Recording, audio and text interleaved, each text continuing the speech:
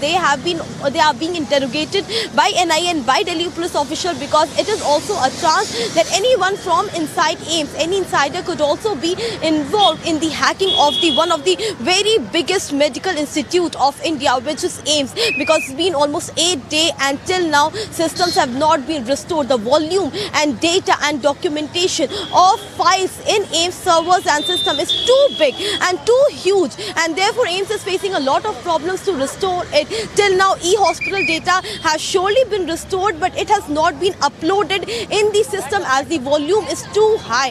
Therefore, network is being sanitized there for that, so that in future any sort of hacking couldn't take place. But right now it is all manually, and proper system services have not been restored. 2 people have been suspended. They are being interrogated to know more about the cyber attack, this ransomware attack, because we also got to know that 200 crore as a ransom was asked by hackers from AIIMS administration, which was later denied by Delhi police officials when they were investigating in this entire matter. But yes, a high-level meeting yesterday in AIIMS and in MHA surely took place to get into deep of this entire matter, as it is a serious problem that is being 8 days until now system is not being had. Who the hacker is, the IP address, and from where the system was being controlled. All those details are being done by NIA. Investigation is on. Back to you.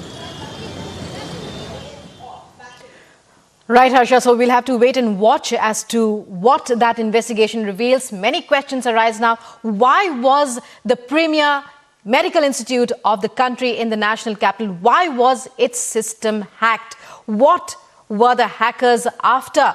And of course, the NIA now taking over the case. The ransomware, it is believed, went into the system nearly 3 to 4 months back, and services have slowed down somewhat, but patients coping as officials of the All India Institute of Medical Sciences are working hard, and the system's still running on manual mode.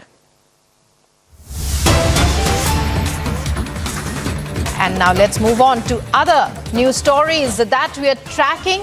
An update that we're getting from Dibrugarh University on the ragging case there, which has caused serious concern and which has escalated. Dibrugarh police have now arrested another student allegedly involved in the ragging incident that almost caused a student to lose his life. Another student has now been detained for interrogation. That's the latest we are getting from Dibrugarh in Assam, where a severe case of ragging had caused one student to attempt suicide. Another arrest now made in the case after one carried out earlier. The state government too taking serious note of the issue. But to get more details, we are trying to get our reporter on this story. News coming in from Dibrugarh University. Dibrugarh is the Upper Assam town, and it was in the university here that a case of ragging had shocked the entire country as well as the entire state. A student had attempted suicide.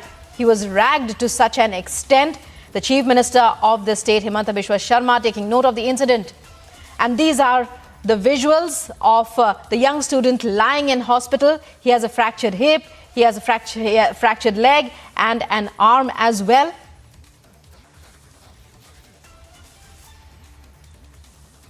And joining us now is Anil Poddar with all the latest details.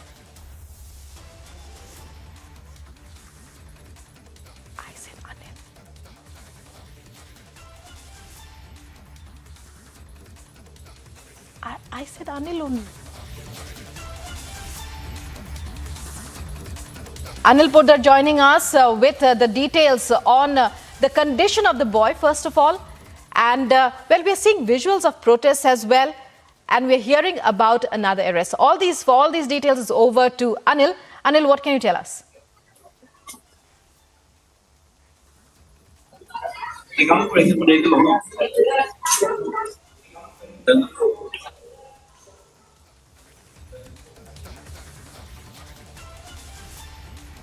And we're trying to get in touch. This, if our viewers will remember, is Dibrugarh in Upper Assam.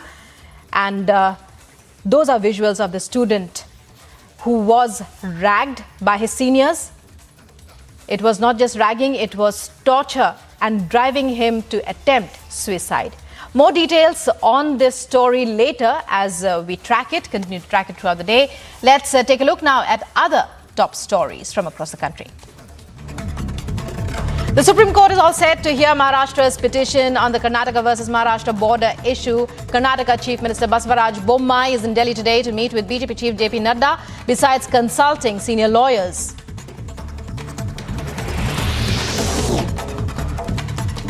Kerala High Court dismisses petition filed by the state government against the decision of Governor Arif Mohammad Khan to appoint Cesar Thomas as Vice Chancellor in charge of APJ Abdul Kalam Technological University. This decision is seen as another setback for the CPM government in the fight with the governor. Veteran actor Anupam Kher has said that it is shameful on the part of the IFFI jury head Nadav Lapid to term the film Kashmir Files vulgar propaganda at the festival's closing ceremony. Kher says this seems pre-planned because immediately after it, the toolkit gang that he calls became active. Kher added it's shameful for the filmmaker to make a statement like this, even though he comes from a community who suffered from the Holocaust. Kashmir Files maker Vivek Agnihotri responds on controversy, questions Lapid if showcasing genocide of Hindus is vulgar propaganda, also throws a challenge to those criticizing the film that if a single incident in his film is proven fake, he is ready to quit filmmaking. तो कल IFFI Goa में वहां एक jury के chairman ने बोला कि the Kashmir files एक प्रोपेगेंडा और वल्गर फिल्म है।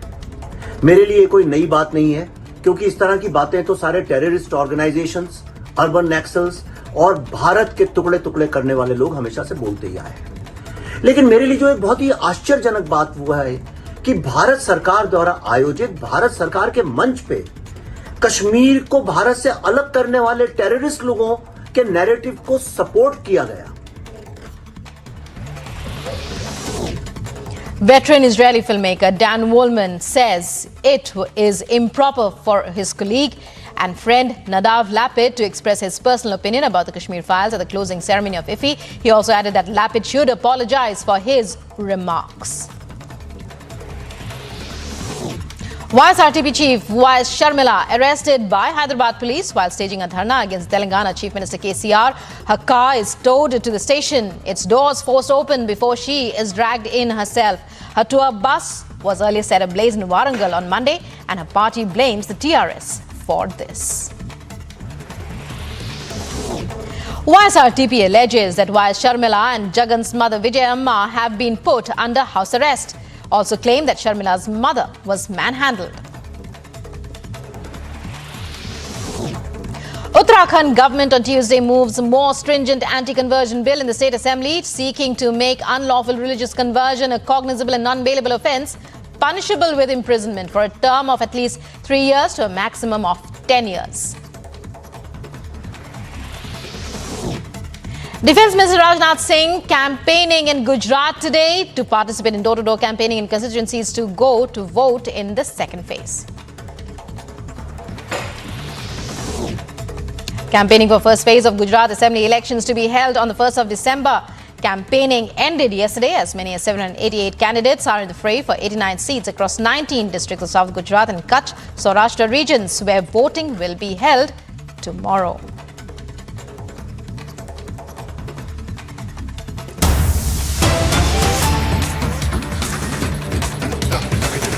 And more breaking news coming in now, this time on the Maharashtra-Karnataka border row, getting you the latest updates on this massive face-off between the two over Belgavi in particular. Chief Minister Basavaraj Bommai, as we'd been reporting earlier, is set to visit Belgavi on the 2nd of December. That's the day after tomorrow. Bommai will visit the bordering village of Belgavi. The Chief Minister's visit gains significance against the backdrop of SC hearing of Karnataka-Maharashtra border row in the Supreme Court today. Joining us now is Prajwal for this latest breaking news. Prajwal, even as all eyes are on the appearance on Karnataka Chief Minister Basavaraj Bommai's appearance in the Supreme Court, presenting of the case and hearing of the case that is likely to take place today. Breaking news coming in now that he is to visit Belgavi on the 2nd of December. What are the details about that?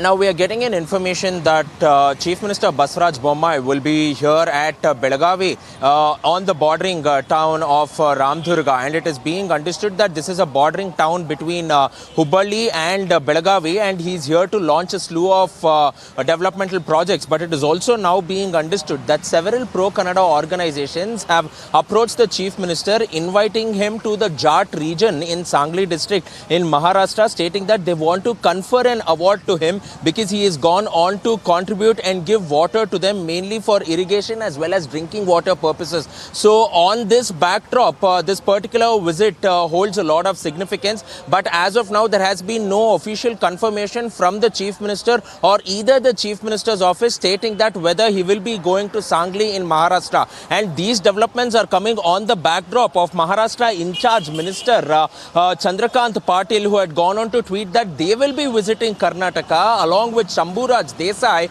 on the 3rd of December and will respond to the pleas of the MES workers. And now the pro-Kannada organizations have locked horns with the MES, stating that no minister from Maharashtra should be allowed to enter Karnataka because everything is peaceful here, and if these two ministers enter, then the law and order situation will go out of control, to which the Chief Minister of Karnataka, Basavaraj Bommai, is yet to respond. But when we also spoke to the ADGP of Law and Order, Alok Kumar, he's gone on to state that protest will be allowed to go on peacefully, but if there is any sort of violence, then stringent action will have to be taken, and they will have to go on and detain people too. So the Chief Minister visiting ahead of the minister's visit on the 3rd of December holds a lot of significance, especially for the people of Belgavi, and everybody are keenly watching this particular meet as to what might happen and what will the Chief Minister be addressing in this huge gathering which will be present in Ramdurga.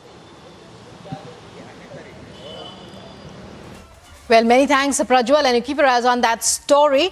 And thank you so much for joining us there with those details. Meanwhile, as you just said, no confirmation yet from the Chief Minister's office. We're waiting on that. But residents of a village bordering the disputed area of Belgavi, likely, they are saying that they are proposing to award him for the benefits that Basavaraj Bommai, they say, has provided them.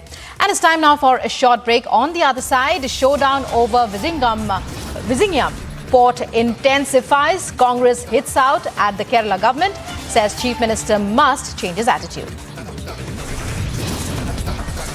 And also coming up, Pentagon report details China's warning to the United States, says don't meddle with India ties.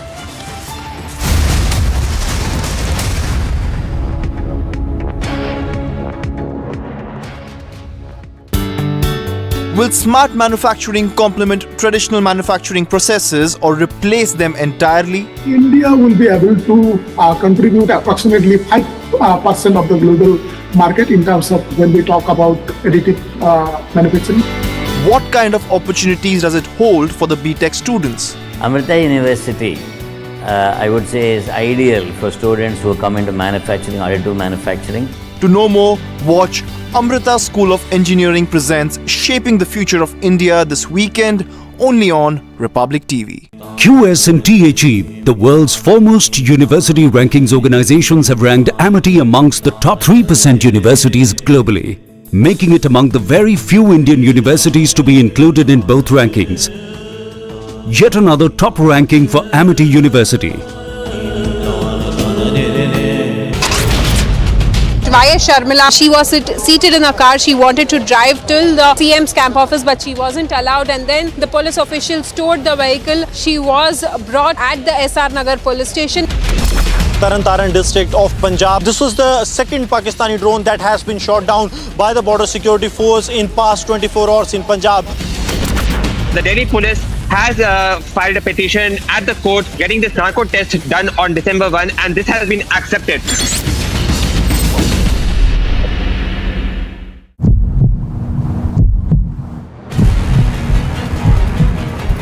Sharmila is seated in the car. This is the very particular car. She is right behind me, and also as you can see, she is trying to stage protest here. In the meantime, we also see that police officials are now allowing her to move out from this place, and also at the same time there are vehicles which are put across just before her vehicle, and their police officials are asking her to get down because she does not have permission to go ahead, and also at the same time she has been questioning the government here in the state of Telangana.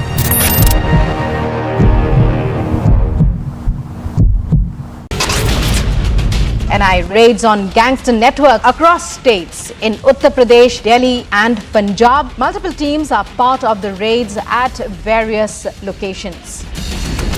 International Film Festival that happened in Goa, where the statement from Nadav has clearly mentioned that a Kashmiri file is nothing but propaganda. Smriti Irani slams Rahul Gandhi, says he's marching with those who want to break India.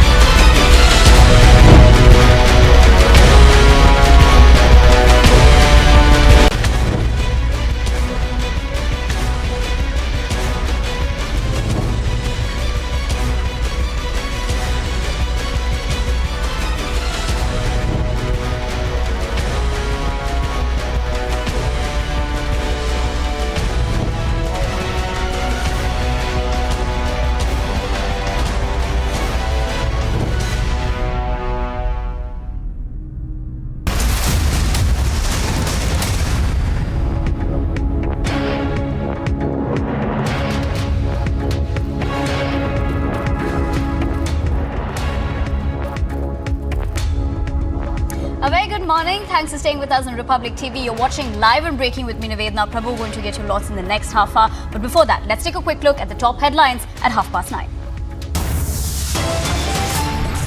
AIIMS cyber attack case gets bigger. MHA mulls handing over probe to NIA and treating the case as a terror attack. Maharashtra-Karnataka border row rages on. Dispute now in top court.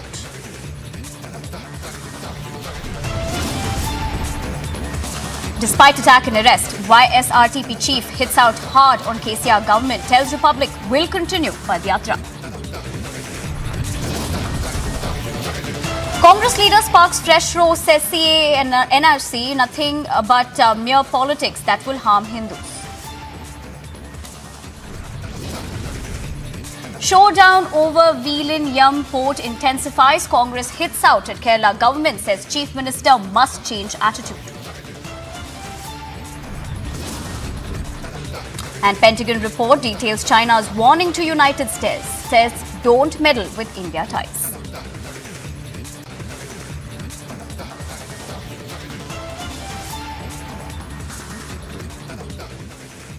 Well, the top focus right now and the big lead that we're getting in the AIIMS hacking case is that the AIIMS has sought help from the DRDO after the system hacked. Now, according to AIIMS, the institute will purchase 4 servers from the DRDO for proper functioning of AIIMS. Now, remember, after the cyber attack, of course, they moved into a manual mode. So what we're learning so far, the big lead that's coming in right now, what we can tell you is that the AIIMS has sought help from the DRDO after the system has been hacked because, of course, they're facing challenges in terms of functioning of the records as well. So now, according to AIIMS, the institute will purchase 4 servers from the DRDO for proper functioning of AIIMS. Now, after the cyber attack, of course, all the AIIMS systems are running on manual mode. This is, in fact, for the 8th consecutive day. And the agency so far have found that the foreign IP address belonging to a neighbor country and are still looking at the fact whether or not mirror servers were being used to give a fake location of the IP address. Now, of course, talking about the fact that the cyber attack has also affected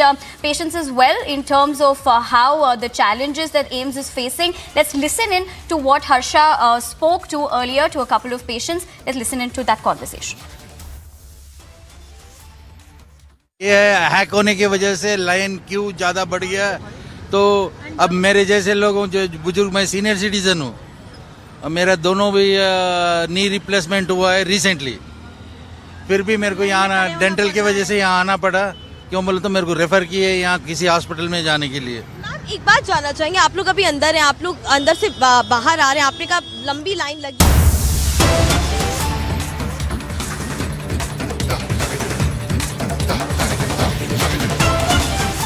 Well, cutting across to some big breaking news that we're getting in a mega lead in the Delhi liquor gate. Now, the Enforcement Directorate has now arrested Amit Arora. Now, remember, it's the 6th arrest in the case. So, that's the big lead that we're getting in terms of the liquor gate scandal, where now the ED has arrested Amit Arora. In fact, it is the 6th arrest in the case. That's what we can tell you so far. Of course, in a bit, we will be cutting across to our correspondent to give us more details about this. But the fact that right now the big lead in the Delhi Liquor Gate case is that the Enforcement Directorate has arrested Amit Arora. Talking about the particular case, this is the 6th arrest in this particular case. In fact, we've seen earlier arrests as well, including of Sameer Mahendru previously. In a bit, of course, in a few minutes, we'll get the latest details on this particular arrest in the Liquor Gate scandal as well, where we're understanding right now is that Amit Arora has been arrested by the ED in this particular case. We're talking about the Liquorgate case, where of course previous arrests were also made. Indo Spirits Sameer Mahendru was also arrested earlier in this particular case, where he was sent to judicial custody as well. But now what we're learning so far in this particular case, a big breakthrough that is coming in, where we're understanding so far is that the 6th arrest that has been made, where Amit Arora has been arrested. Now, of course, we're trying to get connected to our reporters to give us the latest on this particular arrest. But this is yet another arrest being made in the Delhi excise policy case. Now, remember earlier also several cases had, beg your pardon, several arrests had been made earlier. Now, in fact, what we can tell you about Amit Arora is the director of the Buddy Retail Private Limited based in Gurugram. And we're also being told that he has a network of links with bureaucrats and our politicians as well. So we'll try cutting across to reporters to give us the latest in terms of this.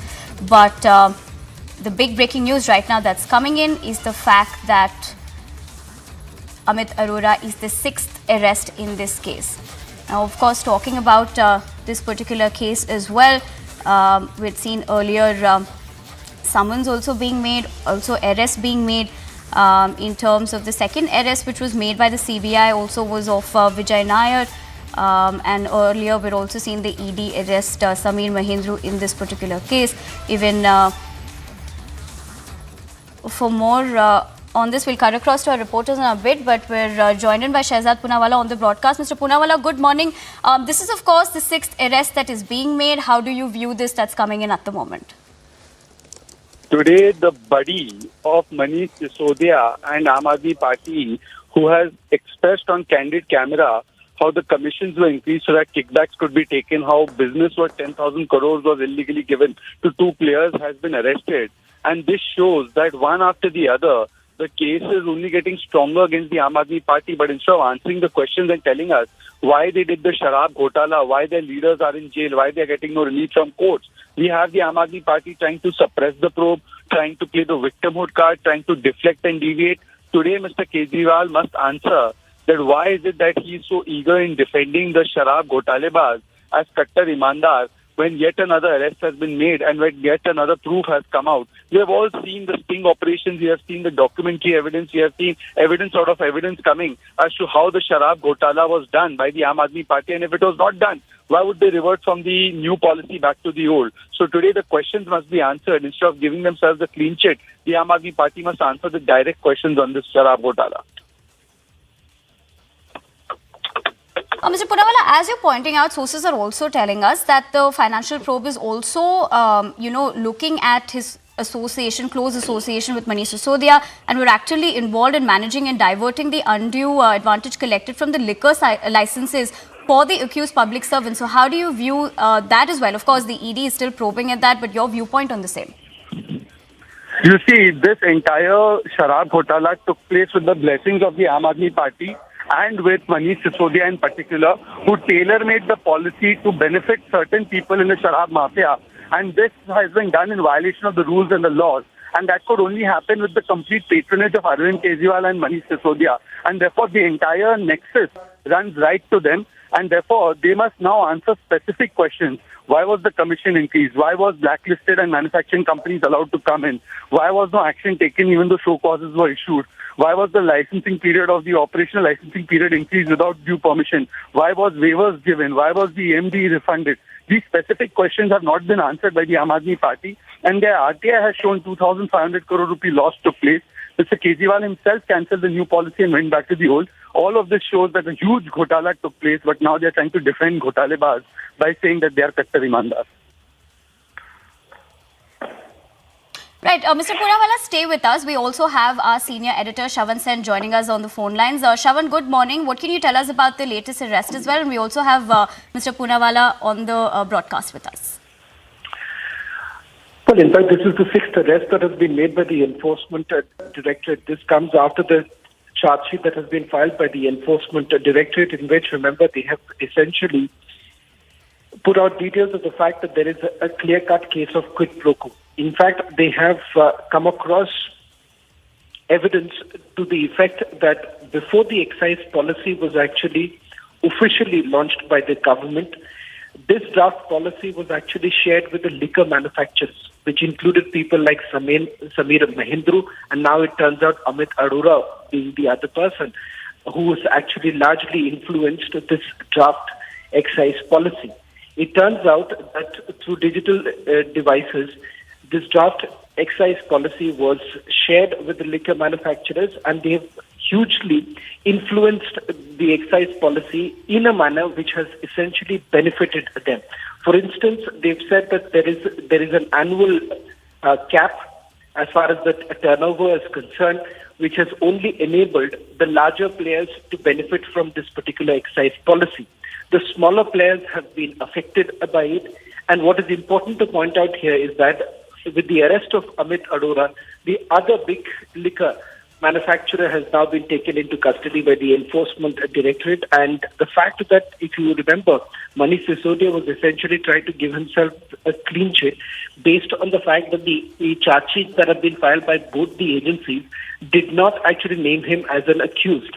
But what Mr. Sisodia had got it absolutely wrong is the fact that the investigation is very much underway, and this arrest makes it abundantly clear that the investigation is still on, and in the days to come, a supplementary charge sheet will also be filed by the Enforcement Directorate.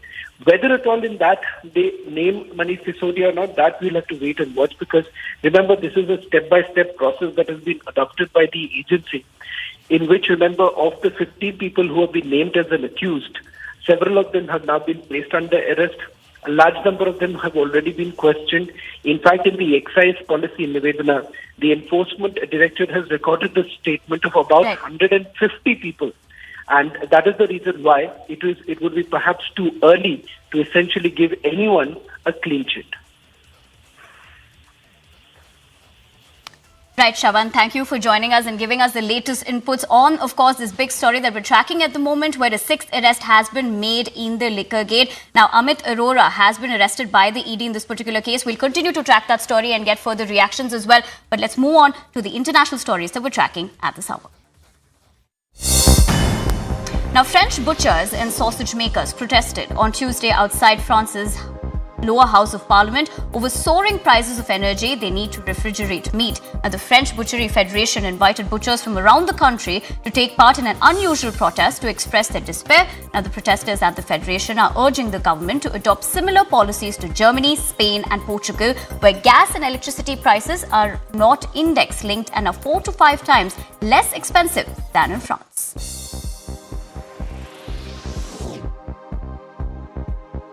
Sending a big message to China, UK has ousted China from the construction of nuclear power station. Now, the power plant now will be built with the remaining French partner EDF. This comes a day after UK Prime Minister Rishi Sunak said that the golden era of UK-China relations are over.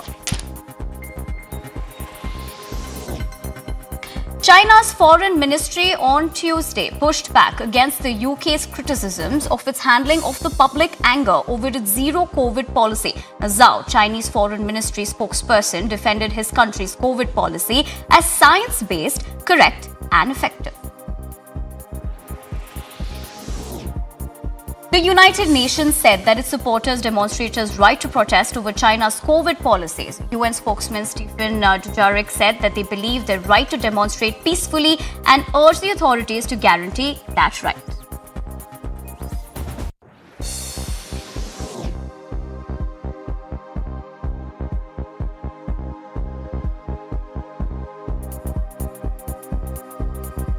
Landlocked Afghanistan is in talks with China to rekindle ancient Silk Road trade routes in order to help its dwindling economy. Taliban's Industry and Commerce Minister Nuruddin Azizi on Monday urged China to speed up efforts for the opening of the Silk Route. Now, Azizi said that the Wakhan Corridor or the Silk Road can increase the level of trade between the two countries and become a reliable route for the transit of goods.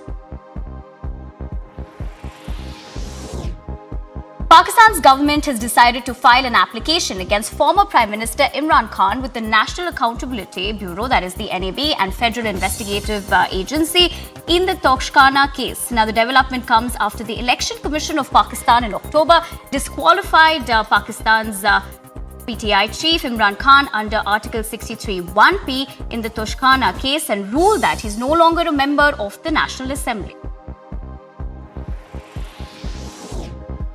Qatar will supply liquefied natural gas to Germany under a 15-year deal signed between them yesterday as the European economic powerhouse scrambles to replace Russian gas supplies that were cut during the ongoing war in Ukraine.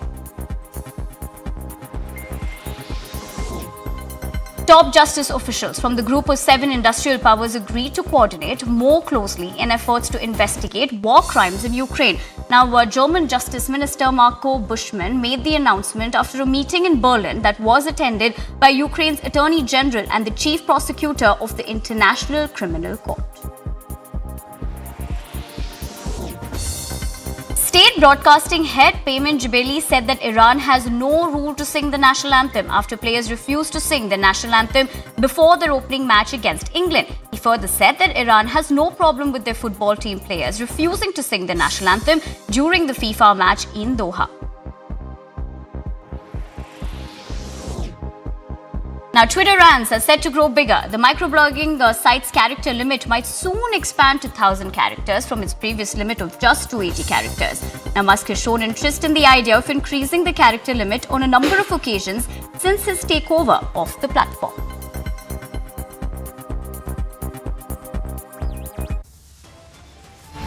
Slipping into a short break on Live and Breaking, but on the other side, Maharashtra-Karnataka border row rages on. Dispute now in top court. And still to come, showdown over Viliniyam port intensifies. Congress hits out at Kerala government, says Chief Minister must change attitude. We'll get you the latest on that. Stay with us on Republic TV.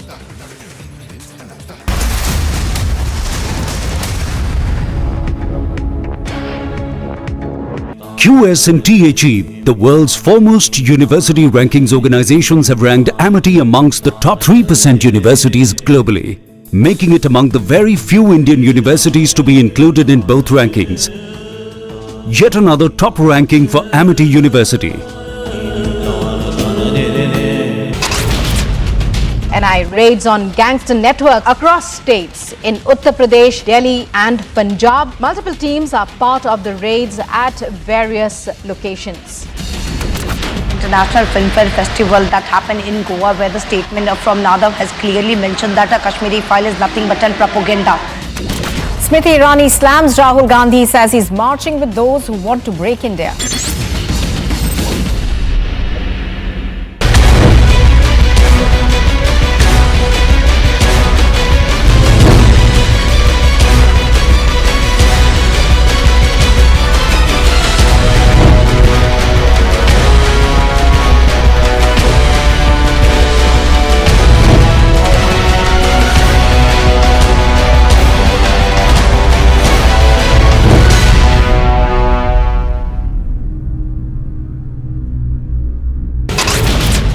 Indian and US forces is underway in Oli of Uttarakhand.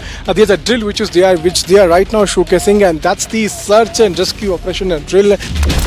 The NIA has targeted the gangster network in North India as raids are being conducted by the agency in parts of Uttar Pradesh, Delhi, Punjab, Rajasthan. Congress President Mallikarjun Kharge, during his address at a public meeting for the party's campaign in Gujarat last evening, compared Prime Minister Modi with Ravan.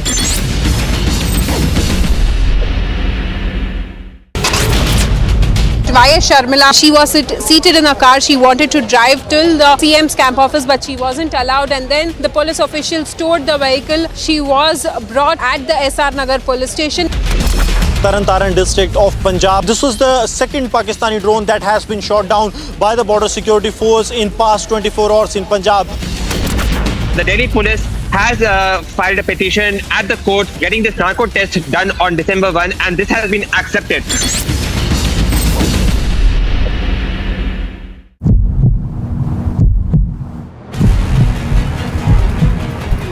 Sharmila is seated in the car. This is the very particular car. She is right behind me, and also, as you can see,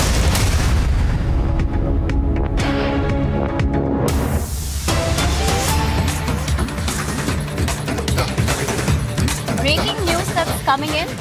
We're getting in visuals from West Bengal's Howrah, where a massive fire broke out at a plastic factory in the Lilua area. You can also see those pictures on your screens of the massive fire that did break out at the plastic factory. But what we can tell you so far is that 3 fire tenders have been rushed to the spot in a bid to douse the fire. So we'll try to pick up more details as to how massive this fire has been in terms of the damage that it has caused. But right now, what we can tell you so far is that this particular massive fire has broken out in Lilua area. And on the other hand, this is being reported from the Lilua area. And on the other hand, we're understanding that 3 fire tenders have been rushed to the spot in a bid to douse the fire. We'll continue to track the story and get you the latest on this. In a fatal road accident, 6 people have lost their lives while 15 others severely injured in Uttar Pradesh's Behraj. Initial reports suggest that the accident took place due to a collision between a roadways bus and a truck in Tapesipa area. Police teams rushed to the spot and injured were shifted to the nearest hospital. प्राथमिकता के आधार पर police बल सवेरे से ही तैनात है। जैसे ही घटना की सूचना मिली, पुलिस के लोगों ने रेस्क्यू किया है और जो घायल हैं गंभीर रूप से उनका जिला अस्पताल में इलाज चल रहा है। शेष सामान्य घायल यहाँ CSC पर हैं और ये बाकी सारी चीज़ें इसकी जांच कराई जा रही है। However, according to the officials, cause of the accident is yet to be confirmed. Bureau Report, Republic TV.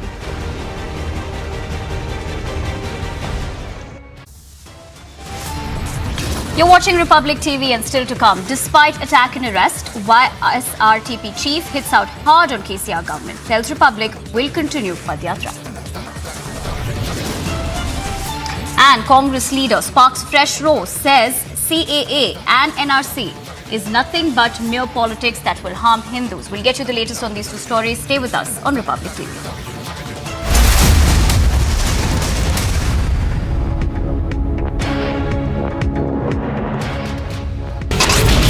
Indian and US forces is underway in Oli of Uttarakhand. There's a drill which they are right now showcasing, and that's the search and rescue operation drill. The NIA has targeted the gangster network in North India as raids are being conducted by the agency in parts of Uttar Pradesh, Delhi, Punjab, Rajasthan. Congress President Mallikarjun Kharge, during his address at a public meeting for the party's campaign in Gujarat last evening, compared Prime Minister Modi with Ravan.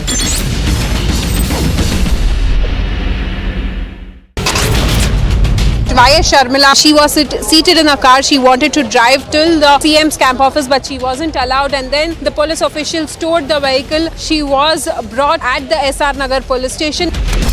Taran district of Punjab. This was the second Pakistani drone that has been shot down by the border security force in past 24 hours in Punjab. The Delhi police has filed a petition at the court getting this narco test done on December 1, and this has been accepted.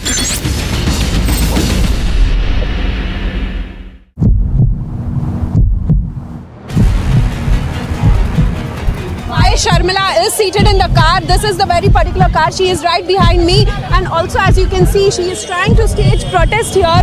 In the meantime, we also see that police officials are not allowing her to move out from this place, and also at the same time there are vehicles which are put across just before her vehicle, and their police officials are asking her to get down because she does not have permission to go ahead, and also at the same time she has been questioning the government here in the state of Telangana.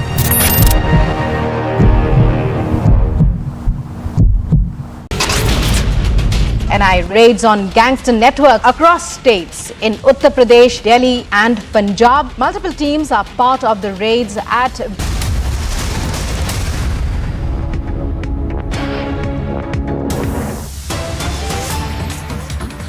Well, breaking news that's coming in. In an affidavit filed by DMK's organizing secretary R.S. Bharati in the SC, it pleaded that the court has to quash the amendment. Now, DMK stated that it destroys the secular fabric of the country by discriminating based on religion. It has also said that CAA is against the Tamil race as it does not bring the Tamil refugees under the ambit of the law. So the DMK has filed an affidavit in the Supreme Court where it's saying that the CAA is against the millions and secularism. And it has also further said that the DMK has in fact stated that it destroys the secular fabric of the country by discriminating based on religion. The other pointer being that it has mentioned that CAA is against the Tamil race as it does not bring the Tamil refugees under the ambit of the law. So this is the affidavit that has been filed by DMK's organizing secretary R.S. Bharati in the Supreme Court. Now it has pleaded the court to quash the amendment. The reason being, they've stated 2 pointers. One being that DMK believes that it will destroy the secular fabric of the country by discriminating basis of religion, and it has also mentioned that the CAA is against the Tamil race according to them, and it also does not bring the Tamil refugees under the ambit of the law. We'll try going across to Varshini to give us the latest in sense of what else the affidavit says. But what we can tell you so far is that the affidavit that has been filed by the DMK's organizing secretary, R.S. Bharati, in the Supreme Court, where, according to their opinion, the reason why that the court has to quash the amendment is because of the fact that they believe that the CAA is against the Tamil race and it does not also bring the Tamil refugees under the ambit of the law. They've also further gone on to state in this affidavit that they believe that it destroys the secular fabric of the country by discriminating on the basis of religion. So that is the latest that we can tell you about this affidavit that has been filed, where DMK is of course talking about the fact in this particular affidavit that has been filed in the court to quash the amendment. We'll of course continue to track that particular story and get the latest developments as well, but we're slipping into a short break at the moment.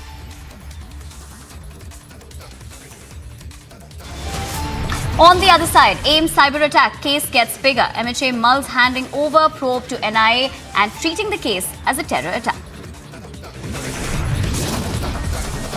And the Pentagon report details China's warning to United States. Says don't meddle with India ties. We'll get you the latest on this as well.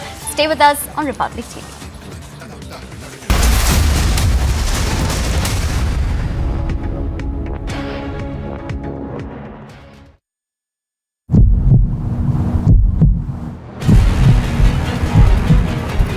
Sharmila is seated in the car. This is the very particular car. She is right behind me, and also, as you can see, she is trying to stage protest here. In the meantime, we also see that police officials are not allowing her to move out from this place, and also at the same time there are vehicles which are put across just before her vehicle, and their police officials are asking her to get down because she does not have permission to go ahead, and also at the same time she has been questioning the government here in the state of Telangana.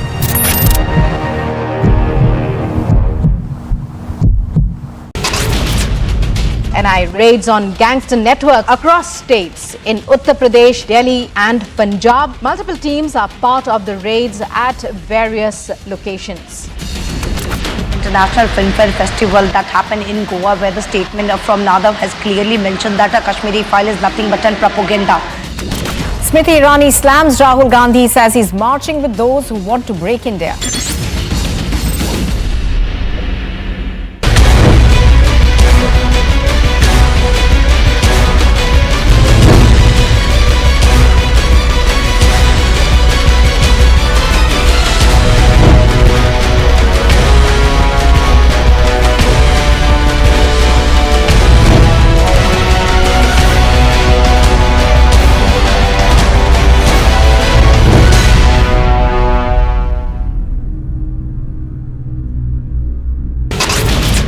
Indian and US forces is underway in Oli of Uttarakhand. There's a drill which they are right now showcasing, and that's the search and rescue operation drill. The NIA has targeted the gangster network in North India as raids are being conducted by the agency in parts of Uttar Pradesh, Delhi, Punjab, Rajasthan. Congress President Mallikarjun Kharge, during his address at a public meeting for the party's campaign in Gujarat last evening, compared Prime Minister Modi with Ravan.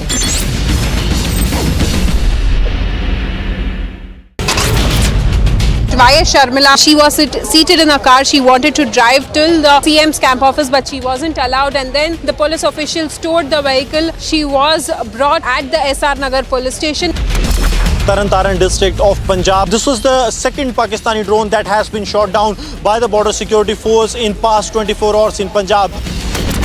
The Delhi police has filed a petition at the court getting this narco test done on December 1, and this has been accepted. A high-voltage battle which will decide the nation's political trajectory. Who will break their records and which faces will be the winners? 89 out of the 182 seats go to polls. Stay tuned to India's election news headquarters as Gujarat goes to polls. Live coverage, minute by minute, all day today on Republic.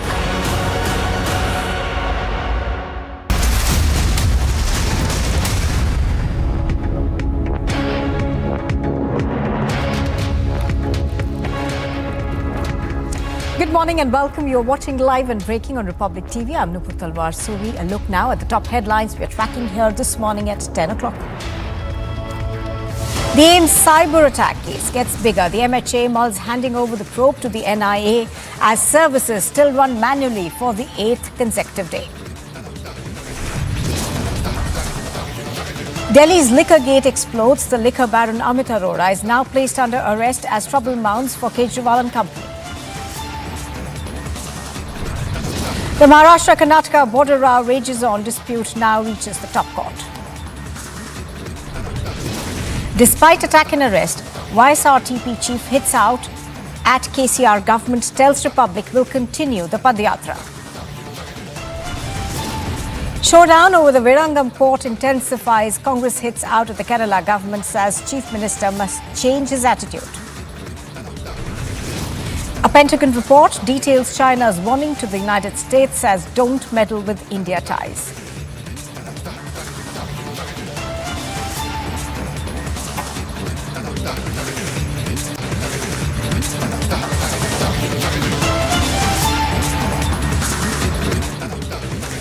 Now, the latest that we are getting in the Shraddha murder case, according to the Delhi police sources, is that Aftab was in touch with about 15 girls following Shraddha's death. He got in touch with them through a dating app.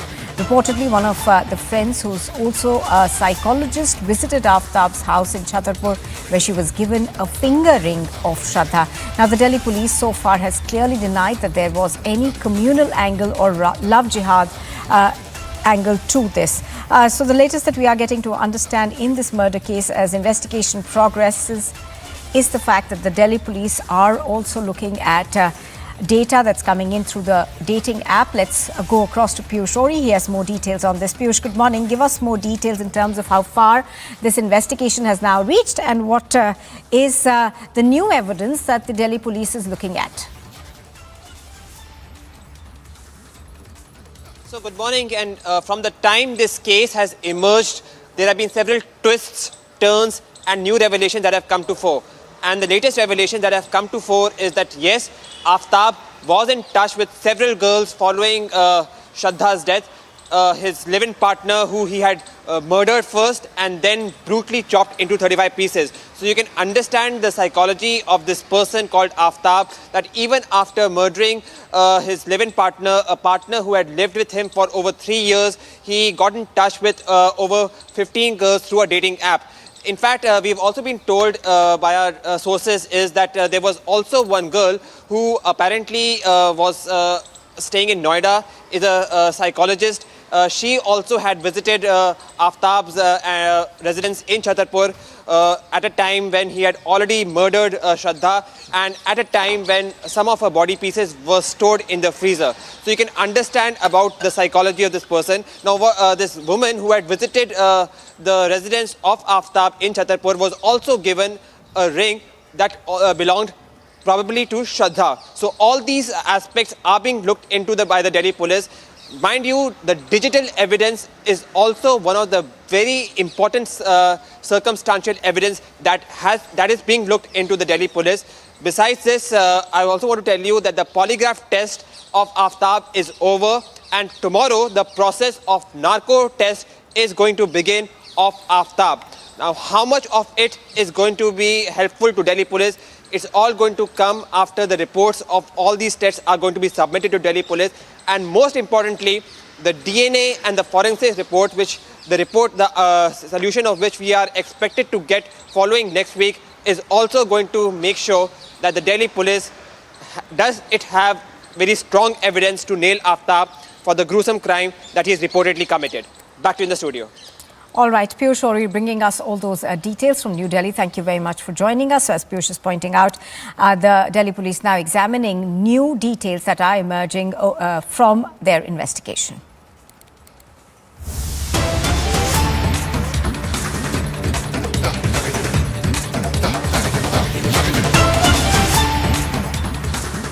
We're now getting in visuals from Madhya Pradesh's Tikamgarh, where a case of eve teasing has been lodged. Now, this case has been registered in Nandishwar colony of the city. The entire incident has been captured on CCTV.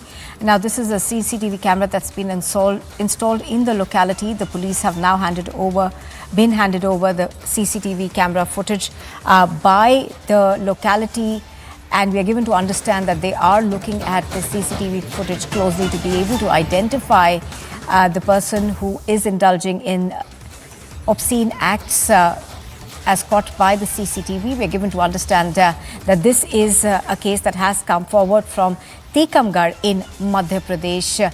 The police, of course, are on the lookout for this accused.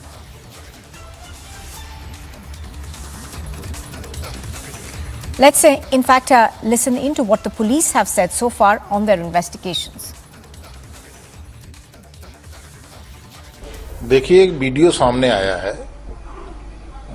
Video देख के ये स्पष्ट हुआ कि परसों 27 तारीख इतवार के दिन 10 साढ़े 10 बजे नंदेश्वर कॉलोनी है, वहाँ पे एक लड़की चली जा रही थी, तो एक मनचले ने उससे छेड़छाड़ की घटना घटित की है, और उसी वीडियो के आधार पे हम उसकी तलाश कर रहे हैं, और आशा है कि हम जल्दी से जल्दी उसको ट्रेस कर लेंगे और उस पर सशक्त कार्रवाई होगी। सर, सीसीटीवी फुटेज जो सामने आया उसमें कुछ स्पष्ट हुआ है कि किसका है, आरोपी कौन है? यही प्रयास किया जा रहा है उसी फोटोग्राफ्स के आधार पे, और तलाश की जा रही है कि ये व्यक्ति कौन हो सकता है। All right, Satyavijay, of course, is bringing us details on this. Satyavijay, good morning. Give us more details of the incident as it occurred and the police's investigation so far. We are told that they're looking at CCTV footage to be able to identify the accused. जी हाँ, बिल्कुल। देखिए, ये घिनौनी करतूत जो है वो टीकमगढ़ जिले की है। टीकमगढ़ की रिहायशी इलाके में एक बाइक सवार युवक एक लड़की के साथ, राह चलती लड़की के साथ छेड़छाड़ करता है, उसे अश्लील बैड टच उसके साथ करता है और पूरे घटनाक्रम उसको लेकर जो है पुलिस अब कह रही है कि इन्वेस्टिगेशन की जाएगी। लेकिन मैं आपको बता दूं कि टीकमगढ़ की जिस रिहायशी इलाके की ये घटना है, वहां पर इस बाइक सवार युवक ने एक नहीं 2 से 3 लोगों के साथ इस तरह की छेड़छाड़ की, जिसमें से एक कॉलोनी का सीसीटीवी फुटेज वहां के रिहायशी लोगों के घर, जो वहां जो लोग रहते हैं जिनके घर में कैमरे लगे थे, उसमें ये फुटेज मिला है और इस फुटेज को पुलिस को सौंप दिया गया है। पुलिस कह रही है इन्वेस्टिगेट करेगी, लेकिन जैसा कि हम पुलिस अधिकारी को सुन रहे थे, उन्होंने बताया तो मामला गंभीर है, लेकिन उनके बॉडी लैंग्वेज से लग नहीं रहा था कि वो इस घटना को काफी गंभीरता से ले रहे हैं, जबकि वहां के स्थानीय लोगों में इस घटना को लेकर काफी गुस्सा है। लोगों का ये कहना है कि इस तरह की मंचलों की जो करतूतें हैं वो आए दिन होती रहती हैं। चूंकि यहाँ पर कैमरे लगे थे इसलिए ये घटना कैमरे में कैद हो गई, लेकिन टीकमगढ़ में ये पहली घटना नहीं है, कई और ऐसी घटनाएं जो होती हैं और एक ही दिन में छेड़छाड़ की 2 से 3 घटना बताया जा रहा है कि इसी बाइक सवार युवक ने की है। अब इस युवक को अब तक गिरफ्तार क्यों नहीं किया, ये लॉ एंड ऑर्डर पर बड़ा सवाल है। लेकिन पूरे मामले में तस्वीरों में कैमरे की जो फुटेज है उसमें साफ तौर पर देखा जा सकता है कि किस तरह से वो युवक पहले लड़की की रैकी करता है और उसके बाद टर्न होकर आता है और उसको बेड टच करके वहां से फरार हो जाता है। All right, Satyavijay bringing us those details. Thank you very much for joining us. So the police over there saying that they are investigating the matter. And here's a quick look at what else is making news this morning. The Supreme Court is all set to hear Maharashtra's petition on the Karnataka versus Maharashtra border dispute. Karnataka's Chief Minister Basvaraj Bommai is in Delhi today to meet with the BJP Chief JP Nadda besides consulting senior lawyers. The Kerala High Court has dismissed a petition filed by the state government against the decision of Governor Arif Mohammed Khan to appoint Caesar Thomas as the Vice Chancellor in charge of APJ Abdul Kalam Technological University. This decision is seen as another setback to the CPM government in the fight with the governor. Veteran actor Anupam Kher has said that it is shameful on the part of IFFI jury head Nadav Lapid to term the film vulgar propaganda at the festival's closing ceremony. He said that it seems pre-planned because immediately after the Toolkit gang became active, he added that it's shameful for the filmmaker to make a statement like this, even though he comes from a community of Jews who've suffered the Holocaust. The Kashmir Files maker Vivek Agnihotri responded on the controversy and questioned Lapid if showcasing genocide of Hindus is a vulgar propaganda. He also threw a challenge to those criticizing the film that a single incident in the film is proven fake. He is ready to quit filmmaking. Veteran Islami filmmaker Dan Waldman has said that it was improper for his colleague and friend Nadav Lapid to express his personal opinion about the Kashmir Files at the closing ceremony of IFFI. He also added that Lapid should apologize for his remarks. The YSRTP chief Vice Sharmila has been arrested by the Hyderabad police and has now been granted bail while staging a dharna against Telangana Chief Minister KCR. Her car was towed to the station and its doors forced open before she was tracked in. Her tour bus was set ablaze in Warangal on Monday and her party blames the TRS for it. The YSRTP has also alleged that YS Sharmila and Jagan's mother Vijayamma have been put under house arrest. They also claim that Sharmila's mother was manhandled. The Uttarakhand government on Tuesday moved a more stringent anti-conversion bill in the state assembly that seeks to make unlawful religious conversion a cognizable and non-bailable offence punishable by imprisonment for a term of at least 3 years to a maximum of 10 years. The Defence Minister Rajnath Singh will campaign in Gujarat today. The Defence Minister Rajnath Singh will campaign in Gujarat today. He will participate in the door-to-door campaigning in constituencies that will go to vote in the second phase. And campaigning for the first phase of the Gujarat Assembly elections to be held on the 1st of December has ended. As many as 788 candidates are in the fray for 89 seats across 19 districts of South Gujarat and the Kutch Saurashtra regions where voting will be held today.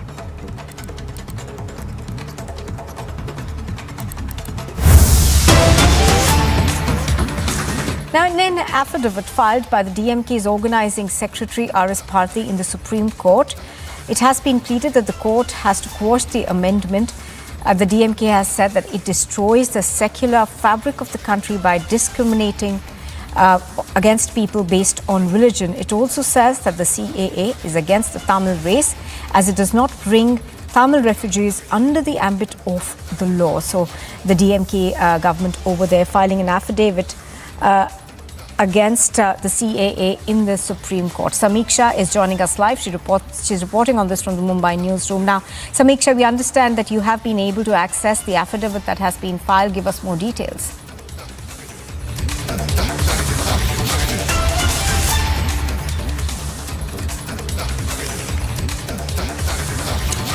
Samiksha, if you can hear me, we believe that we've been able to access the affidavit that has been filed by the DMK's organizing secretary R.S. Bharati in the Supreme Court. Essentially pleads against the CAA and asks for the quashing of the amendment. Give us more details, please. Well, that's right, Nupur. So this affidavit that has been filed in the top court by the DMK, which opposes the Citizenship Amendment Act, in which it primarily states that the Tamils who have been prosecuted in Sri Lanka have been excluded from the CAA. Just to take you through the operative part of this affidavit that has been filed at the top court, which says that the clause 9 of the Sri Lankan constitution itself gives importance to Buddhism and overall all other religions. The clause empowers the states to protect and foster Buddhism as per the statements of objects and reasons of the impunged act. The basis for inclusion of Pakistan, Afghanistan and Bangladesh was that their constitutions provided for a specific state religion due to which the religious minorities faced persecution on grounds of religion. Now, the situation in Sri Lanka is akin to one of the above mentioned 3 countries, as not only the Indian Tamils have faced religious persecution as they were predominantly Hindu, they have faced rampant persecution due to the minority status since Ceylon's independence from the British rule. So this affidavit that has been filed by the DMK in the top court clearly states that the Tamils who have been persecuted in Sri Lanka have not been included in the Citizenship Amendment Act, and that it covers only 3 countries, Pakistan, Afghanistan and Bangladesh. Not just this, the clause also states that upon gaining independence, Ceylon's first post-independence administration passed the Ceylon Citizenship Act under sections that a person born in Ceylon could acquire Ceylon citizenship. So those are some of the key operative parts of this affidavit that has been filed by the DMK in the top court, which states that yes, Tamils who have been persecuted in Sri Lanka should also be included in the Citizenship Amendment Act. In fact, not just this, the affidavit clearly states that the CAA is arbitrary. That is primarily the basis of the argument of the DMK in the top court.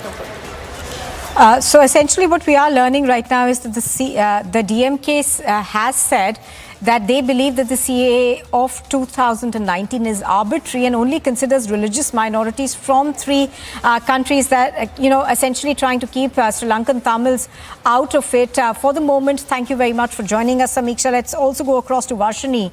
Now, Varshini, the DMK government in its affidavit has been very, very firm, calling the act absolutely arbitrary and saying that it essentially discriminates against people on the basis of religion. Tell us more in terms of the DMK's opposition to this. Well, Nupur, DMK is a party that has been speaking about social equality and social justice, and that has been their whole stand right from the moment the DMK formed government last year. And this is also essentially a part of their Dravidian model government that they are trying to make sure it reaches out to the maximum number of people, that it is their form of government. And this move by the DMK party, where its organization secretary R.S. Bharati has filed an affidavit in the Supreme Court which states that CAA's amendment has to be completely quashed because it is discriminatory and it is also against the secular fabric of the country. He's also speaking mainly about the Tamil refugees. For years and years, we've been seeing refugees from Sri Lanka, particularly Tamils, after the whole issue that happened in Sri Lanka of Tamils being persecuted. They had to come down to Tamil Nadu, and Tamil Nadu has given a lot of refugees, a lot of space to live in, and they have also become citizens of India. And now the DMK claims that the new amendment does not permit these refugees to come to India and live in Tamil Nadu, and that is not at all acceptable, and it is against the whole race of Tamils, because they say that the Sri Lankan Tamils are also a part of the Tamil race. The entire race is being given done injustice, is what the DMK party is trying to say through this affidavit filed. Right, in the Supreme Varshini, Court. do stay with us. Let's also bring in Mr. Tirupati right now. He's joining us on the phone line. Mr. Tirupati, good morning. Mr. Tirupati, the affidavit that's been filed by the DMK categorically says that they believe that the CAA is completely arbitrary. And even though Sri Lankan Tamils essentially fall under the categories of Hindus who were persecuted in other countries, they have not been made a part of the amendment. So how do you see this? Well, the DMK, as usual, they have not understood what is CAA. They don't know what is constitution, they don't know what is law. And the DMK is totally unaware of what is happening and what has happened in India. Because they don't feel that they are part of India. That is the main problem. This particular CAA is about the Nehru-Liaquat Ali Khan Pact, which the DMK do not know because they don't feel they are part of India. So the minorities who were suffering in those countries, Pakistan or Afghanistan or Bangladesh, these people, we have given a lot of relief for them. Whereas the Sri Lankan Tamil refugees already, in Lal Bahadur Shastri and the Sirimavo Pact, we have taken thousands of refugees in Tamil Nadu, in Ooty particularly, for which refugees the same DMK is stabbing them back now by getting back the Tanti, the refugees where they were working now. So the DMK doesn't know anything about Indian history. That is why they have gone to the court. They will get a sorry figure in the court. All right, Mr. Tirupati, thank you very much for joining us. So, Mr. Tirupati from the BJP over there saying that the DMK is unaware of the reality of this country. I'm going to come back to you on this one, Varshini. Now, Varshini, the DMK has for long spoken about the Tamil refugees, and essentially what they say in this affidavit is that these Tamil refugees who have settled in Tamil Nadu actually faced religious persecution in Sri Lanka, and that is why they're here, and that is why they should also be included in the CAA. Well, exactly, Nupur. They have been speaking about this situation that has been going on in Sri Lanka for ages now. And there in Sri Lanka, there was a persecution, particularly of Tamils, and it was not just about being Hindus or belonging to Buddhism or be it any other religion followed in Ceylon. Tamils itself were considered to be, they were all be considered to be persecuted. Therefore, that is when these refugees started coming to Tamil Nadu, and they had taken refuge in Tamil Nadu. And later on, there are many people who are now official citizens of our country as well. And that is what DMK is trying to point out in this affidavit filed in the Supreme Court, where they are trying to say that this is injustice to the entire Tamil race. And it also comes under a situation where a religious discrimination is also falling under this because of the people who are coming out of Sri Lanka to India. So essentially the DMK clashing with the centre over there on the status of the CAA going to court. Thank you very much for joining us, Varshini.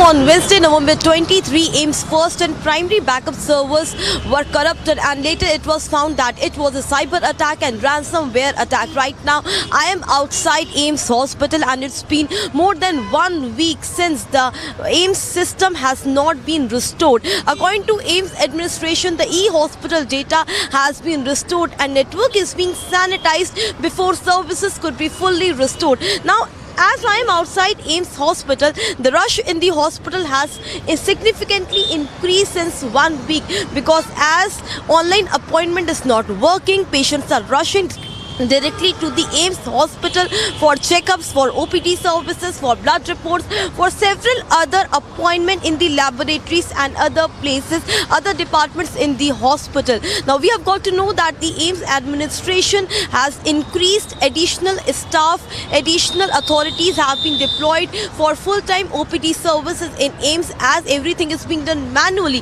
from doctor's appointment to sharing of reports to the inpatient, outpatient, everything in AIIMS is being done manually right now, as till now the data, the servers, the documentation has not been restored. And still, if we tell you that Delhi police officials along with the agencies NIA and IBs also working to know the depth, the deep beneath how this cyber attack and how this entire servers have been compromised, and what and who is exactly behind all this cyber attack. The investigation is being done, but right now, as we show you in the visuals, the rush in the hospital in AIIMS has certainly been increased because of not being taken online appointment, and because of everything being done manually. The reports, the appointments are not being taken for more than 1 week, and the patients are really stressful, as the rush can clearly be seen in the hospital.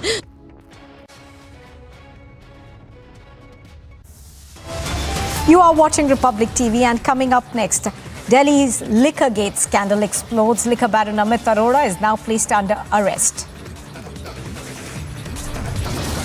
The Maharashtra-Karnataka border row rages on, dispute now in the top court.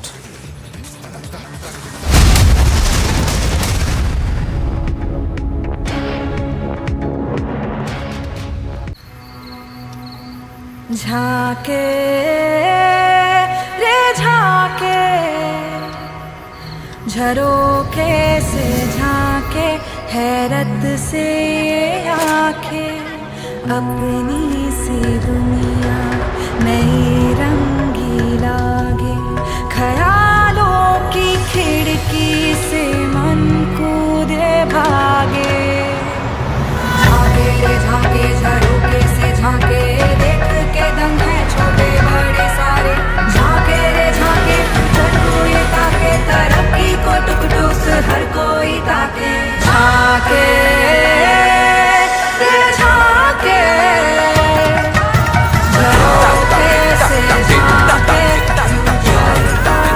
Reimagineering brighter futures with smarter steels. ArcelorMittal Nippon Steel India. Smarter steels, brighter futures.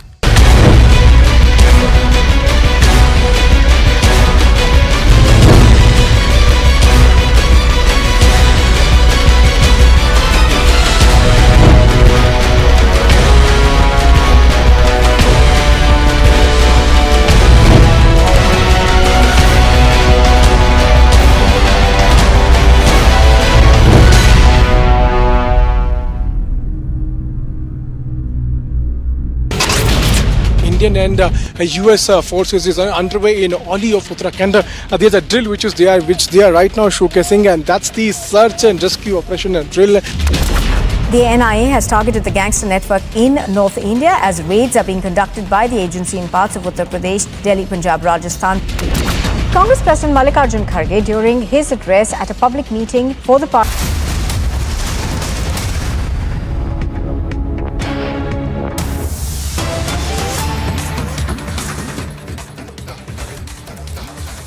in fact, news just coming in. We are now getting a huge lead in Delhi's liquor gate scam. Sources have told Republic TV that Amit Arora has also been questioned by the CBI, and a week ago, his residence was raided. It is now believed that Amit Arora played an important role in the scam, and the ED, of course, has arrested Amit Arora. This is the 6th arrest in the case. Amit Arora's company, Buddy Retail Private Limited, operates 2 liquor stores in Delhi. One, of course, is in the airport zone, and the other is in zone 30. So Amit Arora quizzed by the CBI earlier. Following his questioning by the CBI, he has now been arrested by the Enforcement Directorate in the liquor scam. We are given to understand that the CBI and the ED believe that he had an important role in the liquor scam, and he's, of course, known to be extremely close to Manish Sisodia. He's a close aide of Manish Sisodia. So, latest coming in, of course, is that Amit Arora has been arrested by the Enforcement Directorate in the liquor scam. Now, just to give you a bit of details about who this man is, he's believed to be a close associate, of course, of Manish Sisodia. He also runs a company which goes by the name of Buddy Retail Private Limited, which essentially operates 2 liquor stores. One, of course, is in the airport zone and the other one is in zone 30. What we know from our sources is that the Enforcement Directorate made this arrest after the CBI had questioned Amit Arora extensively in the liquor policy case. That's the latest we are getting right now, of course, is that Amit Arora has been arrested by the ED. You are watching Republic TV. We slip into a very short break. On the other side, we're bringing you more, so don't go anywhere. Maharashtra-Karnataka border row rages on. A dispute is now in the top court. And despite the attack and arrest, the YSRTP chief hits out at the KCR government, tells Republic TV will continue her Padyatra.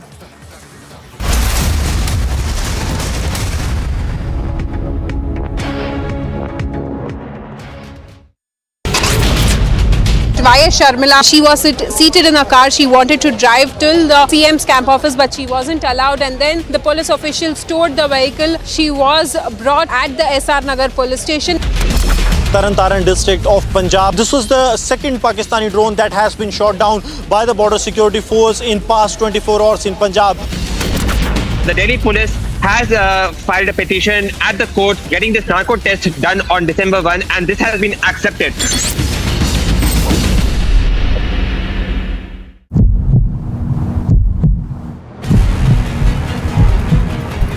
Sharmila is seated in the car. This is the very particular car. She is right behind me, and also, as you can see, she is trying to stage protest here. In the meantime, we also see that police officials are now allowing her to move out from this place, and also at the same time there are vehicles which are put across just before her vehicle, and the police officials are asking her to get down because she does not have permission to go ahead. And also at the same time she has been questioning the government here in the state of Telangana.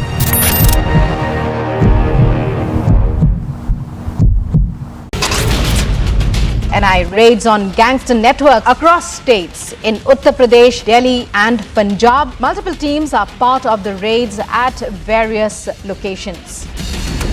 International Filmfare Festival that happened in Goa, where the statement from Nadav has clearly mentioned that a Kashmiri file is nothing but propaganda. Smriti Irani slams Rahul Gandhi, says he's marching with those who want to break India.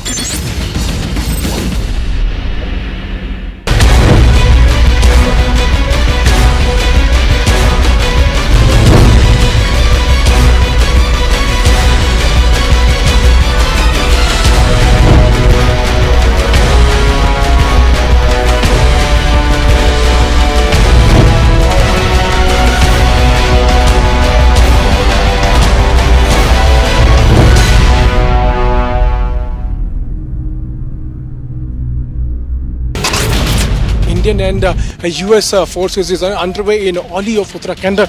There's a drill which they are right now showcasing, and that's the search and rescue operation drill. The NIA has targeted the gangster network in North India as raids are being conducted by the agency in parts of Uttar Pradesh, Delhi, Punjab, Rajasthan. Congress President Mallikarjun Kharge, during his address at a public meeting for the party's campaign in Gujarat last evening, compared Prime Minister Modi with Ravan.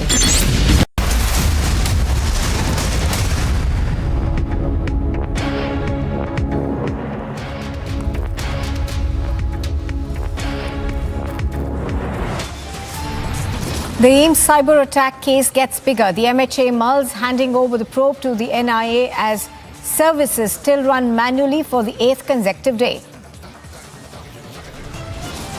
Delhi's liquor gate explodes. Liquor baron Amit Arora is now placed under arrest as trouble mounts for Kejriwal and company. The Maharashtra-Karnataka border row rages on. Dispute now reaches the top court.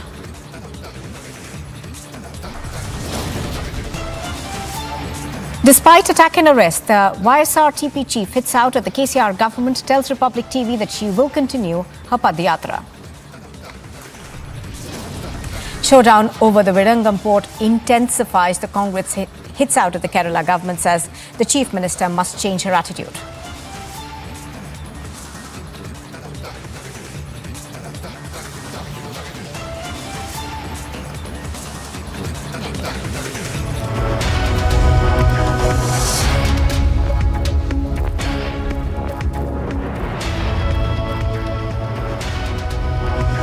Good morning and welcome. You're watching Live and Breaking on Republic TV. I'm Nupur Talwar Suri. Cutting across to the big story that we are covering right now, of course, as per the Delhi police sources, the main accused in the Shraddha Walkar murder case, Aftab, has now admitted that it was a planned murder and that he has admitted that he does not regret killing Shraddha Walkar. We are also given to understand that after investigations that have been carried out by the police, it does appear that Aftab was in touch with a large number of girls through the dating app. He also reportedly was a friend with a psychologist who had visited Aftab's home in Chhatarpur, and she was given a finger ring of Shraddha Walkar. The Delhi police so far have clearly denied that there's any communal angle or love jihad angle attached to this case. Let's go across to Piyush Ori, who has more details on this. Piyush, the Delhi police from the very beginning has been saying that the meticulous planning that went into this murder could not have really been a fit of rage. Now we're given to understand that Aftab Poonawalla has essentially admitted to the police that this was pre-planned. So yes, Nupur, Aftab, as per our sources, has in a way admitted that this may be a murder which was planned by him, because let us be very frank about all these things, that there was nothing, the relationship between Shraddha and Aftab was not going well. In fact, what we have actually been confirmed by the Delhi police sources is that around 3rd or 4th of May, Shraddha had made up her mind that she would actually leave Aftab, but she still continued to stay with him because she had an affectionate relationship with him. But now, from what we have been telling by the sources is that as what Aftab used to admit earlier, that this was all done in a fit of rage, it may be a very planned and meticulous murder. However, we are going to be waiting for the sources of Delhi police to actually confirm it officially. So this is all being planned. In fact, also what is being also told by our sources in Delhi police is that even after doing such a heinous act, even after murdering Shraddha so brutally, he was in touch with several of girls, through a dating app. In fact, when Shraddha's body pieces was stored in a freezer, he had also reportedly called one of the girls to his house in Chhatarpur, whom he gave the fingering of Shraddha. So yes, some very chilling details, some very shocking details have come to fore from the sources of Delhi police about Aftab, and now all of this is only going to be confirmed once the reports of DNA is going to come out, probably by next week, and some more testimonies of Aftab is going to be confirmed officially to us by the Delhi police. Back to you in the studio. Now, we are also given to understand that the Delhi police, while investigating and getting in touch with the dating app, has now found that Aftab was still dating other girls after he allegedly murdered Shraddha Walkar. Give us more details about that. And some of these girls also visited the home that they were staying at. So what, we had a word with some of the sources in Delhi police, and one of the basic things which Republic TV did ask the Delhi police officials was that what kind of person actually Aftab is, what was his mindset, and what is his mindset, when he's trying to answer all the questions which I normally ask him. So what we have been told is that he's a sharp, intelligent, charming, and a smooth-going person. And in fact, this was all reflected with the way he was handling the entire matter even after committing such a heinous act. Now, what we have been told by our sources in Delhi police is that he was still in touch with over 15 girls through a dating app, and one of which was also called to his home in Chhatarpur. So you can understand what kind of mindset this person was actually having. Now, more of these details are going to come to fore after the results of the polygraph test is going to come earlier, definitely, in last 1 or 2 days. And also, the narco test, which is going to be held tomorrow, its results is also going to be important to determine that is Aftab hiding something, or whatever facts, whatever things Aftab has told Delhi police, is it true or acceptable? Back to you in the studio. All right, Piyush Shori reporting on that. Thank you very much for joining us. So the latest that we are getting in this case is that the police now believe that this was a planned murder, and according to our sources in the police, it seems that Aftab has now admitted to the fact that he had planned the murder.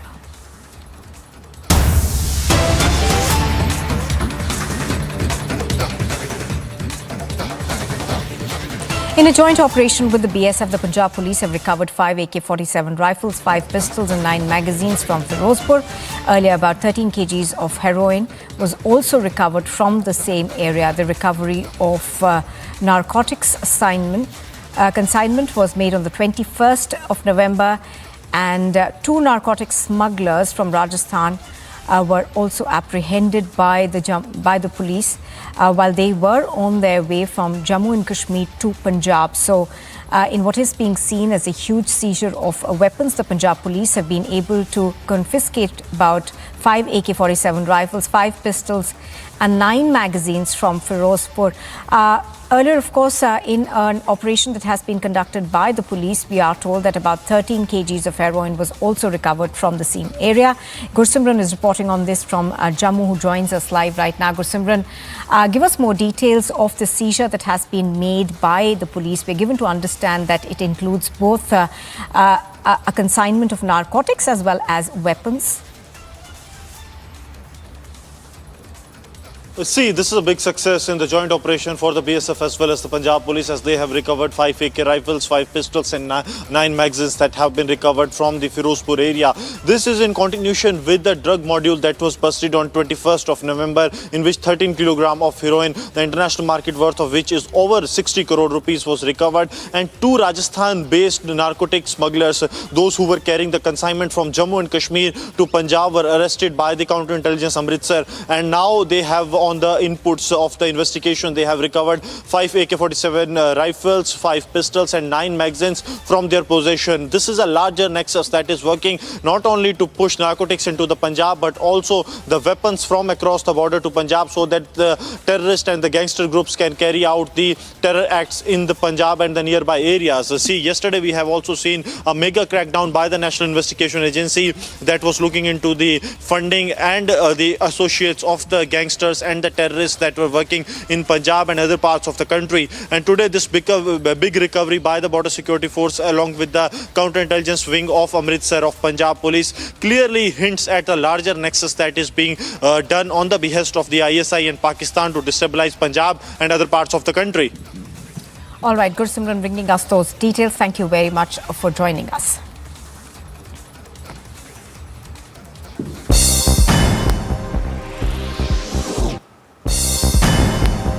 And a look now at the top sport news from across the world. New Zealand chose to bowl first as they take on Team India in their third one-day match in Hagley Oval, Christchurch. India had lost the first one-day international and the second one was abandoned due to bad weather. Iranian supporters of the movement against the current government have learned to challenge not only the politics of their country but also the politics of FIFA at the World Cup in Qatar. Match after match, protesters paint their faces, carry signs, wear T-shirts, items that many times get confiscated by security. Venues across the Gaza Strip teemed with football fans on Tuesday evening, the majority cheering for Iran during its World Cup match against the United States. The Americans prevailed by 1-0 on the pitch. English fans were seen celebrating as Team England are through to the knockout stages of the FIFA World Cup after Marcus Rashford helped the Three Lions beat Wales in a comfortable 3-0 victory.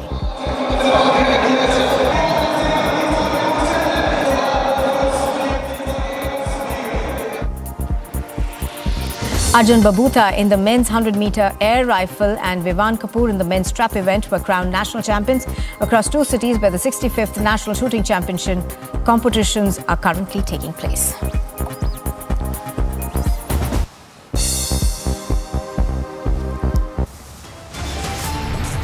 You are with Republic and do stay on. Here's what we are getting you next. Delhi's Liquorgate scandal explodes. The liquor baron Amit Arora is now placed under arrest as trouble mounts. And Maharashtra-Karnataka border row rages on, dispute now in the top court.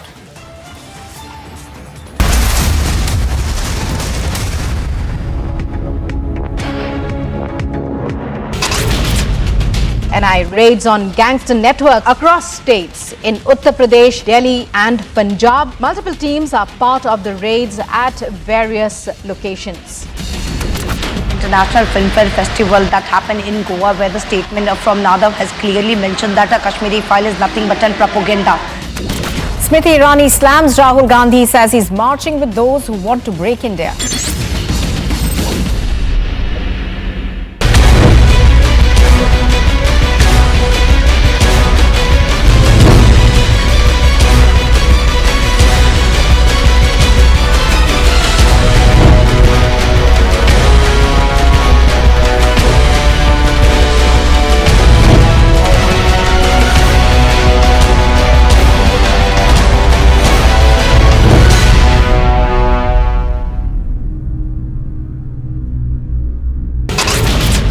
Indian and US forces is underway in Oli of Uttarakhand.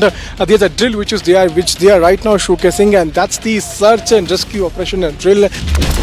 The NIA has targeted the gangster network in North India as raids are being conducted by the agency in parts of Uttar Pradesh, Delhi, Punjab, Rajasthan. Congress President Mallikarjun Kharge, during his address at a public meeting for the party's campaign in Gujarat last evening, compared Prime Minister Modi with Ravan.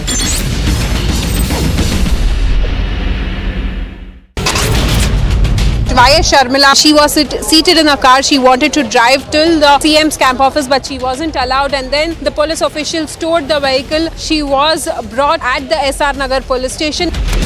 Taran district of Punjab. This was the second Pakistani drone that has been shot down by the border security force in past 24 hours in Punjab.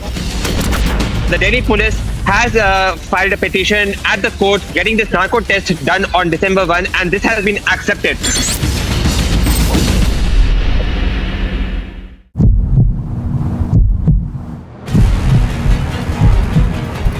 Sharmila is seated in the car. This is the very particular car. She is right behind me, and also, as you can see, she is trying to stage protest here.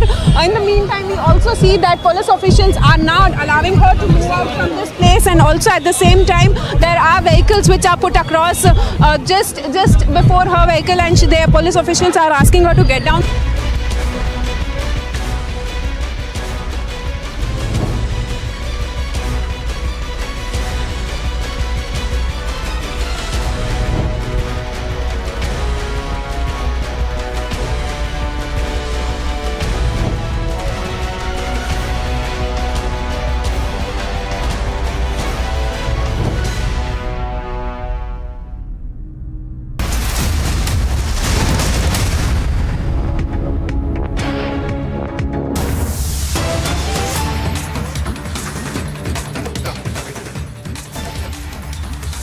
In the Delhi Liquorgate scam now, the BJP leader Amit Malviya has tweeted. He says that Amit Arora is arrested. The agencies are closing in on Manish Sisodia, accused number 1 and close aide of Arvind Kejriwal, who led and executed the entire liquor excise scam without getting it approved, either in the cabinet or seeking the LG's consent. So that is a tweet that's coming in from BJP leader Amit Malviya, who has tweeted about the latest in the Liquorgate case. To remember that the ED and the CBI are both investigating this case, and after the extended questioning of Amit Arora by the CBI a week ago at his residence, which was also raided, Amit Arora was arrested. Amit Arora is accused by the ED as well as the CBI of having a major role in this particular scam. Let's in fact listen in to a reaction that we are now getting from the BJP on this.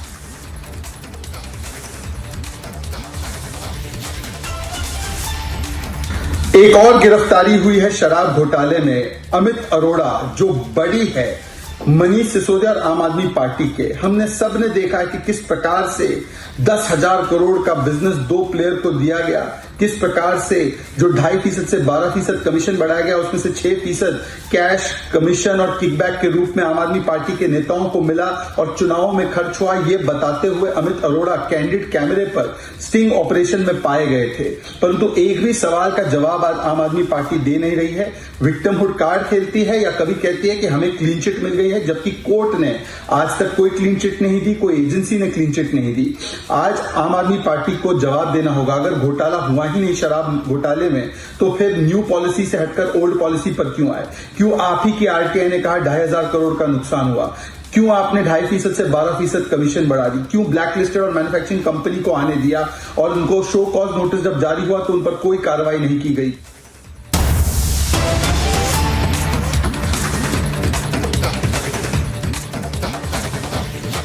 उनमें से 500 लाभार्थियों को तो चाबी हाथ में पकड़ाई और बाकियों को भी बाद में हमने हैंडओवर किया। ये कालका जी डेवलपमेंट प्रोजेक्ट जो है, it is only the first.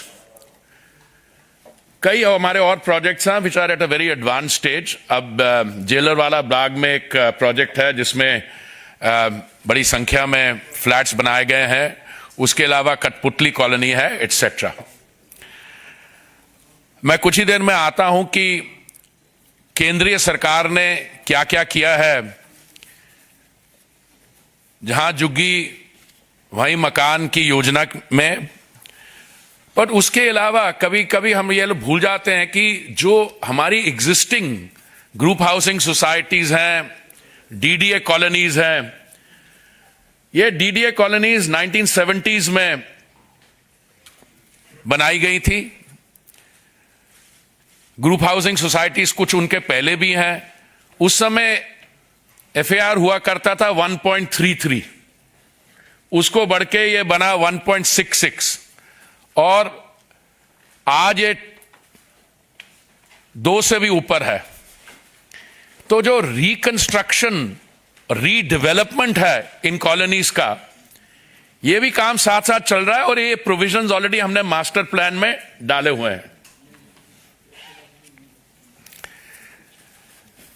Delhi की संख्या, दिल्ली की आबादी 2011 के सेंसस में 1.67 करोड़ मानी गई थी। मुझे लगता है, और मुझे लगता है आप सब सहमत होंगे, जब अगला सेंसस आएगा तो दिल्ली की आबादी 2 करोड़ से अधिक ही होगी। अब 2 करोड़ से अधिक आबादी में जो हमारी स्कीम्स हैं अभी जो लागू हैं, उसमें जहां झुग्गी वहां मकान, कुछ 10 लाख लाभार्थी होंगे इसके। हमने मैनिफेस्टो में भी फिगर दिया है कुछ, पर ओवरऑल ये फिगर 10 लाख के करीब होगा। जो अनऑथराइज्ड कॉलोनीज हैं उसमें भी अभी मैं डिटेल में जाता हूं, जिसमें पहले की जो राज्य सरकारें थी, कांग्रेस पार्टी की और आम आदमी पार्टी की, ये 2006 से मसला लटकता आ रहा है। इन्होंने 2021 में जब हमें कहा कि इनको और 2 साल चाहिए वो ग्राउंड सर्वेस करवाने के लिए, तब माननीय प्रधानमंत्री जी ने यह निर्णय किया कि अब बहुत हो गया, अब केंद्रीय सरकार इसको कर देगी। हमें उम्मीद है कि पीएम उदय, जो रेगुलराइजेशन ऑफ अनऑथराइज्ड कॉलोनीज है, इसमें करीब हमारे 50 लाख नागरिकों को बेनिफिट मिलेगा। और तीसरी योजना जो है लैंड पूलिंग, हमने लैंड पूलिंग हमने अभी शुरू की थी, मैं उसके भी आपको डिटेल्स बताने वाला हूं। उसमें शुरू में थोड़ी सी हमें समस्याओं का सामना करना पड़ा और हमारी असेसमेंट है इसमें 75 लाख लाभार्थी होंगे नागरिक। इन अदर वर्ड्स, अगर मिला लें 2 करोड़ की पॉपुलेशन में से 1 करोड़ 35 लाख दिल्ली के नागरिक इन रीडेवलपमेंट से बेनिफिट करेंगे। अब मैं आपको मैंने आपको ब्रॉड आउटलाइन दी, अब मैं थोड़ी डिटेल में आपको इन चीजों के बारे बाकी फिगर्स बताता हूं।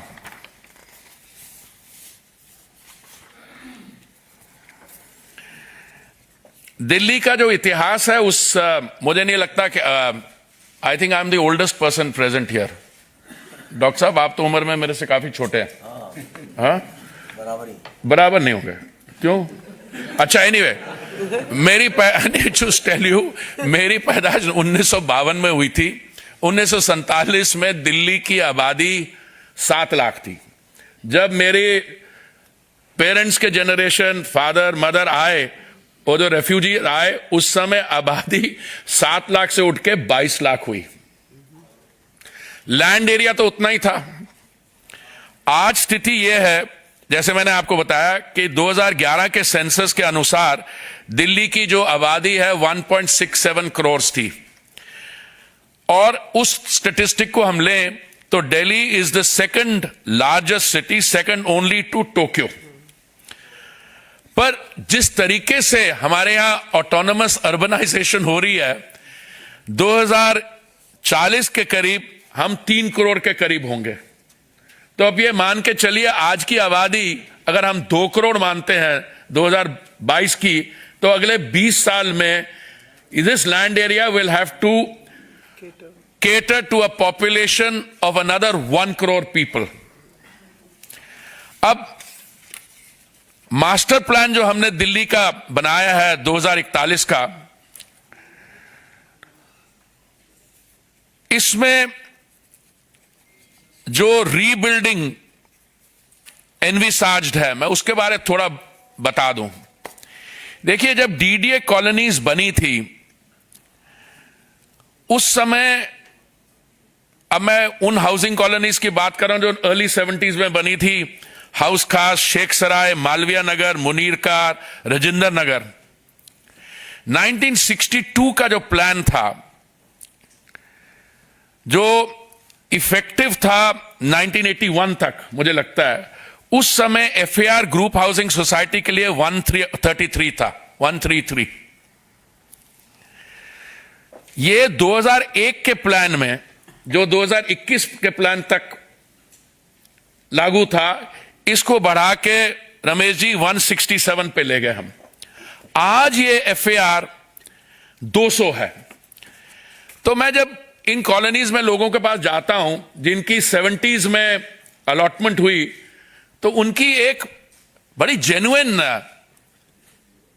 डिमांड है कि जब 1970s में उन्होंने एलआईजी का या एमआईजी का कोई फ्लैट लिया था, उस समय इनको पड़ा था 80,000 रुपए का एलआईजी और 1,10,000 रुपए का एमआईजी का। तो लैंड वैल्यूज चेंज हो गई है तब से। परिवार जो उस समय छोटे साइज थे, वो बताने लगे मुझे कि बच्चे बड़े हो गए हैं, और बच्चे, अगर घर छोटा है तो बच्चों को घर से छोड़ के जाना पड़ा। तो हमने कहा कि आप एक चीज देखिए, ये तो हमने ऑलरेडी एंटिसिपेट किया हुआ था, इसलिए हमने इसकी redevelopment already we have provided for in the master plan. तो एक तरफ झुग्गी झोंपड़ी कॉलोनीज, उसके भी मैं आपको डिटेल बताता हूं। उसके बाद ये जो ग्रुप हाउसिंग और डीडीए कॉलोनीज की, इनकी रीडेवलपमेंट, और तीसरा लैंड पूलिंग। बट पहले मैं ये झुग्गी झोंपड़ी कॉलोनीज के बारे आपको कुछ डिटेल्स देना चाहता हूं।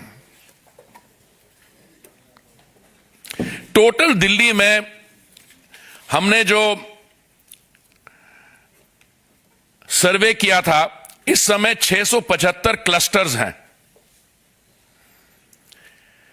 इसमें से 376 क्लस्टर्स या 1,72,000 हाउसहोल्ड्स ये डीडीए और सेंट्रल गवर्नमेंट लैंड्स पे हैं।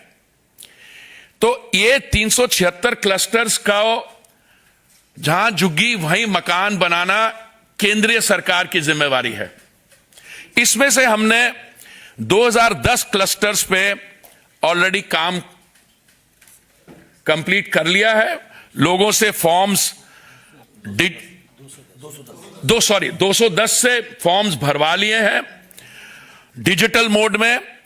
और आपके माध्यम से मैं बाकियों को यह रिक्वेस्ट करूंगा, मान लीजिए इन 210 क्लस्टर्स में जो हमारे बहन भाई रहते हैं, किसी का अगर फॉर्म नहीं भरा हो, तो ये आपके पास मौका है, आने वाले दिनों में एकदम अपना फॉर्म भरिए और अपना क्लेम दिखाइए।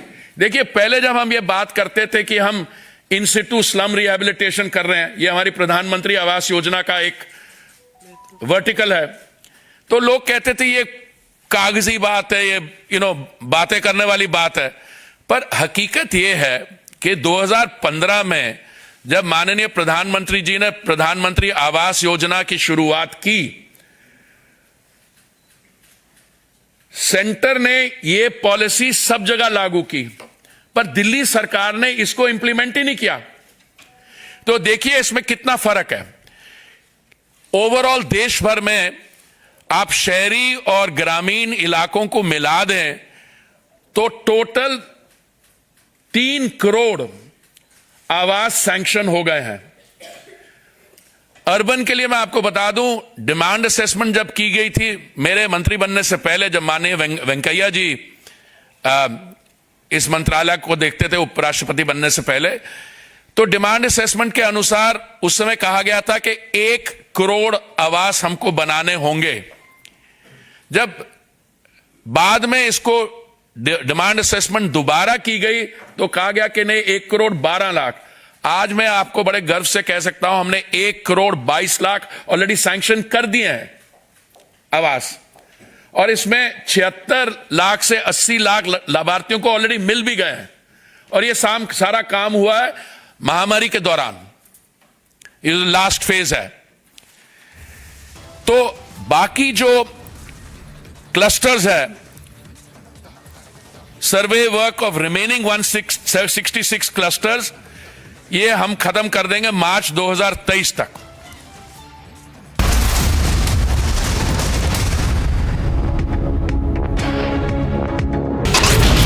Indian and US forces is underway in Oli of Uttarakhand. There's a drill which they are right now showcasing, and that's the search and rescue operation drill. The NIA has targeted the gangster network in North India as raids are being conducted by the agency in parts of Uttar Pradesh, Delhi, Punjab, Rajasthan. Congress President Mallikarjun Kharge, during his address at a public meeting for the party's campaign in Gujarat last evening, compared Prime Minister Modi with Ravan.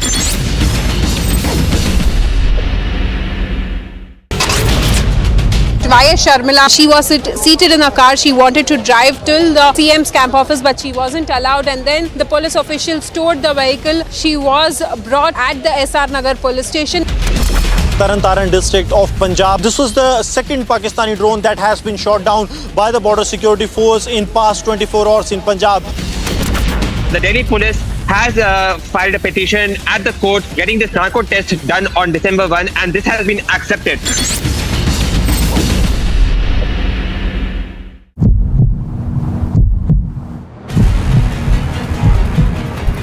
Sharmila is seated in the car. This is the very particular car. She is right behind me, and also as you can see, she is trying to stage protest here.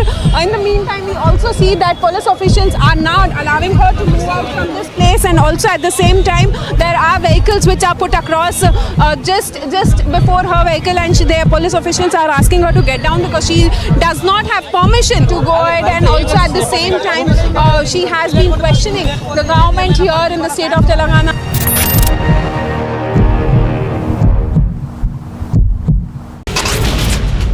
NIA raids on gangster network across states in Uttar Pradesh, Delhi and Punjab. Multiple teams are part of the raids at various locations. International Film Festival that happened in Goa, where the statement from Nadav has clearly mentioned that a Kashmiri file is nothing but propaganda. Smriti Irani slams Rahul Gandhi, says he's marching with those who want to break India.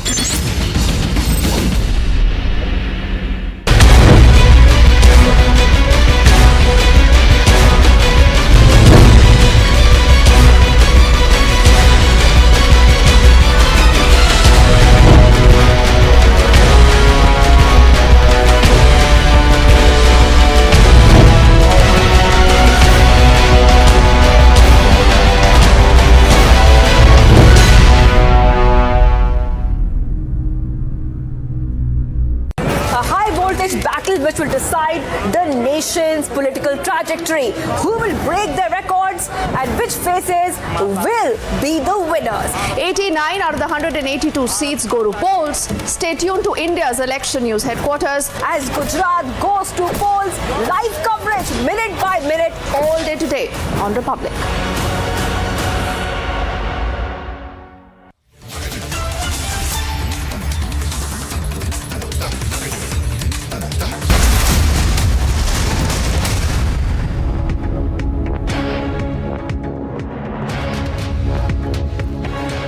Very good morning, viewers. You're watching Republic TV and I'm Shivangi Shukla. We'll get to you all the top updates coming in this Wednesday morning. But first, the headlines we're tracking right now.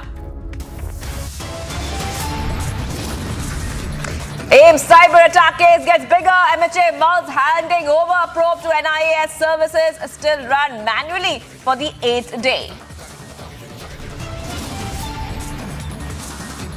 Delhi liquor gate explodes. Liquor baron Amit Arora is now placed under arrest as trouble mounts for Kejriwal and company.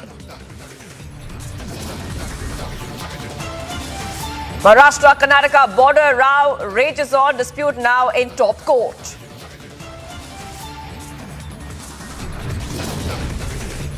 Despite attack and arrest, YSRTP chief hits out at the KCR government, tells Republic TV that she will continue her Padyatra.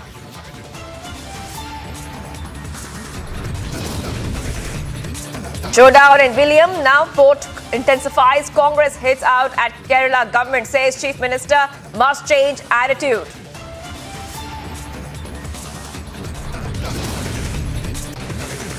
Mega showdown over CAA. DMK files affidavit in Apex Court, says CAA is against Tamilians and secularism.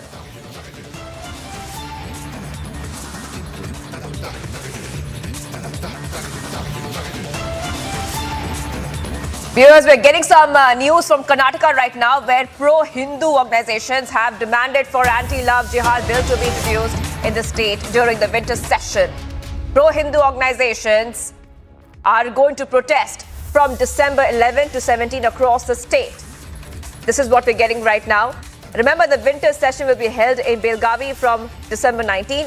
And pro-Hindu organizations have also launched a poster campaign against love jihad. Against love jihad. All right, viewers, so this is a big breaking coming in right now, where there's a poster over love jihad bill. You can see the poster as well on your screen, where the Hindu groups have demanded an anti-love jihad bill to be introduced in the state during the winter session. During the winter session. The winter session will be held after December 19th. And pro-Hindu organizations have also launched a poster campaign against love jihad. Now, one of the posters that the pro-Hindu organizations have put up are on your screens. I'm being joined by Prajwal right now. Prajwal, take us through what the poster says and the developments in this story.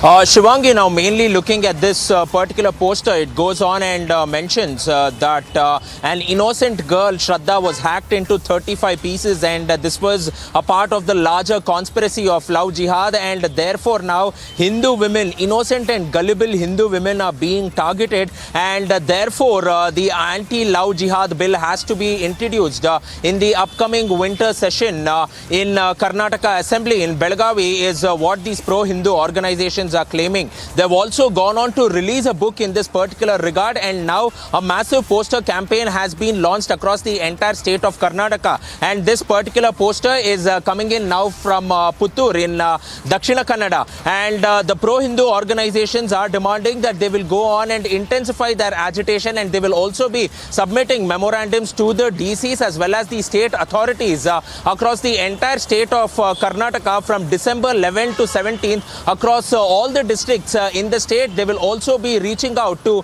each and every village in Karnataka and will be moving on to taluks, and it will be a huge march which will be taken by the pro-Hindu organizations. And they have also said that if the government of Karnataka does not pass this bill, they will go on to intensify the protest, and they will also go on to Gerav the Suvarna Sauda in Belgavi as well. And they have stated that how many more innocent lives like Shraddha Walker will have to be lost if this anti-love jihad bill is not passed too. And this is coming at a time when the controversial anti-conversion bill was passed by the government of Karnataka in the month of September in the session which was held in Bengaluru recently. And on this backdrop now, pro-Hindu organizations are also demanding that the anti-love jihad bill should be introduced with immediate effect.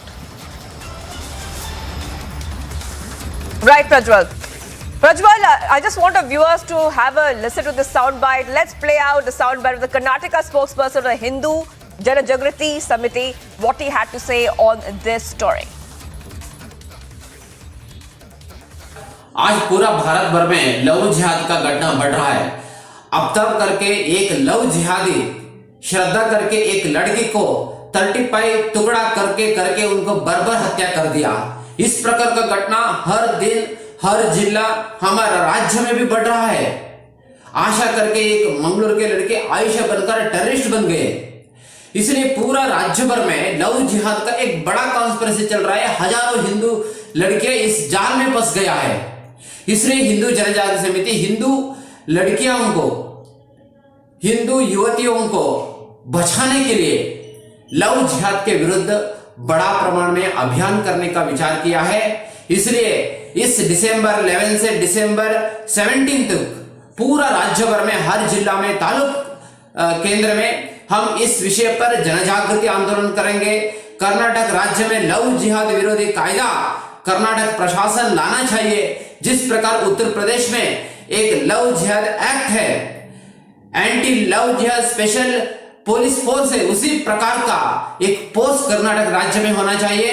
इसके माध्यम से हिंदू महिलाओं को, हिंदू युवतियों को हम बचा सकते हैं।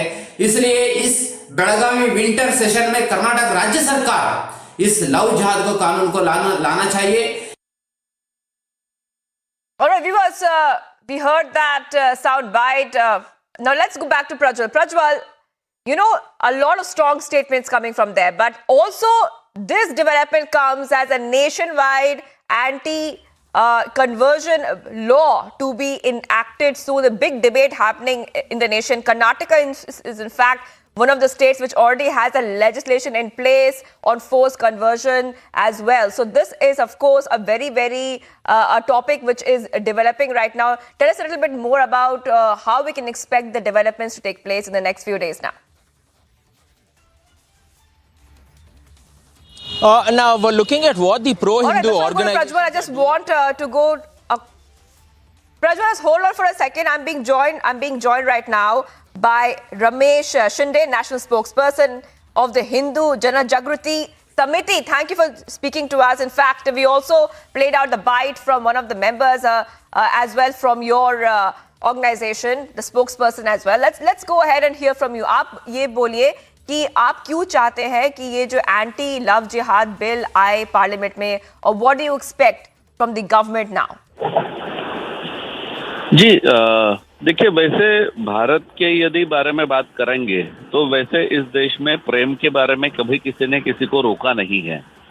लेकिन यदि इस दृष्टिकोण से कोई लव जिहाद चला रहा है और कोई जिहाद के नाम पर यदि उसका उपयोग करके किसी महिला का शोषण कर रहा है, कोई मुस्लिम हिंदू नाम लेकर के उसको वहां पर प्रेम के जाल में फंसा रहा है। हमारे सामने श्रद्धा वालकर का केस है और ऐसी घटनाएं तो रेगुलरली हो रही है।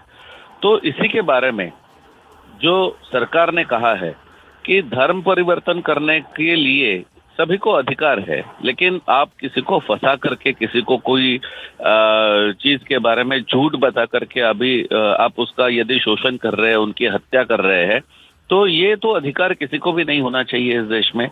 और इसलिए इसके बारे में जैसे उत्तर प्रदेश के राज्य में एंटी लव जिहाद कानून बना, बाकी भी 4 राज्यों में, मध्य प्रदेश में बना, हरियाणा में बना, तो वैसे ये कानून यदि हम पूरे देश में देखेंगे तो बहुत सारे राज्यों में इसकी आवश्यकता है। केरला जैसे राज्य में तो इसकी बहुत बड़ी आवश्यकता है। अभी कल ही एक लड़की का वहां पर एक घटना जो सामने आ गई कि जहां पर वो मोबाइल रिचार्ज करती थी, वहां से उसको कैसे कन्वर्ट करने के लिए फोर्स किया गया। तो ये घटनाएं अब जितनी बड़ी मात्रा में सामने आ रही है, इनको रोकने के लिए एक सख्त कानून होने की आवश्यकता है जहां पर इसके बारे में उन लड़कियों को न्याय मिल सके। और इसी के लिए हम इस एंटी लव जिहाद कानून का समर्थन करते हैं। इसकी आज बहुत बड़ी एक आवश्यकता बन चुकी है। All right. Okay. हाँ, धन्यवाद R Shinde, Ramesh Shinde, national spokesperson, Hindu Janajagriti Samiti, for joining us here. Thank you for joining us. Dhanyavad.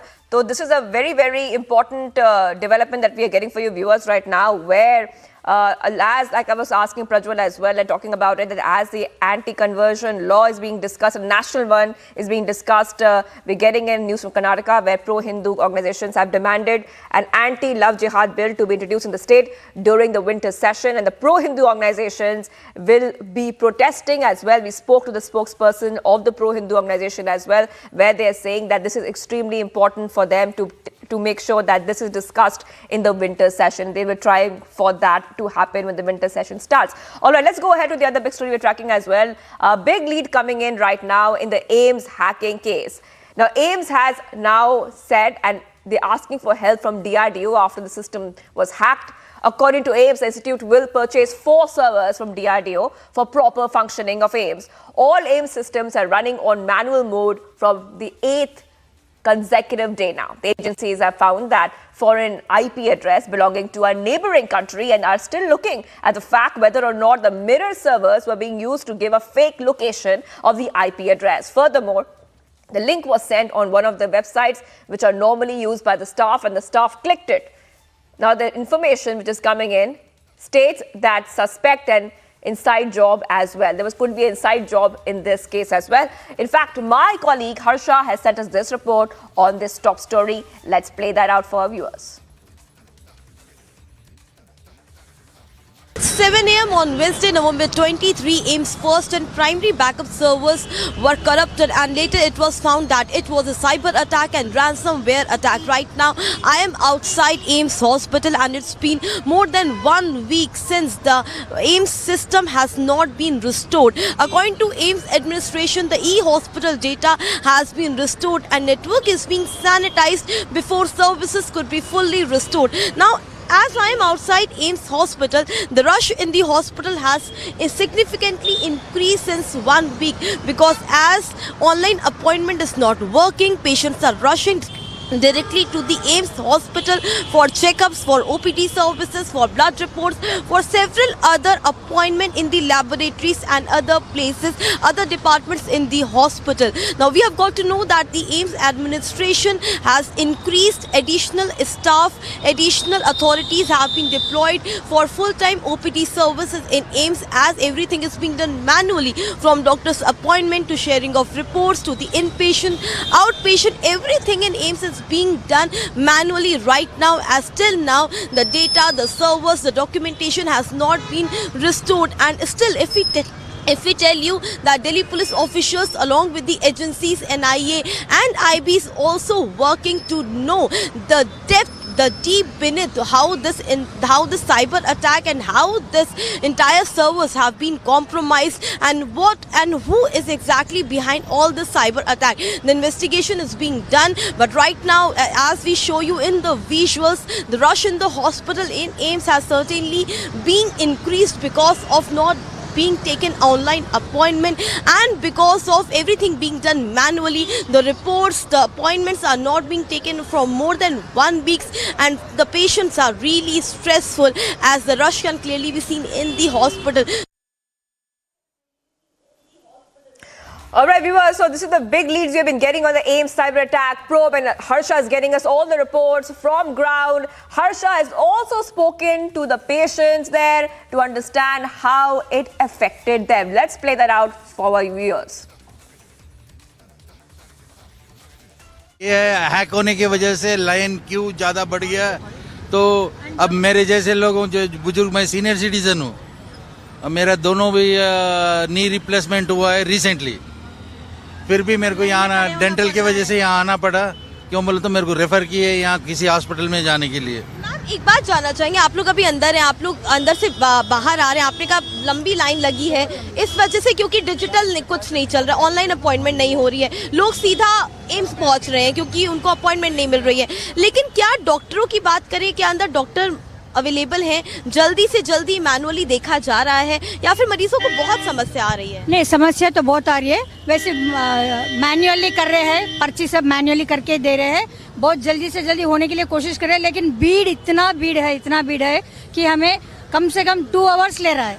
एक पर्ची बनाने के लिए। Before 2 hours, my dad reports come. Then my dad reports didn't come, and the doctor said to me, "Just go to that department, and he'll give you the report." When I went for the department, he said, "Okay, just wait for 15 minutes." Again, after 15 minutes, I go inside, and they said, "No, this is the only report, and you have to wait for again 15-20 minutes." So these are the things are getting delay, and. So viewers, the servers are down for around 9 days now, and network is being sanitized before full services can be restored. And right now, AIIMS is seeking assistance from DRDO amid the cyber attack. And Harsha is on ground. She's getting us all the details on this developing story. And we will also keep you ahead on the AIIMS cyber attack probe, which is also happening simultaneously. Let's go ahead and see what else is making news from across India.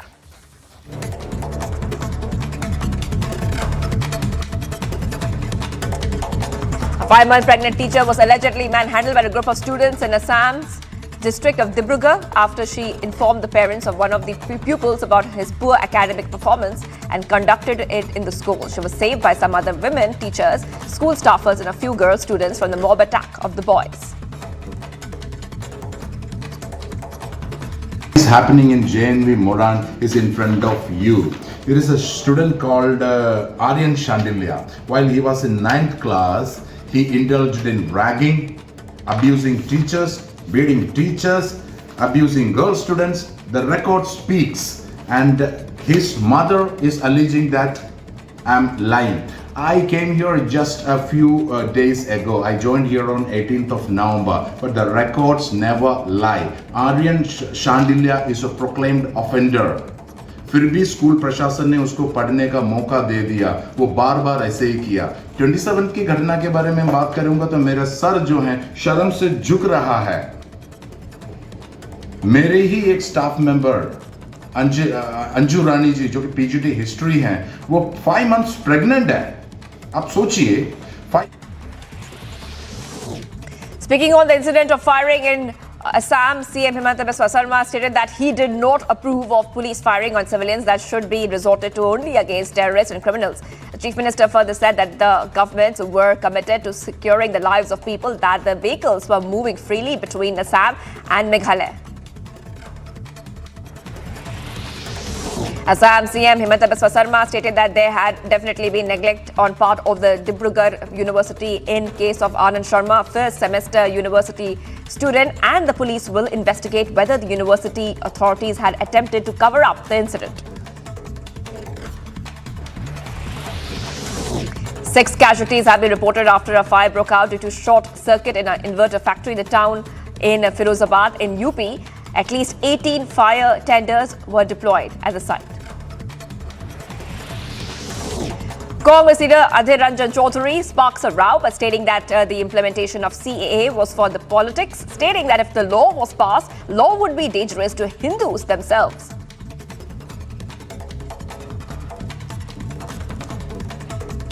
ये CA कानून 3 साल पहले पारित हो चुके हैं। अगर दम जिसके पास है वो चालू करा रहा हूं। ये तो सेंट्रल कानून है, ये सेंट्रल लेजिस्लेशन है, मोदी सरकार के पास ही है उनकी।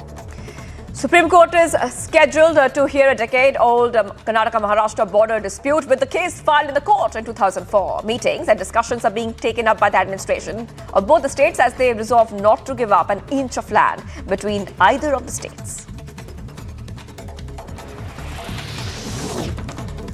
15 Bangladeshi nationals, including 8 men, 7 women and 1 child, were released from the Mathura district jail after completing their sentence. They were arrested for living illegally in India and holding fake ration cards.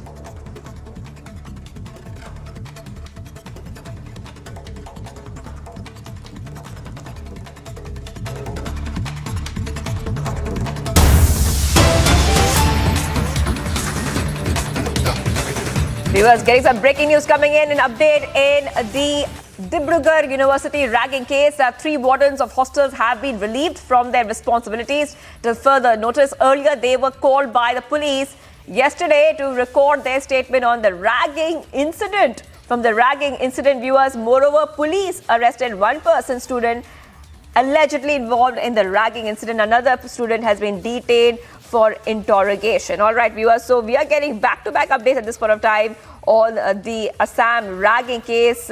And like we just told you earlier as well, that the Himanta Biswa Sarma has himself said that this was neglect by the university. But the big news coming in at this point of time is that 3 wardens of the hostel have been relieved from their responsibilities till further notice.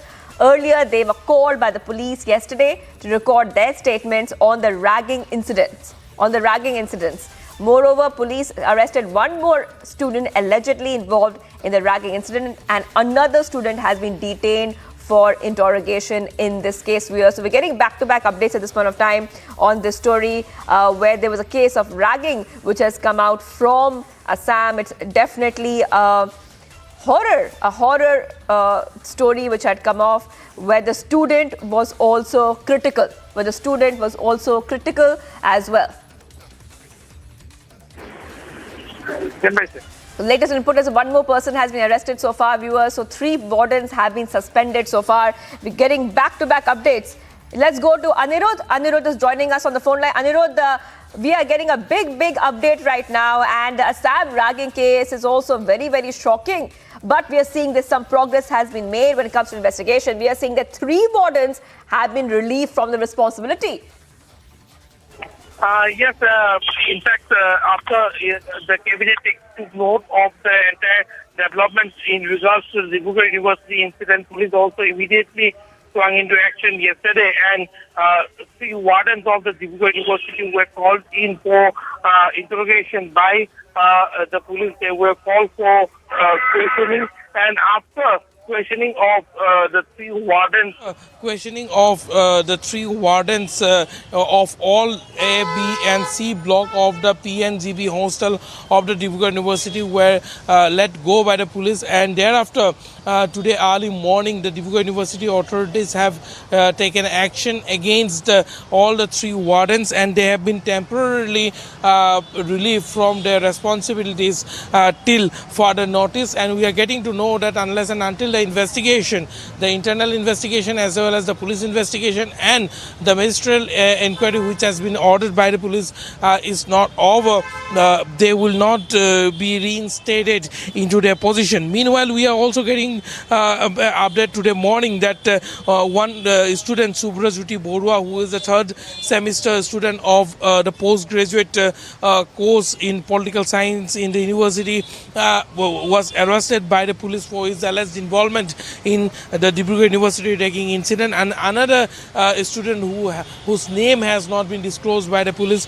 was also detained and interrogated. However, he has not been arrested yet. Meanwhile, one of the main accused in this case, one of the prime accused in fact, named by the guardians of Anand Sharma, the victim in the ragging incident, Rahul Chetri, who is a former student leader of the university, who was also the general secretary of the university, is still absconding, and the police has been on the lookout for him. Studio.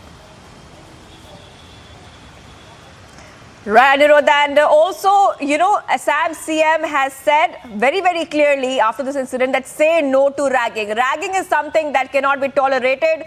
After this incident from Dibrugarh University has come in, where the student jumped from the 2nd floor of the university due to ragging. Thank you, Anirudh, for getting us all those details. ये कानून 3 साल पहले पारित हो चुका है। अगर दम जिसके पास है वो चालू करा रहा हो। ये तो सेंट्रल कानून है, ये सेंट्रल लेजिस्लेशन है। मोदी सरकार के पास ये उनकी जेब में है, ये लागू कराने किसने रोका है? क्यों नहीं लागू कर सकते? सीए अगर लागू होगी ना, ज्यादा हिंदू लोगों का खतरा बनेगी। ये मैं आज से आप इसको संज्ञान में ले लेना चाहिए कि ये जो सीए है और जो एनआरसी है, ये बस चुनावी ये औजार है। सिर्फ चुनाव की मकसद के लिए ये सारे की बात हो रहे हैं, सीए और एनआरसी।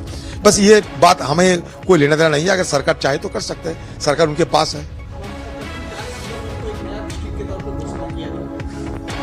ये हो सकता है, अगर कोई शासन के लिए कुछ भी हो सकता है, हमें इसमें कोई आपत्ति नहीं है। कानून व्यवस्था को अगर सही ढंग से चलाना है, इसके लिए कोई निर्णय ले सकते हैं सरकार की अपनी ये अधिकार बनते हैं। जो लॉ एंड ऑर्डर सिचुएशन है पंचायत चुनाव से पहले जिस तरह से बहुत बुरी तरह बदतर होते जा रहे हैं और भी होगी, क्योंकि सरकार ये चोरों की, लुटेरों की, डाकुओं की सरकार बन चुके हैं। यह और कुछ नहीं होगा, खून खराबा, लुटेरा ये सारे ये सरकार में शामिल हो चुके हैं। चोरों का भरमार है, लुटेरों की भरमार है ये सरकार, ये ऐसे ही चलते रहेंगे। वो तो आपस में तो रिश्ता है इन लोगों को, दीदी और मोदी से भी रिश्ता है, तो शुभेंदु और दीदी का भी रिश्ता होगी हर जगह। Viewers, much more coming up on the other side. The liquor gate is exploding in Delhi. Liquor baron Amit Arora is now placed under arrest as trouble mounts for Kejriwal and company. Plus, a showdown in William over the protests which are intensifying there as Congress hits out at Kerala government and says Chief Minister must change the attitude.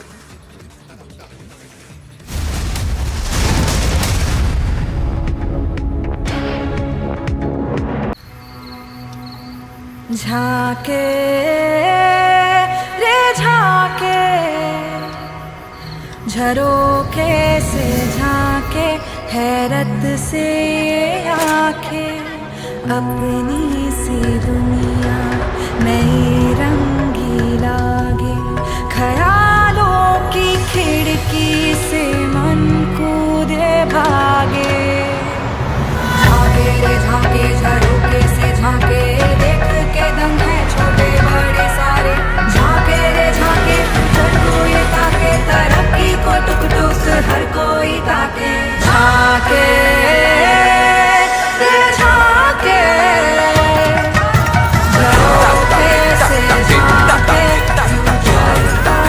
Reimagineering brighter futures with smarter steels. ArcelorMittal Nippon Steel India. Smarter steels, brighter futures. Will smart manufacturing complement traditional manufacturing processes or replace them entirely? India will be able to contribute approximately 5% of the global market in terms of when we talk about additive manufacturing. What kind of opportunities does it hold for the BTech students? Amrita University, I would say, is ideal for students who come into manufacturing, additive manufacturing. To know more, watch Amrita School of Engineering presents Shaping the Future of India this weekend, only on Republic TV.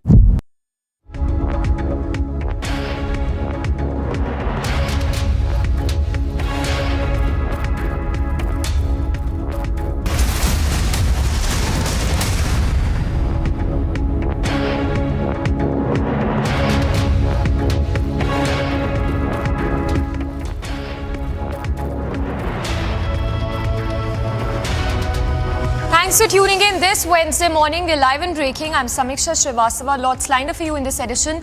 Straight up starting with the top headlines we're tracking this morning. AIIMS cyber attack case gets bigger. MHA mulls handling over probe to the NIA as services still run manually for the 8th day. Delhi liquor gate explodes. Liquor baron Amit Arora is now placed under arrest as trouble mounts for Kejriwal and company. Maharashtra-Karnataka border row rages on, dispute now in the top court.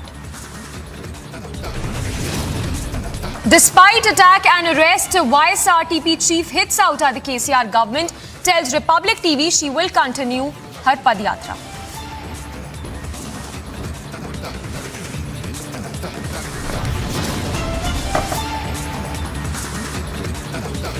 Showdown over Kerala port intensifies. Congress hits out at the Kerala government, says Chief Minister must change attitude.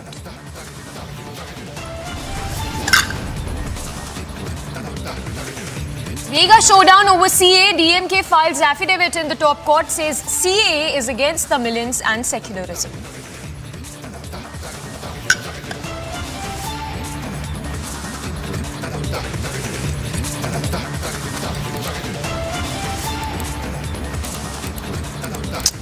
Thanks for tuning in. Straight up starting with breaking news coming in from Assam. This one in relation to the Dibrugarh University ragging case where Remember, a student was forced tried to commit suicide. Republic having spoken to the Dibrugarh University Vice Chancellor. In fact, just to take you through a recap of what we know so far, remember a student from the Dibrugarh University tried to commit suicide after he alleged that he was ragged by a group of students. Now, we are also learning that he had sent out a complaint letter to the warden of the university, and what he's now stated as that even as he raised complaints and flagged the issue with the university officials, no proper action was taken. He was continuously ragged and tortured by those group of students, which he even named in this complaint letter which he had addressed to the warden of the university. But the latest now coming in is that another student have been arrested, but precisely 10 students were named by the victim in his complaint letter which he had written to the warden of the university. We spoke to the professor, in fact we spoke to the university official as to the probe that's been ordered into the case. The Vice Chancellor spoke to Republic on the action that has been taken against the students who've been named by the victim in this case. Alright, we'll play out that reaction as well coming in from the Vice Chancellor of the university. But latest update coming in that another arrest has been made in connection with the ragging case. The visuals there on your screens is of the student who was ragged, and on the right side are the accused, the students who allegedly tortured the victim Anand Sharma, as a result of which he tried to commit suicide. We have that reaction coming from the Vice Chancellor of the university. Let's listen in. We have with us the Vice Chancellor of Dibrugarh University, Dr. Jiten Hajalka. He has arrived from Guwahati right now, and he has taken stock of the situation in Aditya Hospital, and he has also seen the patient Anand Sharma, who is undergoing treatment in the ICU of the Aditya Hospital. Sir, you have already visited the hospital, and what do you say of this unfortunate incident? First of all, I pray for his quick recovery. He is our student, and quick recovery is very much essential. And we have decided to, if necessary, to send him to AIIMS also through air ambulance with the help of government. Government also ready to help us. And already we are very grateful to our Honorable Chief Minister of Assam also. He has taken very good decision, and he has directed us to any weak points are there in our authority to investigate that. Keeping this point in mind, I have already decided to constitute a committee, one high-level committee, whether there is any administrative lapse in our part. We have to look into that part also, and also we have decided to relieve our 3 wardens of PNGB Boys Hostel, and we will replace by some other faculty members within this today. Everything will be completed within today, and committee will be formed just after reaching the office. The Vice Chancellor of the University has already stated that the University Authority has released So as you just heard the Vice Chancellor there of the university speaking to the public and saying that action has been initiated, especially against the warden who did not really act even as the complaint was raised by the victim to the warden of the university. We have Anuruddha reporting live on the story. Anuruddha, if we heard the VC right, he said that he in fact admitted that there were administrative lapses on part of the university. The question here being that why did the university take so much time to act on this complaint that was raised by the victim on 17th of November?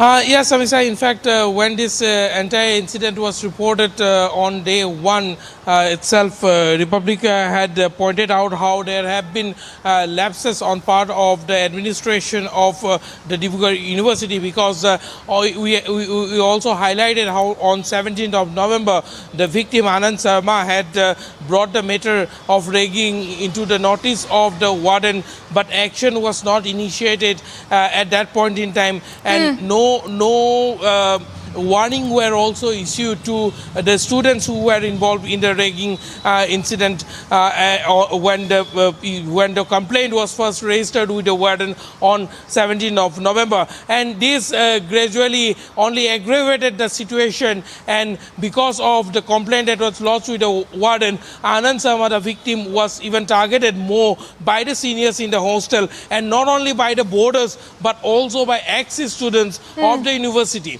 So we also question how an ex-student who had already completed his studies in the university can stay longer in the hostel, and these are some points where there were serious loopholes on part of the hostel administration. And now, after the Chief Minister's warning yesterday to the university authorities, today the Vice Chancellor has on record came and said that in fact there was lapses on part of the administration of the Dibrugarh University. All right, Aniruddha there, thank you for taking us through all the latest on that. So the latest update coming in, that action has been initiated against the administrative staff, particularly the warden who did not act on this complaint that was raised by the victim. And to another big story that we are tracking, this one from the national capital, where a big lead coming in on the hacking case. AIIMS has now sought help from the DRDO after the system was hacked. Now, according to AIIMS, the institute will purchase 4 servers from the DRDO for proper functioning of AIIMS. In fact, several lapses also that have come to light. What we're given to understand in this case is that a case of extortion has been registered, and this case that has been registered under the cyber terrorism. We have Harsha reporting live from outside AIIMS, getting us all those leads into what is known so far. But first up, let's take a look at this report that was filed by Harsha from AIIMS. On Wednesday, November 23, AIIMS first and primary backup servers were corrupted, and later it was found that it was a cyber attack and ransomware attack. Right now, I am outside AIIMS hospital, and it's been more than 1 week since the AIIMS system has not been restored. According to AIIMS administration, the e-hospital data has been restored and network is being sanitized before services could be fully restored. Now, as I am outside AIIMS hospital, the rush in the hospital has significantly increased since 1 week, because as online appointment is not working, patients are rushing directly to the AIIMS hospital for checkups, for OPD services, for blood reports, for several other appointments in the laboratories and other places, other departments in the hospital. Now, we have got to know that the AIIMS administration has increased additional staff, additional authorities have been deployed for full-time OPD services in AIIMS, as everything is being done manually, from doctor's appointment to sharing of reports to the inpatient, outpatient, everything in AIIMS is being done manually right now. As till now, the data, the servers, the documentation has not been restored. And still, if we tell you that Delhi police officials along with the agencies NIA and IB is also working to know the depth, the deep beneath how this cyber attack and how this entire servers have been compromised, and what and who is exactly behind all the cyber attack. The investigation is being done, but right now, as we show you in the visuals, the rush in the hospital in AIIMS has certainly been increased because of not being taken online appointment, and because of everything being done manually. The reports, the appointments are not being taken for more than 1 week, and the patients are really stressful, as the rush can clearly be seen in the hospital.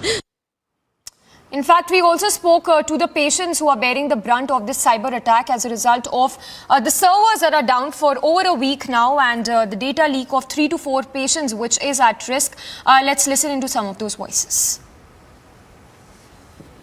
ये hack होने की वजह से line Q ज़्यादा बढ़ गया, तो अब मेरे जैसे लोगों, जो बुजुर्ग, मैं सीनियर सिटीजन हूँ, मेरा दोनों भी नी रिप्लेसमेंट हुआ है रिसेंटली, फिर भी मेरे को यहाँ डेंटल की वजह से यहाँ आना पड़ा। क्यों बोले तो मेरे को रेफर किए यहाँ किसी हॉस्पिटल में जाने के लिए।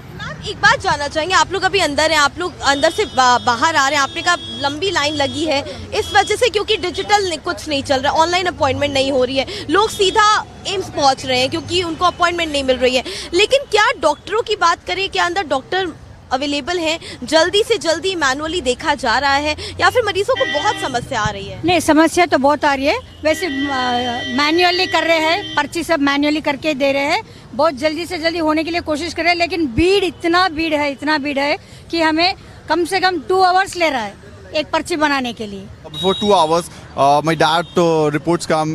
Then my dad reports didn't come, and the doctor said to me, just go to that department, and he'll give you the report. When I went for the department, he said, okay, just wait for 15 minutes. Again, after 15 minutes, I go inside, and they said, no, this is the only report, and you have to wait for again 15-20 minutes. So these are the things are getting delay.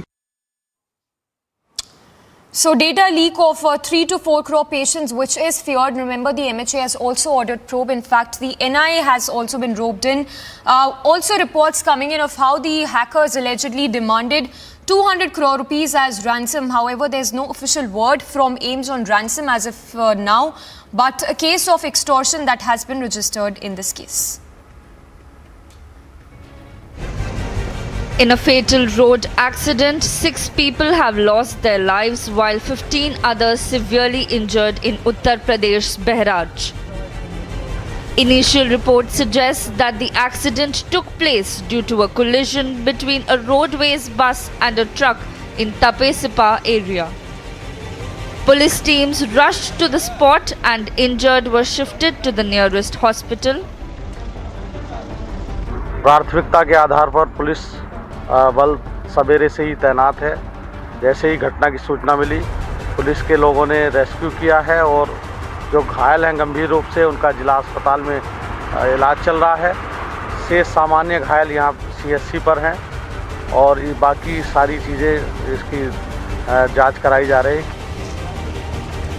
However, according to the officials, cause of the accident is yet to be confirmed. Bureau Report, Republic TV.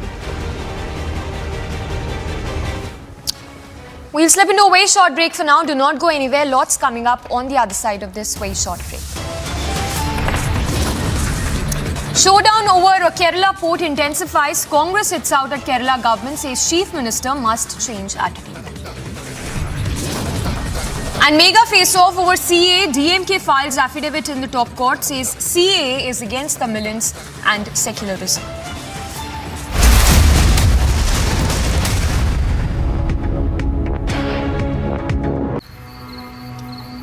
झाके रे झाके झरोखे से झाके हैरत से आंखें अपनी सी दुनिया नई रंगी लागे ख्यालों की खिड़की से मन कूदे भागे झाके रे झाके झरोखे से झाके देख के दंग है छोटे बड़े सारे झाके रे झाके हर कोई ताके तरक्की को टुक टुक हर कोई ताके झाके रे झाके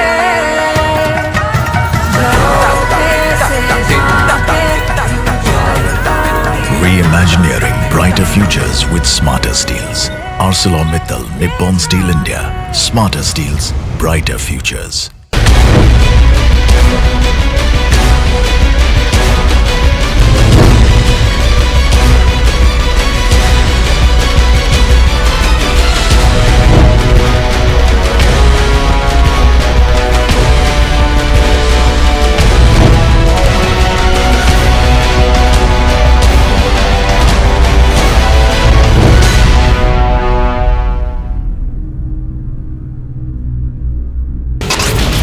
Indian and US forces is underway in Oli of Uttarakhand. There's a drill which they are right now showcasing, and that's the search and rescue operation drill. The NIA has targeted the gangster network in North India as raids are being conducted by the agency in parts of Uttar Pradesh, Delhi, Punjab, Rajasthan. Congress President Mallikarjun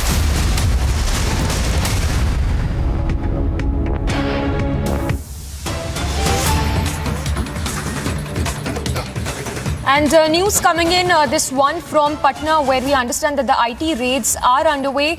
Several steel factories in Patna are on the radar of the IT sleuths. The searches, we understand, by the IT department started early this morning at several steel factories and residence of the promoter as well. More details are awaited, but the news break coming in from Patna, where the IT raids are underway in several steel companies, steel factories. We'll go across to Prakash to give us more details on these IT raids, which started early morning, but those are the visuals also coming in right now of the IT raids, which began early morning. We understand that several factories as well as the residence of the steel promoter is being raided by the IT sleuths as we speak. The first visuals there on your screens right now of the multi-location raids which are underway in Patna by the IT department. So mega crackdown there by the IT sleuths in Patna as these raids are being carried out. We have Prakash joining us live from Patna. Prakash, give us more information about these IT raids which are underway. Well, the IT raid is being conducted at the promoter in the honor of a steel factory honored in Patna. There are multiple locations that the raids have been conducted. And this is a part of a series of raids that are being conducted at different places of business houses. In the recent past, the income tax has also raided places owned by circuit builders. All right, Prakash, I'm sorry, we'll have to interrupt you there. There seems to be a network problem. We'll try connecting with Prakash again. But that's the news break coming in from Patna where the IT raids are underway.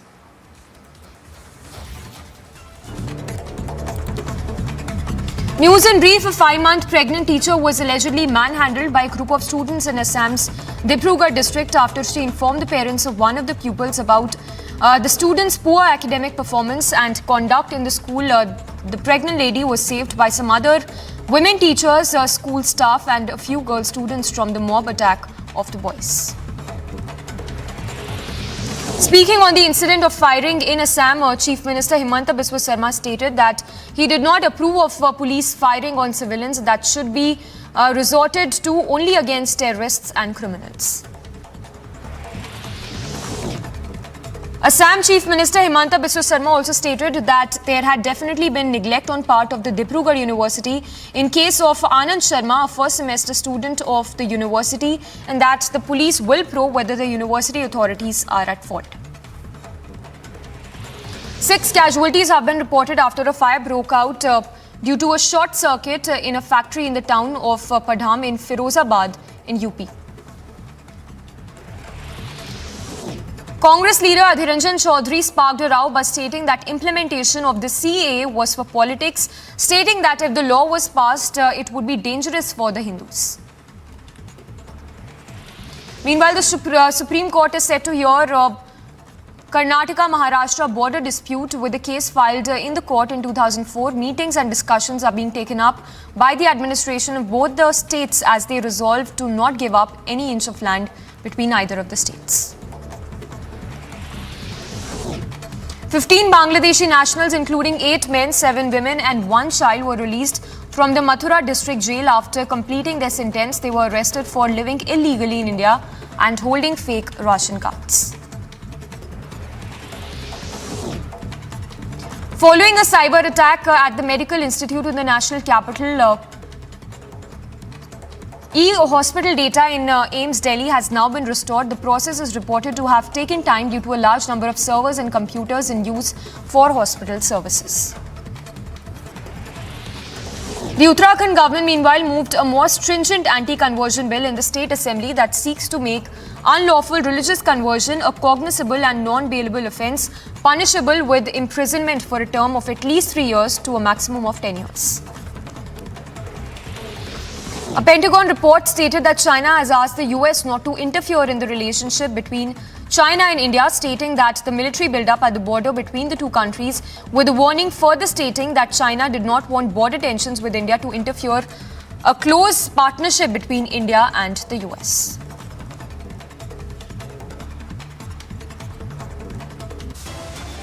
A very short break coming up on the other side. Maharashtra-Karnataka border row rages on. We'll get you live coverage from Belagavi border area. And mega face-off over CAA as DMK files affidavit in the top court, says CAA is against Tamilians.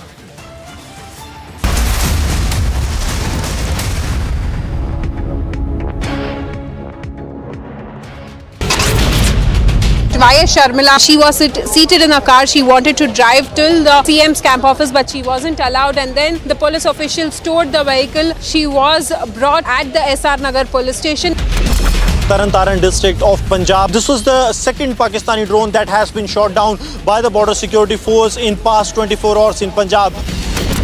The Delhi police has filed a petition at the court getting this narco test done on December 1, and this has been accepted.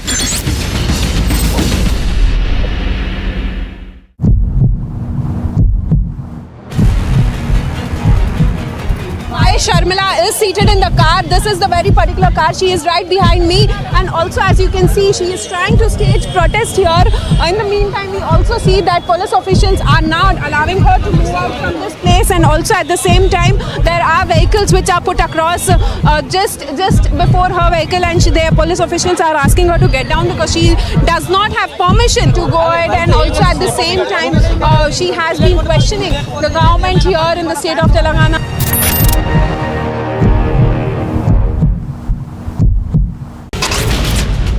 NIA raids on gangster network across states in Uttar Pradesh, Delhi and Punjab. Multiple teams are part of the raids at various locations. International Film Festival that happened in Goa, where the statement from Nadav has clearly mentioned that a Kashmiri file is nothing but propaganda. Smriti Irani slams Rahul Gandhi, says he's marching with those who want to break India.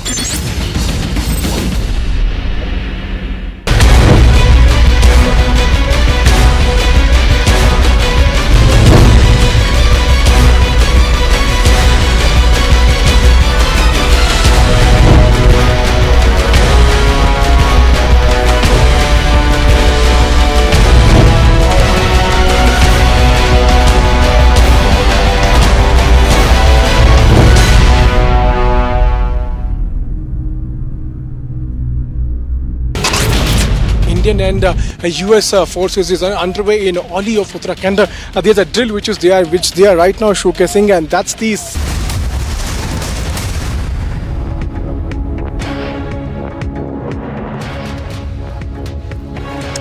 Welcome back. Now, as the ED news tightens in the Delhi liquor case, the BJP has it out at the Aam Aadmi Party, saying that the agencies are closing in on Manish Sisodia and that accused number 1, as well as close aide of Kejriwal, who led and executed the entire liquor excise scam.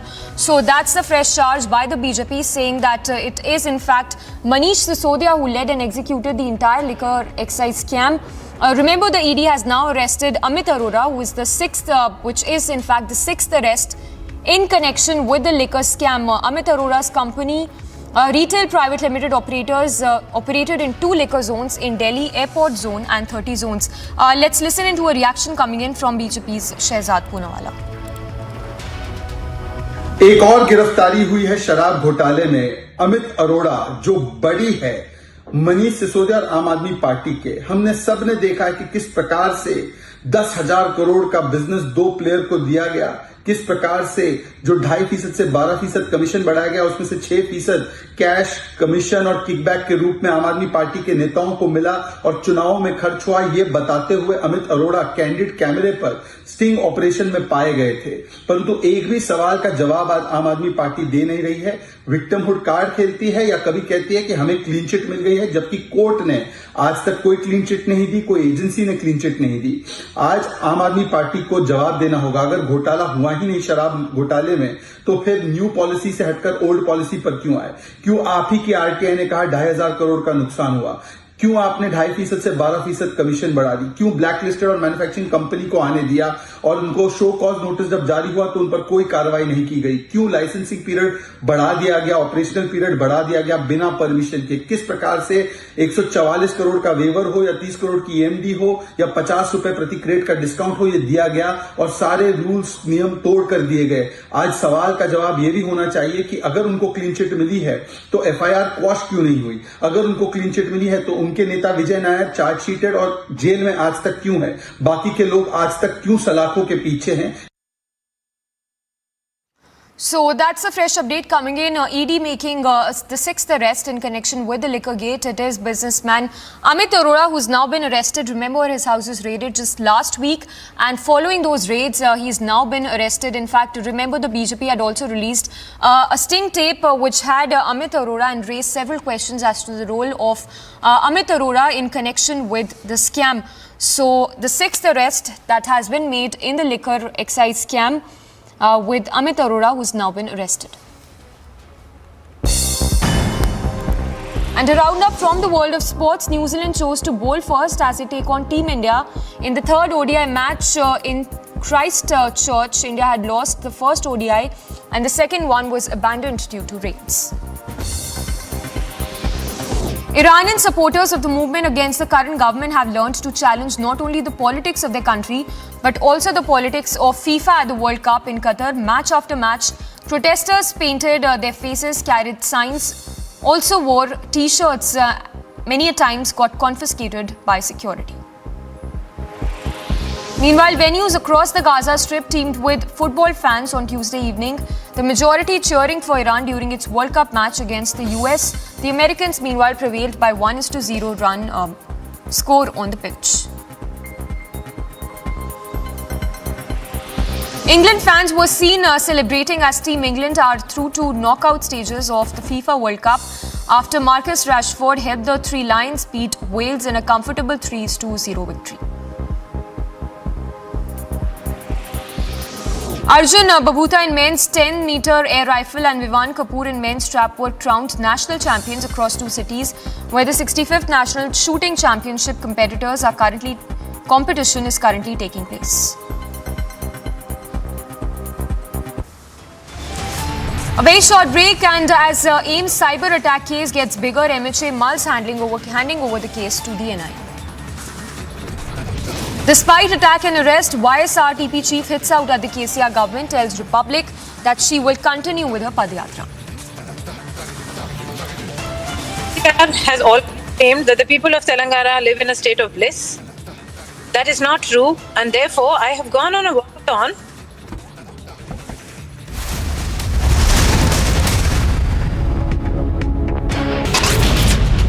NIA raids on gangster network across states in Uttar Pradesh, Delhi and Punjab. Multiple teams are part of the raids at various locations. International Film Festival that happened in Goa, where the statement from Nadav has clearly mentioned that a Kashmiri file is nothing but propaganda.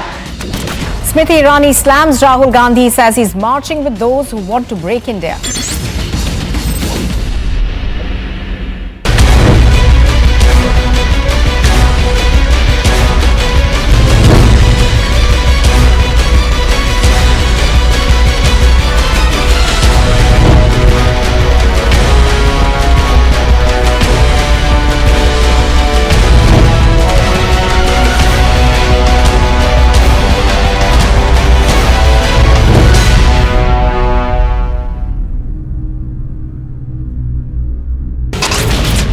Indian and US forces is underway in Oli of Uttarakhand. There's a drill which they are right now showcasing, and that's the search and rescue operation drill. The NIA has targeted the gangster network in North India as raids are being conducted by the agency in parts of Uttar Pradesh, Delhi, Punjab, Rajasthan. Congress President Mallikarjun Kharge, during his address at a public meeting for the party's campaign in Gujarat last evening, compared Prime Minister Modi with Ravan.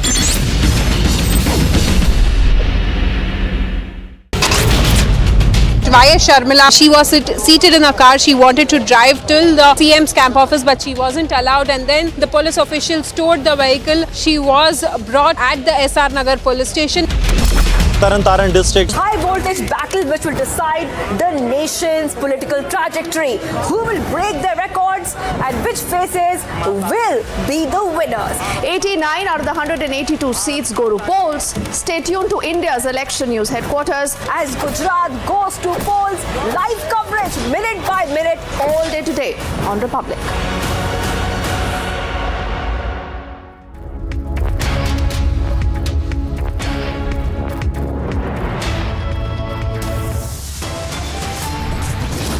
The AIIMS AIIMS cyber attack case gets bigger. The MHA mulls handing over the probe to the NIA as services still run manually for the 8th straight day.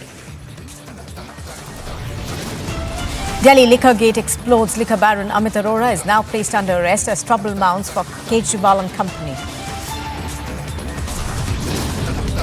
Maharashtra-Karnataka border row rages on. Dispute now in the top court. Mr. KCR has always claimed that the people of Telangana live in a state of bliss.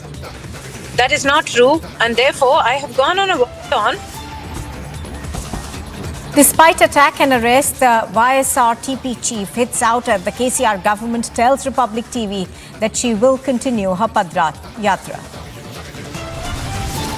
Showdown over the Virangam plot intensifies. The Congress hits out at the Kerala government, says Chief Minister must change his attitude. Mega face-off over CAA. DMK files an affidavit in the apex court, says the CAA is against Tamilians and secularism.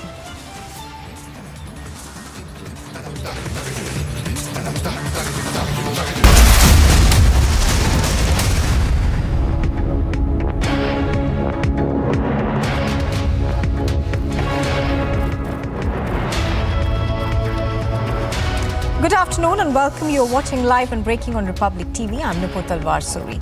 The big story that we are tracking right now, the Israeli filmmaker Nadav Lapid, who was a part of the jury at the 2022 International Film Festival of India, has stirred another controversy after he called the Kashmir Files vulgar and propaganda film yesterday. Now the Israeli filmmaker has targeted India, saying that the film was pushed by Indian government and has tried to lecture India on the Kashmir issue. So this is the latest that we are getting right now. We understand that he has spoken to a media house and he has continued not just calling the film propaganda, but he's also gone on to speak in detail about this. I'm going to try and go across to Shravan Sen for more details on this, but we are given to understand that Lapid has spoken to an Israeli media house where he continues to target India. In that interview, he says that the film was pushed by the Indian government.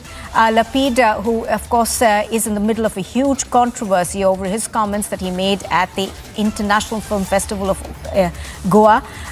India in Goa, in his closing remarks had targeted the Kashmir Files, saying that this was a propaganda film. Now thereafter, of course, he received a lot of criticism, not just from the Israeli High Commissioner, as well as from various envoys from Israel who are in India, as well as Israeli filmmakers, but also from various political parties in India. Now, we're given to understand that he has now come out with another interview that he has given to an Israeli media house, and in that interview, he has continued to target India. Niranjan Narayanswamy is joining us on the phone line. He has more details on this. Niranjan, what we are given to understand is that he's continuing to talk about the film, and he has said that the film was pushed by the Indian government. Also, he says that the Kashmir policy has a fascist feature.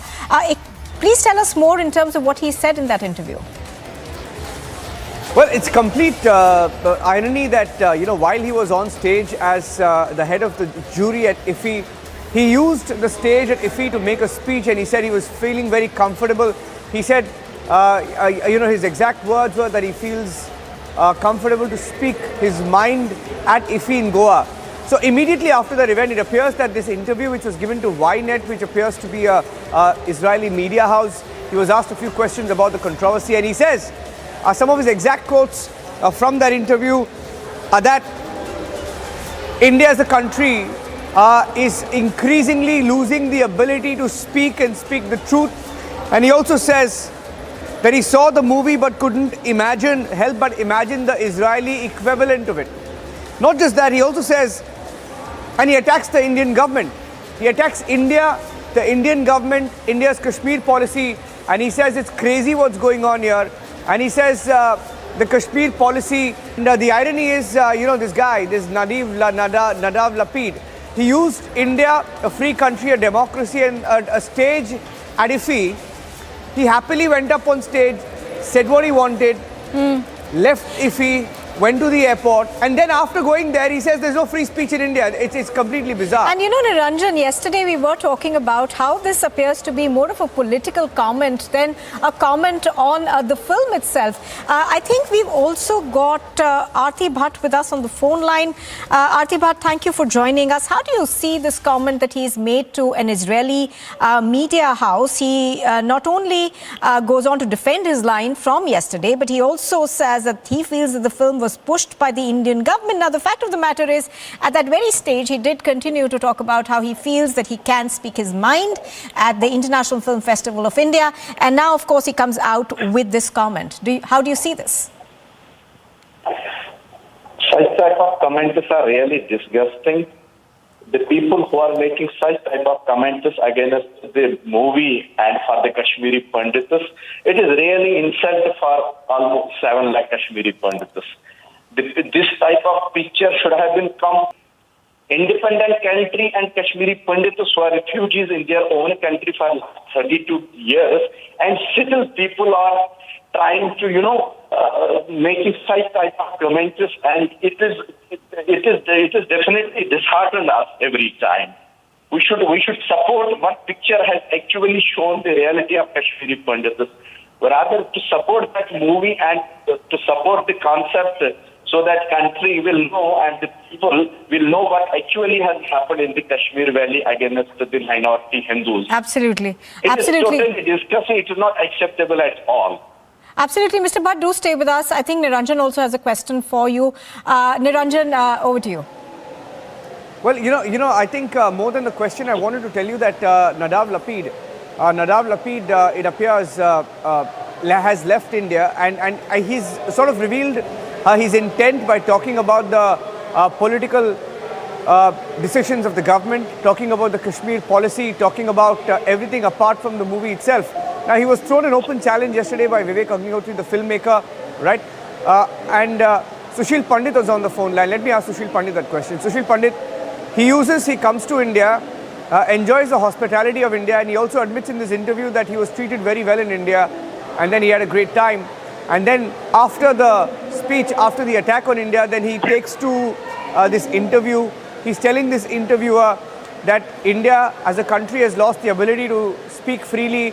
There's no free speech in India anymore, and that this government has pushed Kashmir Files. Kashmir Files is a propaganda. Kashmir policy is fascist in nature. Those were the exact words used. That Kashmir policy is fascist in nature. Not once in that interview does he actually talk about the Pandit exodus, the genocide, the massacre. The jihadi camp, the left liberal camp.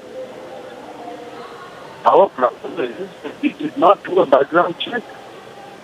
So that's the role in the IRB ministry.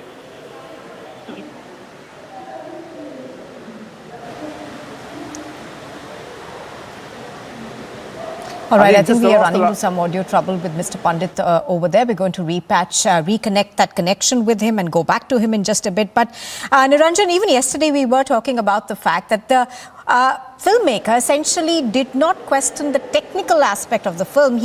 What he questioned was the narrative, and this film and the story of the Kashmiri Pandits is something that needs catharsis, in a sense that, this was the beginning of our acceptance of what actually happened in Kashmir. And that's something that even, Vivek Agnihotri spoke about. And I couldn't help but imagine the Israeli equivalent. I mean, what is he talking about? Okay, we have some more voices. Ashwini Bhatt is joining us on the phone line. Before I go across to answer your question, Nupur, let me go across to Ashwini Bhatt. Ashwini, this filmmaker called Lapid says that he saw the movie and he felt it was complete propaganda. He says he couldn't help but think of an Israeli equivalent. All of us have been thinking about the Israeli equivalent, in fact, called Schindler's List. Life is Beautiful, right? There are so many movies on the Holocaust. And is he saying that, all of that was made up? It was pushed by the Israeli government by his own logic. All of those movies were Israeli propaganda. Look, Niranjan, I don't think there are any hard guesses to be kind of made about his statement. His statements are politically motivated, loaded, and bereft of any logic or any rhyme or reason. right? He is a part of, as a part of the IFI, his mandate should have been limited to the technicalities of the movie and not about facts, figures. I don't want a filmmaker to tell me about or ratify my genocide and the Holocaust of 500,000 Kashmiri Hindus. So there is a myth at a few levels. If you look at his past, he is motivated, and he is being an Israeli. He has a past of siding with Palestinian and propagating that agenda there.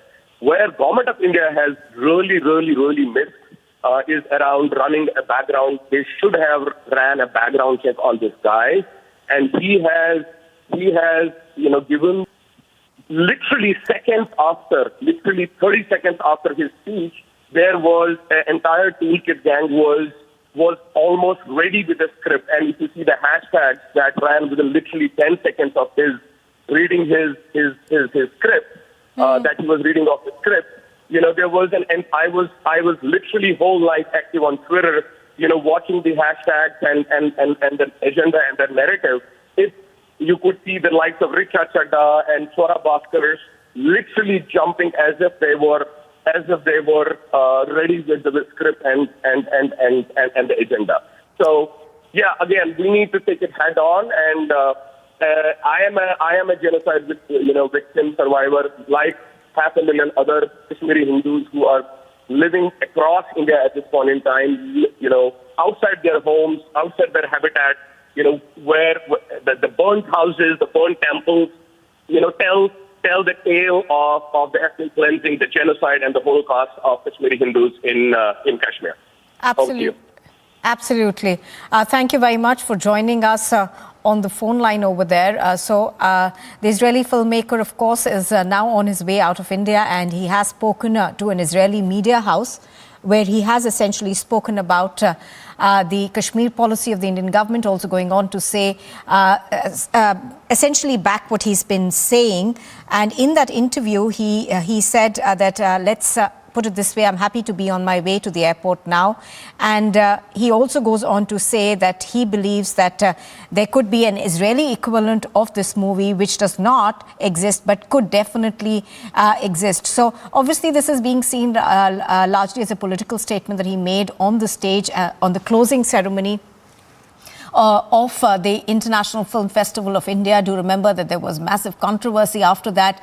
The Israeli ambassador, in fact, had a press conference, and he spoke about how he felt that this was aimed at spoiling Israel-India relationship. We also spoke to the envoy yesterday, and he continued to maintain that they were all a little taken aback when he took the stage at night in Goa and went on to criticize the film, to single out the film, even though there were about 15 movies that were shown in that category, and spoke about it at length. Thereafter, of course, we've also seen a lot of political parties as well as the filmmakers essentially come out and speak about this, saying that they feel that the use of language that was made on stage was not required, and it was in fact unbecoming. Gursimran is now joining us live on this, and he has more. Gursimran, of course, we have since yesterday seen Kashmiri Pandit organizations take on Nadav Lapid and also say that they believe that he has no knowledge of what really happened in the early 90s when there was a Pandit exodus from the valley. And it does appear that at this moment, the speech that he made at the film festival was largely motivated and political. See, this is what they are trying to portray. They are trying to give it a color that the Kashmiri Pandit movie is all on the propaganda of the government. First, he hit out at the movie The Kashmir Files, and now he is targeting the government of India, saying that this shows the policy, and he's trying to justify his comments that were made on the Kashmir File movie. But reality remains that he is trying to put the facts under the carpet by doing this.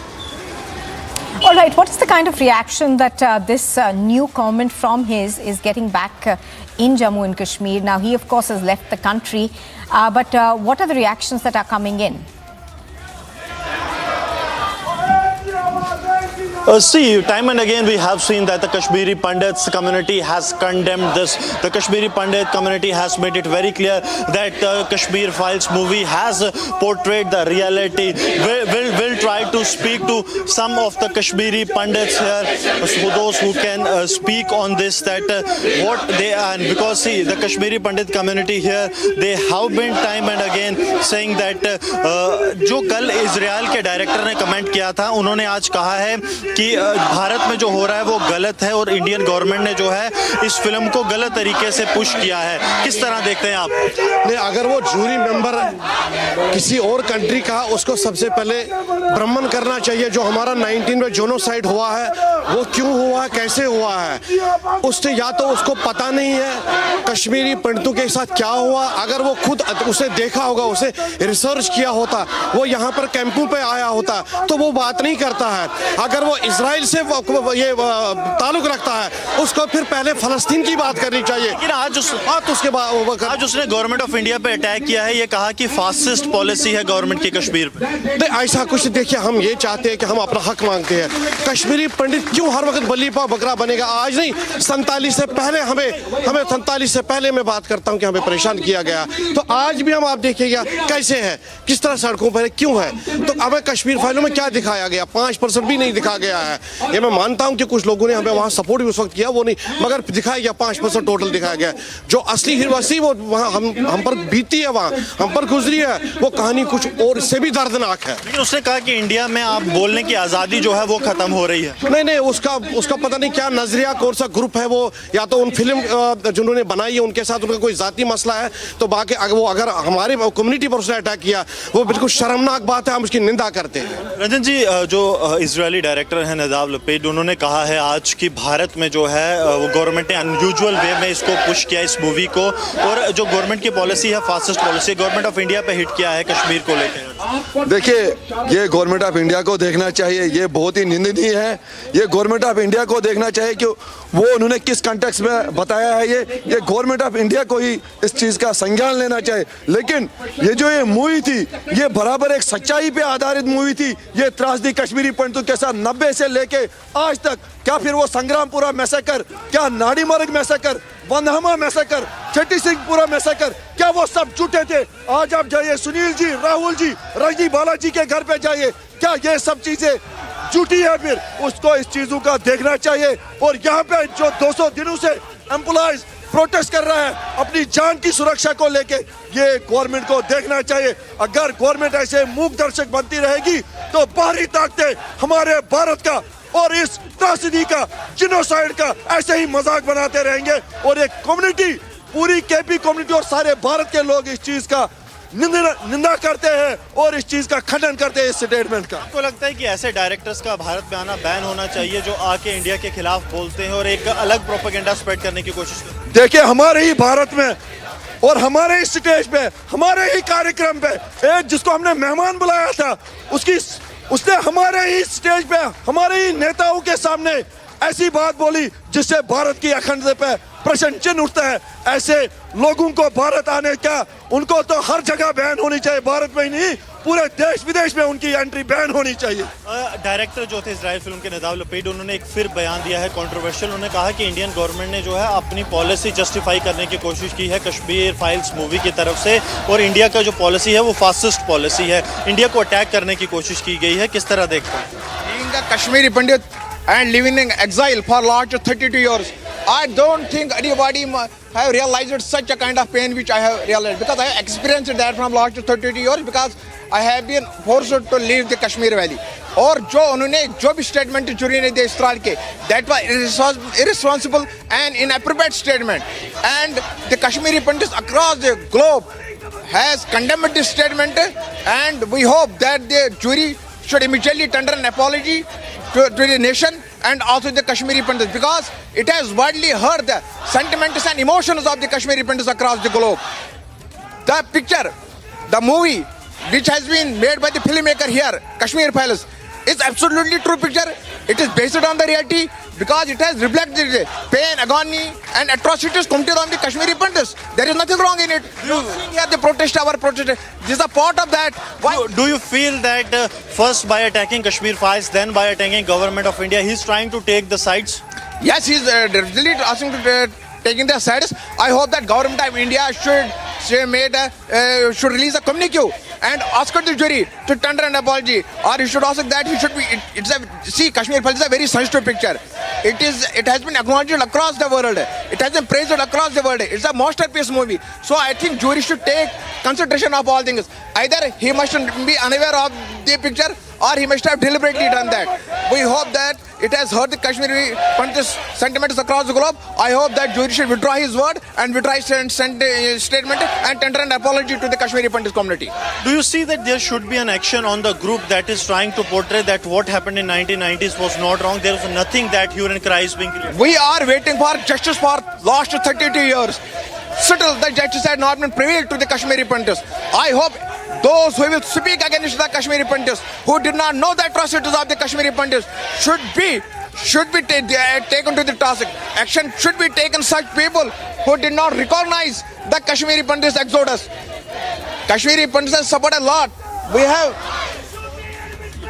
So these are the Kashmiri Pandits staging protests because what they are saying that there is a similar kind of situation that is happening in the Kashmir Valley, and this is continuing since long. We have seen how the things have moved on. We'll try to speak to some more people that how actually they feel. जो Israeli director थे उन्होंने आज जो है government of India पे attack किया है. उन्होंने कहा कि गवर्नमेंट ऑफ इंडिया जो है वो फासिस्ट पॉलिसी यूज कर रही है कश्मीर में और अनयूजुअल वे में उसे प्रमोट किया गया.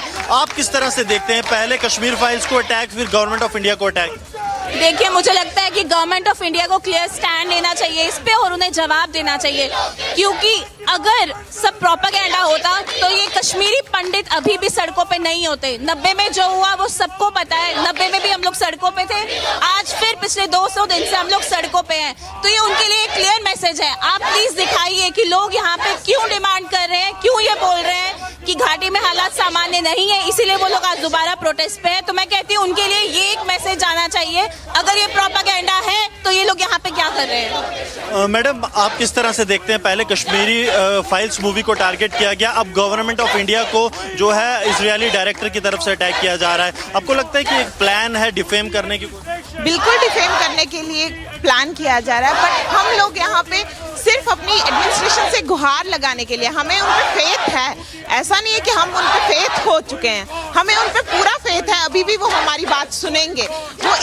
हम लोग अपनी गवर्नमेंट के साथ हैं, हर पल हर वक्त हम अपनी गवर्नमेंट के साथ हैं. बट हमारी कुछ डिमांड्स हैं, हमारी रिलोकेशन की डिमांड है या अटैचमेंट की डिमांड है. बस उस चीज़ के लिए उनको लुक आफ्टर करना पड़ेगा, इस चीज़ की डिमांड. क्या कहना चाहेंगे उन लोगों को जो ये कह रहे थे कि एक प्रोपेगेंडा है कश्मीर फाइल्स मूवी? सर, किसी की त्रासदी होती है और किसी का मजाक ठहरा, ये तो दुनिया का दस्तूर है.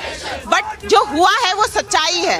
ये बोलने की बात है कि हाँ जी प्रोपेगेंडा है. प्रोपेगेंडा किस चीज़ का? हम इतने सारे लाइव एग्जाम्पल्स हैं.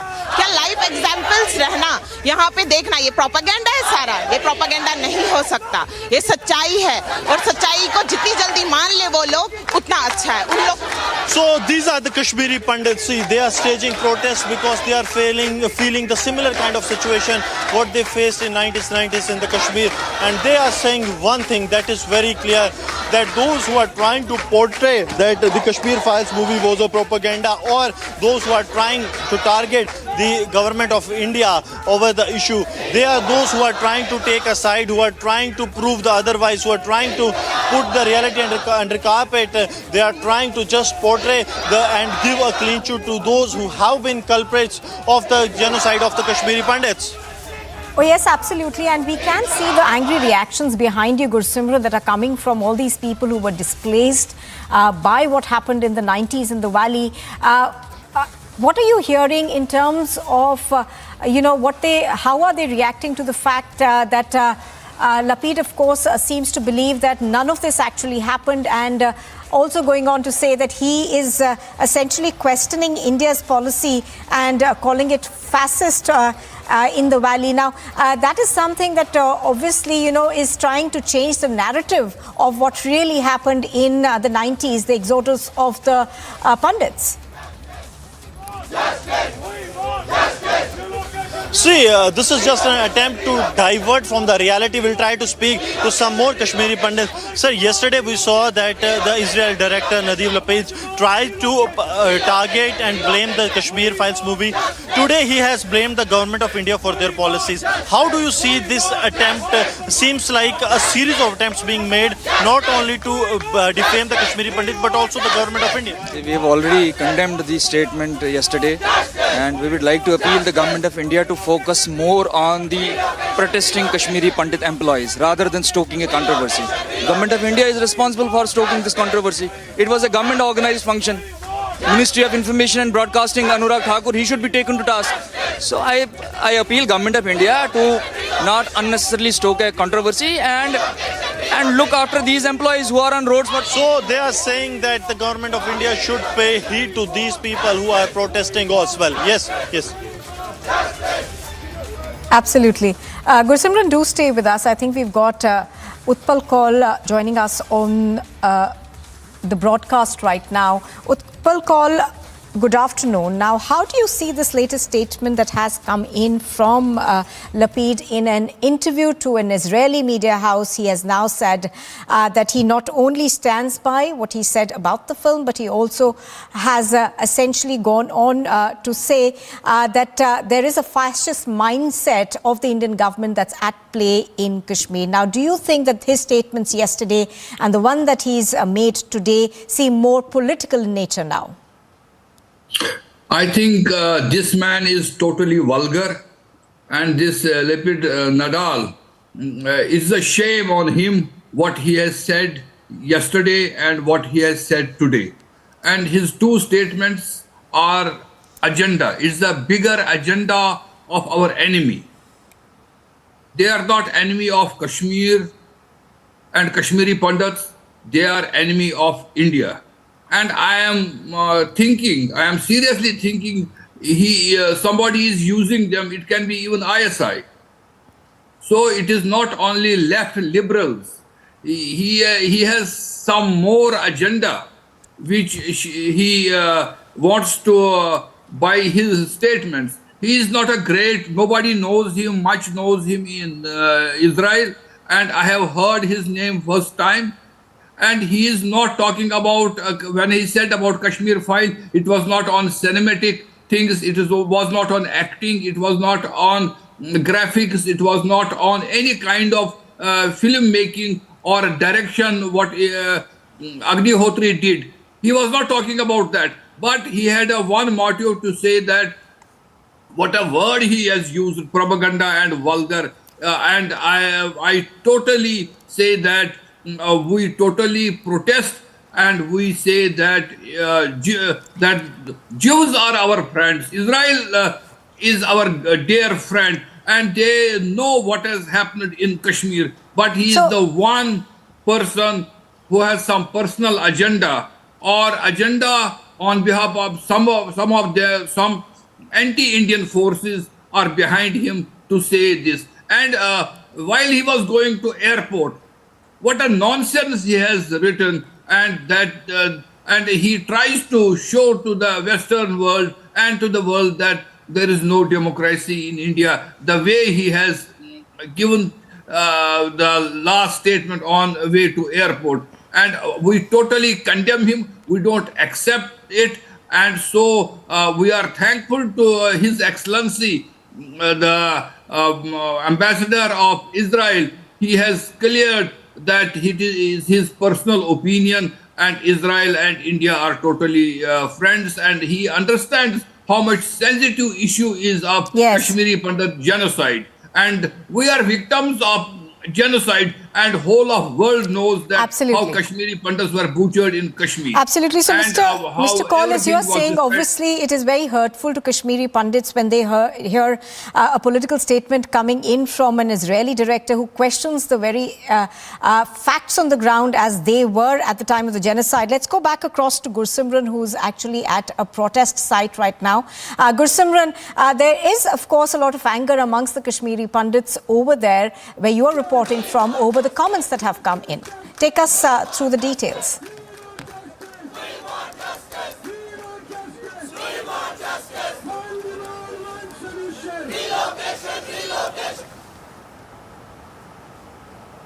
Gursimran, if you can hear me, I think there's a problem with your mic. If you could just switch it off, switch it on again, and we'll come back to you. But pictures on your screen are of a protest that is taking place in Jammu now.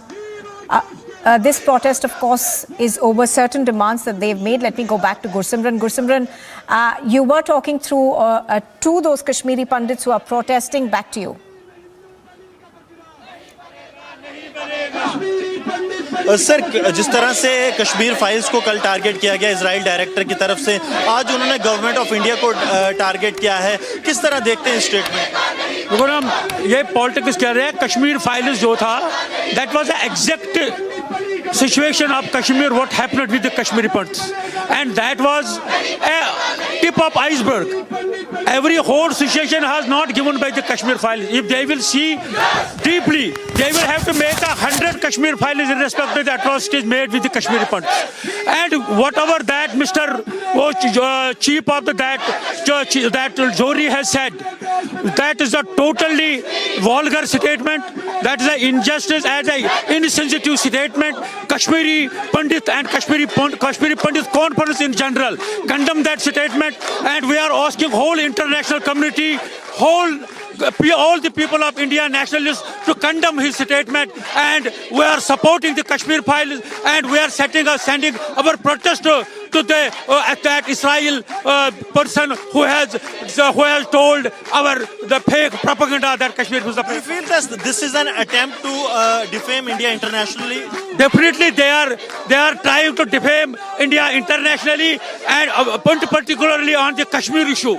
They say they are manipulating things on Kashmir, on Kashmir, India. That is not there, but India is playing. It is best because Indian nationalists want India, and in Kashmir, the nationalists want, there are the elements who are provoking Kashmiri Muslims there, and Kashmiri Muslims are being provoked by Pakistan and fundamentalists, and we are demanding that government of India should extreme steps to curb all those elements who are creating disturbance in Kashmir. So they demand that extreme steps should be taken by the government of India to ensure that these elements, those who are trying to defame India internationally, they should be curtailed, because this has become a series of attempts by some of the foreign powers to defame the country, to defame the India in the recent past.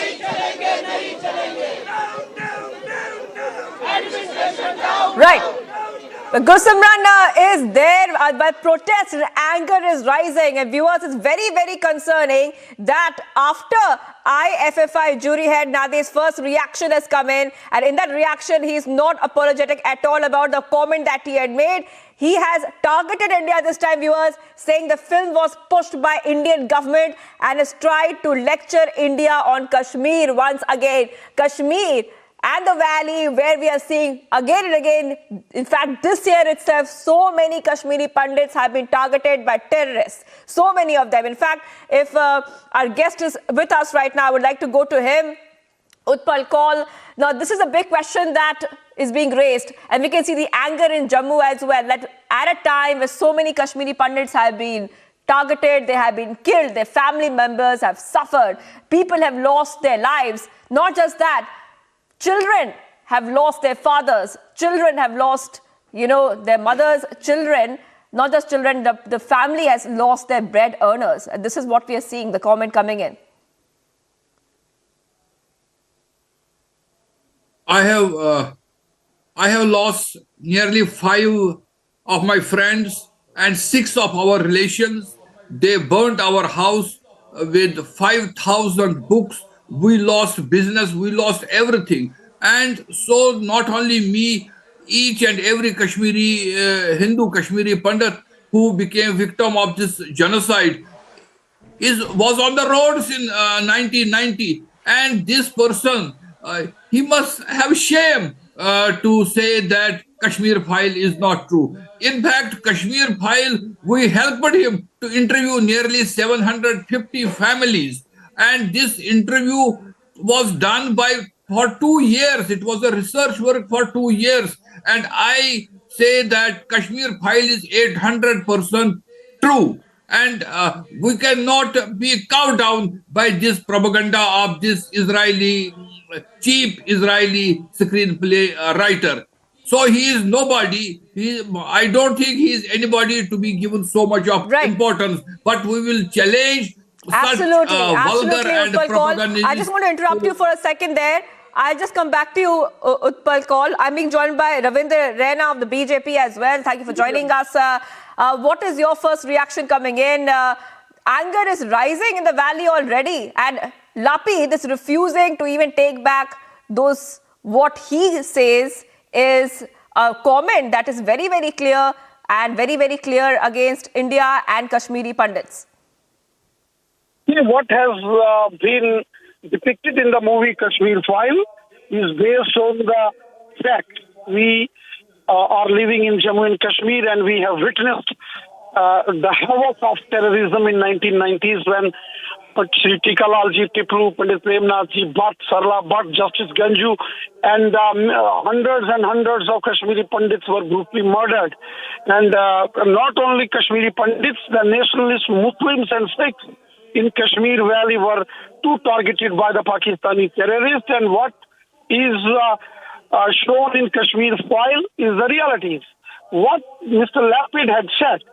See, I have some of my friends told me that Lapid, who's an Israeli jurist, is a communist, is a leftist, and he was known to create even troubles in Israel.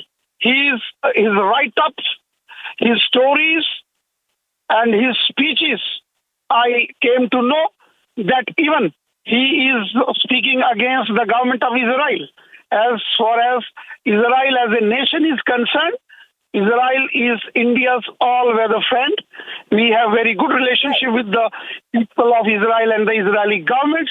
What Lapid said is nonsense. It is far away from the truth. Truth is what is depicted in the movie Kashmir File. All right.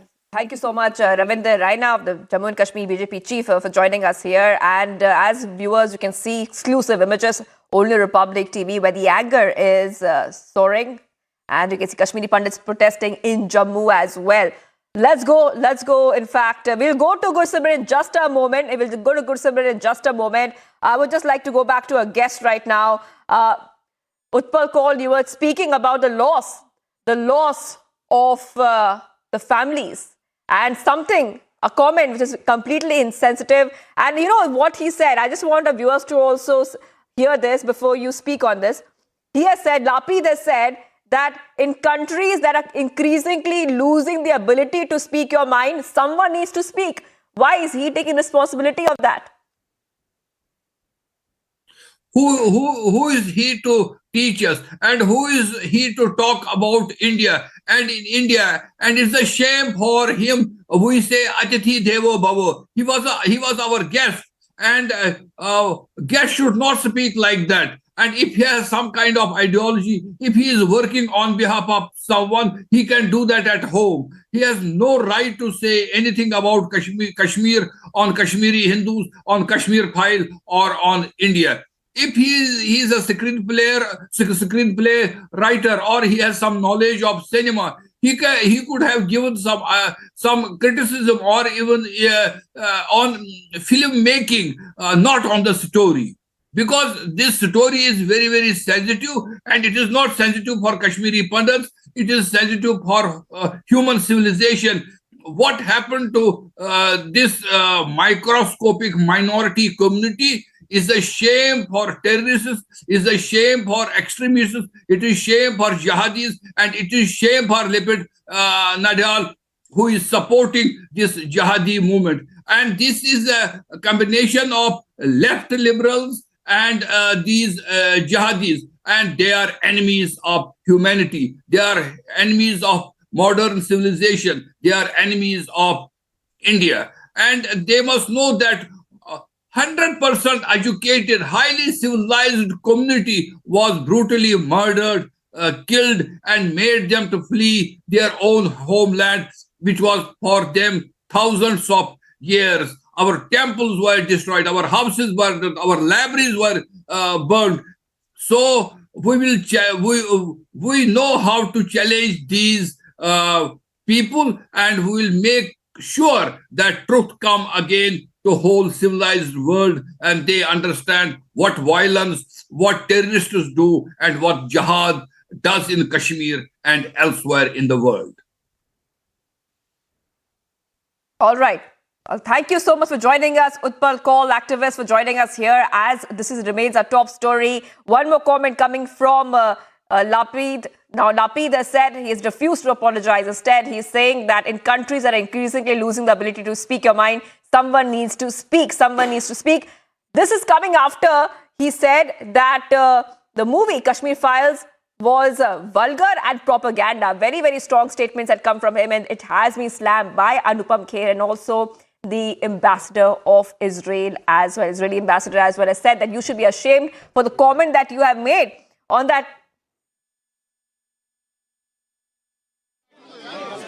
थोड़ा पीछे हो जाओ आराम से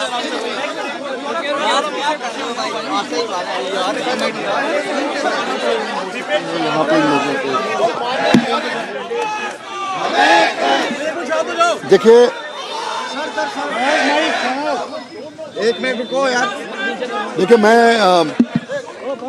यहाँ पर अपने भाइयों और बहनों के साथ उनकी जो समस्या है और जिस तरीके से ये पिछले 200 दिन से ज़्यादा हो गए इनको प्रोटेस्ट करते हुए सड़क पर, उनके साथ खड़े होने के लिए आया हूँ मैं। और ये जो क्रूरता है हमारी सरकार की, ये जो अपैथी है हमारी सरकार की, उसको कंडेम करने आया हूँ। जहाँ मैं रहता हूँ वहाँ से तो मैं कर ही रहा हूँ। इससे बड़ी ट्रेजेडी क्या हो सकती है कि हम लोग जो अपने आप को हिंदुस्तानी समझते हैं और हिंदुस्तान की लड़ाई लड़ते हैं, पिछले 30-32 साल से हम अपने ही देश में शरणार्थी बनकर रह रहे हैं। हमसे प्रॉमिस किया जा रहा है, हमें कहा जा रहा है कि हम आपको रिहेबिलिटेट करेंगे, हमारी देखभाल करेंगे, लेकिन एक छोटा सा मुद्दा रिलोकेशन का, जहाँ तक हमारे कश्मीरी पंडित एम्प्लॉयज़ हैं, पिछले 200 दिन से ज़्यादा चीख रहे हैं, चिल्ला रहे हैं कि हमें रिलोकेट करिए। और रिलोकेशन का रीज़न जो है वो बहुत अहम है कि हम मौत के मुंह में नहीं जा सकते। और इंसिडेंसेस हुए, हमारे लोगों को मारा गया है, हमारे लोगों का कत्ल हुआ है, और उनके दफ्तरों में मारा है, उनके घरों में मारा है उनको। तो ऐसी हालात में आप कैसे इमेजिन कर सकते हैं कि हम बलि का बकरा बन के हम कश्मीर वापस जाएं? आप ये प्रूव करना चाहते हैं कि कश्मीर के हालात ठीक है, क्योंकि कश्मीरी पंडित जो वो अभी भी कश्मीर में नौकरियां कर रहे हैं और कश्मीर में काम कर रहे हैं। आपको ये प्रूव करना है और आपको दुनिया को बताना है कि कश्मीर के हालात ठीक है। उसके बलि का बकरा हम नहीं बन सकते ना, हमारी जानें तो नहीं जा सकती, हम तो नहीं मर सकते हैं। हम तो हमारी माताएं पिता जो है वो अपने लाल को नहीं खो सकते ना, या बीवी अपने हस्बैंड को नहीं खो सकती, या बच्चे अपने बाप को नहीं खो सकते हैं, या बाप अपने बच्चे को नहीं खो सकते। तो 12वीं मना के हम लोग थक गए, लाशें उठा के हम थक गए, चीख के हम थक गए, रो के हम थक गए। तो इसीलिए जिस तरीके से हमारे ये जो एम्प्लॉयज़ भाइयों बहनें यहाँ पर सड़क पर चीख रहे हैं, विडम्बना ये कि चीख जो है, पुकार जो है, ना वो लोकल सरकार के कानों में जा रही है, ना यहाँ के लोकल जो लीडर्स हैं उनके कानों में जा रही है, ना दिल्ली में जा रही है। ऐसा नहीं कि उनको नहीं पता है कि ये बहुत बड़ा इशू है। ये नासूर जो है, हमको वहाँ पर मारने के लिए जो भेजा जा रहा है, वो अब नहीं होगा। तो मैं आज अपील करने आया हूँ अपने लोगों के साथ बैठकर, हमारे जो गृह मंत्री हैं अमित शाह जी से, हमारे जो प्राइम मिनिस्टर हैं नरेंद्र मोदी जी से, यहाँ के जो एलजी साहब हैं सिन्हा साहब से, मैं तहे दिल से रिक्वेस्ट करना चाहता हूँ इनसे कि आप ज़मीन पर हमारे साथ उतरिए, हमारी समस्याओं को समझिए और देश दुनिया को ये बताने के लिए कि कश्मीर के हालात ठीक है, उसके लिए हमें बलि का बकरा मत बनाइए और हमारी लाशें हमें ढोने से बंद कर दीजिए। सर इस बीच जिस तरह का बयान आ जाता है आईएफएफआई में कश्मीरी पंडित्स को how do you see to? Sorry, जिस तरह से कोशिश की जा रही है कश्मीर फाइल्स मूवी को टारगेट करने की, और आज जो है कल भी आप देखिए, जहाँ तक इंटरनेशनल फेस्टिवल गोवा का जो हादसा हुआ है, मैं कल से कह रहा हूँ कि वो जो बंदा था चेयरमैन जूरी का, इफी का, वो एक प्लांट किया गया हुआ एक एजेंट था, उसको वहाँ पर प्लांट किया गया। ये भी नाकामी हमारी सरकार की है, हमारी आईएनबी मिनिस्ट्री की है, हमारी डायरेक्टर ऑफ फिल्म फेस्टिवल्स की है कि आपने बिना उसके तहकीकात के, उसका बैकग्राउंड चेक करके, वो पैलेस्टाइन सपोर्टर है, वो आप उसके पुराने ट्वीट्स देख लीजिए, आप उसके पुराने स्टेटमेंट्स देख लीजिए। He has been anti establishment, he has been anti India. उसका selection as chairman of jury कैसे हुआ? तो इसकी तहकीकात होनी चाहिए, इसके अगेंस्ट एक इन्वेस्टिगेशन होना चाहिए। वो कौन से ऑफिसर्स थे डायरेक्टर ऑफ फिल्म फेस्टिवल्स में या आईएनबी मिनिस्ट्री में जो इन्वॉल्व थे इसको director of film, chairman of jury बनाने का? ये बहुत बड़ा षड्यंत्र है और इसको बहुत ही सतही लेवल पर नहीं देखना चाहिए। ये बहुत बड़ा एक षड्यंत्र रचा गया है देश के खिलाफ और कश्मीर के खिलाफ, बिकॉज कश्मीर फाइल्स जो है उसने हमारी विडंबना बताई थी, हमारे साथ जो हुआ जेनोसाइड हुआ उसका डिपिक्शन था वो। तो इस फिल्म को किस तरह से खत्म करना, इस फिल्म को किस तरीके से खत्म करना और हमारा जो जेनोसाइड हुआ, हमारी जो एथनिक क्लींजिंग हुई है, हमारा जो एक्सोडस हुआ है, उसको झूठ करार करने का एक बहुत बड़ा षड्यंत्र था। And I on behalf of Kashmiri Pandits as a film maker I demand a serious investigation into the appointment of this chairman, Raf, at the jury of the International Film Festival.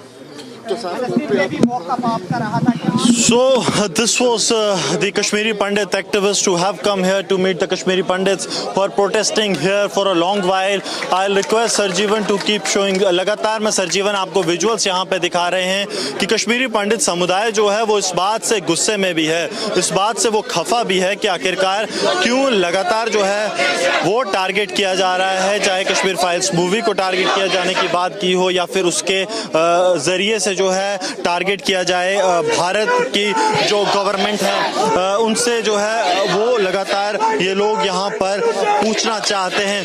Ashok जी, लगातार ये कोशिश की जा रही है कि गवर्नमेंट ऑफ इंडिया को जो है डिफेम किया जाए, कश्मीरी पंडित्स को डिफेम किया जाए। नदाव लेपिड ने कल जो स्टेटमेंट दिया एक वो द कश्मीर फाइल्स के खिलाफ, आज उन्होंने कहा कि इंडिया की जो पॉलिसी है कश्मीर को लेकर फासिस्ट पॉलिसी है। आप इसे किस तरह से देखते हैं? देखिए, मैं इस बंदे को एक एजेंट के रूप में देखता हूँ। इस बंदे को प्लांट किया गया है और उसने इफी के स्टेज पे एक बहुत बड़ा ब्लास्ट किया है। ये एक वाइट कॉलर टेररिस्ट था जो चेयरमैन ऑफ जूरी के नाम पे अपॉइंट किया गया। उसने क्या किया, उसने क्या हरकतें की, वो तो बात की बात है। मैं एज अ फिल्म मेकर और एज अ कश्मीरी पंडित, मैं ये पूरी जो बदतमीजी उसने की है या जो उसने देश के खिलाफ उसने जो मुहिम चलाई है वहाँ पे या जो भी उसने काम किया, इसकी रिस्पॉन्सिबिलिटी जो है वो डायरेक्टर ऑफ फिल्म फेस्टिवल और जो सरकारी जो महकमा है आईएनबी मिनिस्ट्री का, वो रिस्पॉन्सिबल है, क्योंकि उन्होंने उसका बैकग्राउंड, उसका ट्रैक रिकॉर्ड नहीं चेक किया और उसको अपॉइंट किया एज अ चेयरमैन। इसकी एक पूरी भरपूर इन्वेस्टिगेशन होनी चाहिए।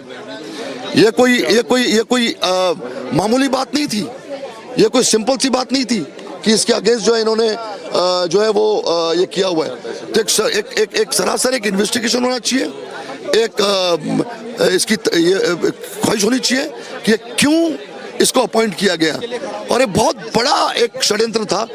इन्होंने प्लेटफॉर्म का इस्तेमाल किया और ऐसा प्लेटफॉर्म का इस्तेमाल किया जो कि इंटरनेशनल लेवल पे आपकी देश की बदनामी हुई। और चूंकि उसने टारगेट किया कश्मीर फाइल्स को, वो इसलिए टारगेट किया कि वो बताना चाह रहा था कि कश्मीर फाइल जो है वो एक झूठ है, गलत है और जो कश्मीरी पंडित के साथ हुआ ये गलत दिखाया गया इस फिल्म में। कुछ लोगों को क्लीन चिट देने की कोशिश है ऐसे स्टेटमेंट्स की तरफ से, जिस तरह से बताया गया कि जो कश्मीरी पंडित के साथ हुआ वो तो गलत पोर्ट्रे किया गया मूवी में, तो उन लोगों को क्या क्लीन चिट देने की कोशिश एक ग्रुप ऑफ पीपल, एक सेक्शन कर रहा है? देखिए हमारे देश में ही जो हमारे दुश्मन है ना, उनका भी बहुत बड़ा रोल है, उनका भी बहुत बड़ा रोल प्ले किया इसमें कोई डाउट नहीं है। मेरा ये मानना है कि जो उस फिल्म ने डिपिक्ट किया है, हम सब जो यहाँ पर बैठे हुए हैं, the depiction has been true ना, क्योंकि पहली बार ऐसा हुआ है कि इनकी पूरी जो धारणा है उसको तोड़ा है। इन्होंने जो एक नैरेटिव क्रिएट किया था एंटी कश्मीरी पंडित्स और एंटी कश्मीर फाइल्स, वो उस फिल्म ने इनको एक्सपोज किया हुआ है। चूंकि इनको इतना बड़ा झटका लगा है, चूंकि इस पूरे सूडो लिबरल्स को, जो मीडिया का हिस्सा है, जो पूरे एंटी नेशनल फोर्सेस हमारी कंट्री में, उनके लिए बहुत बड़ा झटका है। So they couldn't take this stroke, they couldn't take this disaster. तो इसलिए बार बार हर महीने, हर 2 महीने में वो टारगेट करते हैं इस फिल्म को कि ये जो इनकी आवाज है ये किसी न किसी तरह जब जाए। आवाज जो है किसी न किसी तरह से पहुंचे। लगातार कश्मीरी पंडित समुदाय जो है वो यहाँ पे विरोध प्रदर्शन जो है वो कर रहा है। ये आप देख सकते हैं कि किस तरह से कश्मीरी पंडित समुदाय जो है वो लगातार विरोध प्रदर्शन कर रहा है, और विरोध प्रदर्शन से ये भी लोग कह रहे हैं कि आखिरकार जो एक कोशिश की जा रही है कश्मीरी पंडित कम्युनिटी को यहाँ पे डिफेम करने की, उसे जो है वो बंद करना चाहिए, क्योंकि सेक्शन, एक ग्रुप एक ऐसा है जो ये चाहता है कि लगातार माहौल जो है, they want that there is a kind of situation where the Kashmiri Pandits can be defamed. We'll try to speak to some more Kashmiri Pandits so that we can have a ground zero idea of how they feel. आप मुझे बताइए, लगातार जो target किया जा रहा है, कश्मीरी पंडित्स को कल टारगेट किया गया, आज गवर्नमेंट ऑफ इंडिया को टारगेट किया गया, एक इंटरनेशनल कंस्पिरेसी आपको लगता है कि जो डिफेम करने की है? डेफिनेटली जो लेफ्टिस्ट विंग है उसको तो डिस्कार्ड कर देना चाहिए। आज हम राम राज्य में हैं, आज हमें पूरा विश्वास है अपने यशस्वी प्रधानमंत्री में। ऐसे लोगों को वेलकम कैसे किया जाता है? Some joker comes from foreign and वो हमारी कम्युनिटी पे बात करते हैं। ये उन्हें पता होना चाहिए कश्मीर फाइल्स में जो दिखाया गया वो सिर्फ 5% रियलिटी है, 95% दिखाई नहीं गई। आई एम श्योर अगर उस जैसा इंसान ये 95% भी देख ले या हमसे मिल ले, आई एम डैम श्योर वो इस धरती पे एग्जिस्ट ना करे। So this is what the Kashmiri Pandits are saying, that the Kashmir files is just a mere 5% of the reality, and he should come to us and see what the reality is.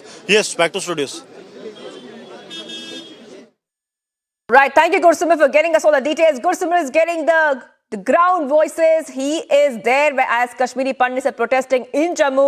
Exclusive visuals, exclusive reportage by Republic TV there, as the Kashmiri Pandits are saying that they should probe. There should be a probe how Lapid became an IFFI jury head. On that note, viewers, we're taking a very short break right now. We continue to be live and breaking and getting you all the top updates right now on this developing story. Coming up on the other side, Delhi liquor gate explodes. Liquor baron Amit Arora is now placed under arrest as trouble mounts for Kejriwal and company.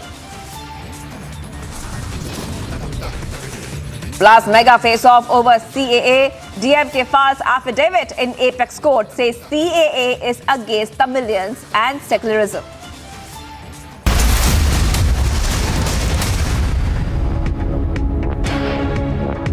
QSMTHE, the world's foremost university rankings organizations, have ranked Amity amongst the top 3% universities globally, making it among the very few Indian universities to be included in both rankings. Yet another top ranking for Amity University. Indian and US forces is underway in Oli of Uttarakhand. There's a drill which they are right now showcasing, and that's the search and rescue operation drill. The NIA has targeted the gangster network in North India as raids are being conducted by the agency in parts of Uttar Pradesh, Delhi, Punjab, Rajasthan. Congress President Mallikarjun Kharge, during his address at a public meeting for the party's campaign in Gujarat last evening, compared Prime Minister Modi with Ravan.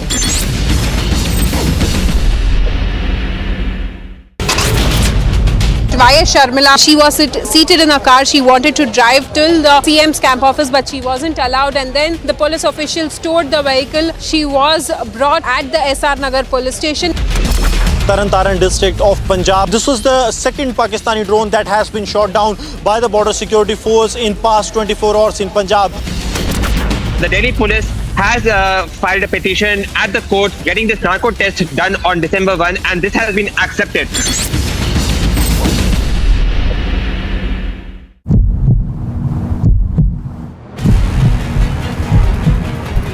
Sharmila is seated in the car. This is the very particular car. She is right behind me, and also as you can see, she is trying to stage protest here. In the meantime, we also see that police officials are now allowing her to move out from this place, and also at the same time there are vehicles which are put across just before her vehicle, and the police officials are asking her to get down because she does not have permission to go ahead, and also at the same time she has been questioning the government here in the state of Telangana.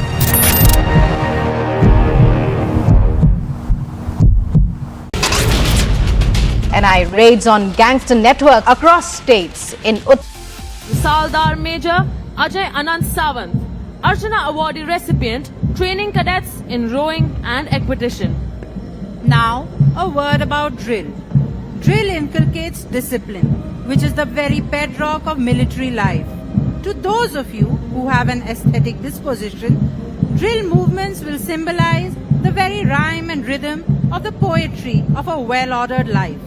And that's precisely the primary aim of this institution, to train our cadets in the art of cultivating a way of life, in which the highest and the noblest attributes of discipline, character and courage are not only blended but also nurtured and nourished.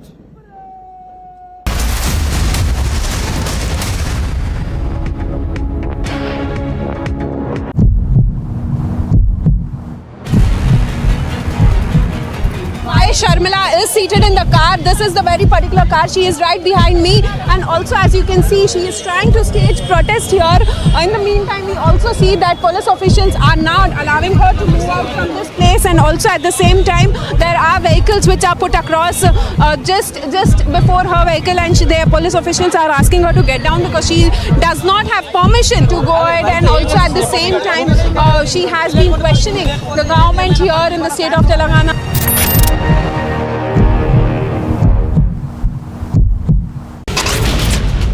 NIA raids on gangster network across states in Uttar Pradesh, Delhi and Punjab. Multiple teams are part of the raids at various locations.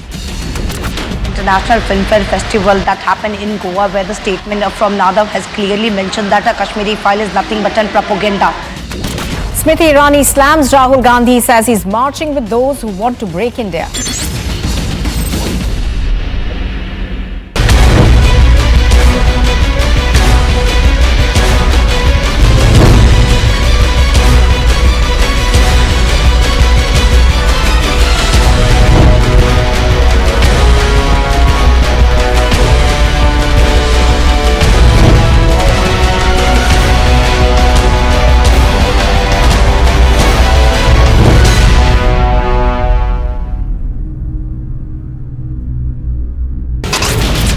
Indian and US forces is underway in Oli of Uttarakhand.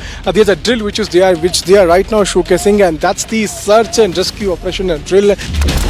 The NIA has targeted the gangster network in North India as raids are being conducted by the agency in parts of Uttar Pradesh, Delhi, Punjab, Rajasthan. Congress President Mallikarjun Kharge, during his address at a public meeting for the party's campaign in Gujarat last evening, compared Prime Minister Modi with Ravan. A high-voltage battle which will decide the nation's political trajectory. Who will break their records and which faces will be the winners? 89 out of the 182 seats go to polls. Stay tuned to India's election news headquarters as Gujarat goes to polls. Live coverage, minute by minute, all day today on Republic.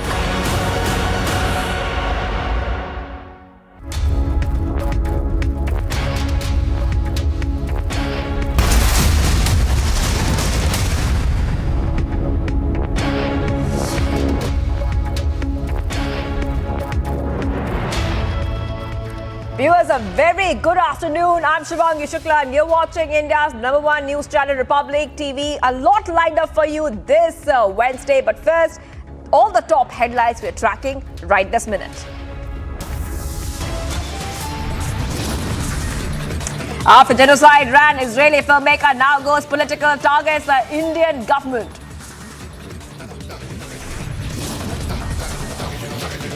But Kashmiri pundits expose lobbies propaganda, says make 100 Kashmir files. AIIMS cyber attack case gets bigger. MHA mulls handing over probe to NIA as services still run manually for the 8th day. Delhi liquor gate explodes. A liquor baron Amit Arora is now placed under arrest as trouble mounts for Kejriwal and company. Mega face-off over CAA. DMK files affidavit in Apex Court. Says CAA is against Tamilians and secularism.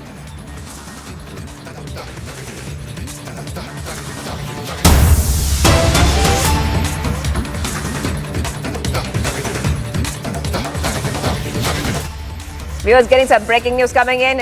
CBI issues summons to Telangana minister and also a TRS MP. They have been asked to appear in Delhi tomorrow. In this case, CBI has one person from Tamil Nadu house in Delhi for impersonating a joint director office. Let's go straight to Shravan Sen, who is getting us more details. Shravan, take us through this big breaking coming in at this point of time.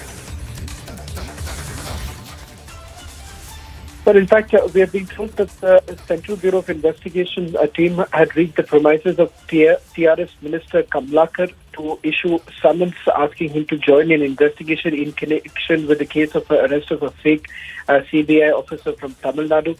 In fact, we're also given to understand, apart from Gangula Kamlakar, parliamentarian Vadi Raju has also been summoned by the Central Bureau of Investigation. Remember, in a case registered by the Central Bureau of Investigation, one person was arrested for impersonating as a joint director rank officer. It turns out from the investigation that has been carried out so far that links with this fake CBI officer with that of TRS Minister Kamlakar and parliamentarian Vadi Raju has emerged, and that is the reason why both of them have been now summoned and they've been asked to appear before the Enforcement Directorate. Right. Also, Aneri is joining us live as well. Aneri, take us through the details. Now, we know that summons have been issued, and we also know that more details have come, that they have come across links with the TRS minister and MP as well. So, a lot of details coming out. Just tell us about who this minister is. There are two of them. There's an MP, there's a minister, Gangula Kamlakar and Vadi Raju Ravichandra. Well, Shivangi, we have been seeing earlier also there were raids by the ED and IT department which were conducted at Gangula Kamlakar's residence and office, and now we see that the CBI has officials have issued a notice to Gangula Kamlakar, who is a TRS minister, into this matter of as he is also holding a ministerial post, and also at the same time he has a business of mining, and after the ED and IT officials had got complaints of illegal mining and also in the granite business some irregularities were found. That time we had seen that ED and IT officials were seen conducting raids, and now we see that the CBI officials have served notice to the TRS minister Gangula Kamlakar at his residence in Karimnagar, asking him to appear before the CBI into the matter, and we'll have to wait and watch in regard with what sort of investigation will be taken up, as we had seen that earlier also CBI ED and IT officials had conducted raids at his office and at his residence, and now the CBI officials have served notice to the TRS minister Gangula Kamlakar into the matter and asked him to appear before the CBI tomorrow. All right, thank you, Aneri, for joining us with all the details. Exclusive images coming in as CBI has summoned Telangana minister as well, viewers. And they have been asked to appear in Delhi tomorrow. In this case, CBI had one person from Tamil Nadu house in Delhi for impersonating a joint director officer. Sources say they have come across links with TRS minister. So this is going to be one of the top developing story as well that we're tracking on Republic TV at this point of time. Exclusive images coming in as well on this story.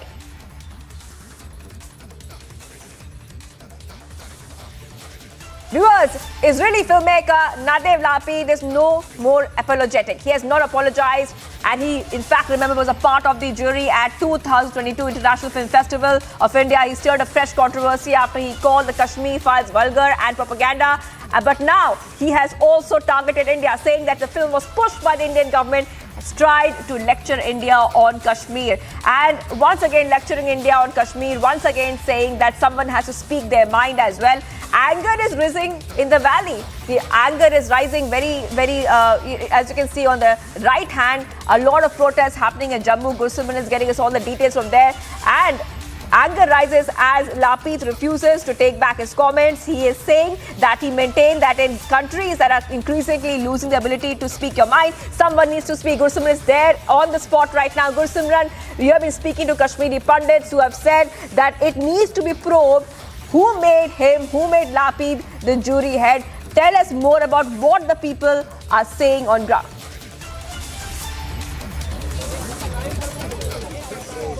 See, right now we are here where the Kashmiri Pandits are staging protests for over 150 days, demanding their relocation to Jammu. We'll try to speak to some of the Kashmiri Pandits. इस अगर controversy की बात की जाए, देखिए आप लोग काफ़ी लंबे समय से प्रोटेस्ट कर रहे हैं कि जम्मू में आए, कश्मीर में दोबारा 1990 वाले हालात बन रहे हैं, लेकिन कुछ लोग ऐसे हैं जो 1990 के हालात को भी झुटलाना चाहते हैं. कल कश्मीर फाइल्स मूवी को अटैक किया गया, आज गवर्नमेंट ऑफ इंडिया को अटैक किया गया इजरायली डायरेक्टर की तरफ से. ये आज की बात है, ये बहुत पहले की बात है कि जो हमारा जो पलायन हुआ, हमारा जो जेनोसाइड 90 में, उसको झूठ बताने की हर वक्त कोशिश की गई है. फिल्म आने से पहले हमें बोल रहे थे कि आपको जगमोहन ने भागा, फिल्म आने से पहले आप खुद भाग गए.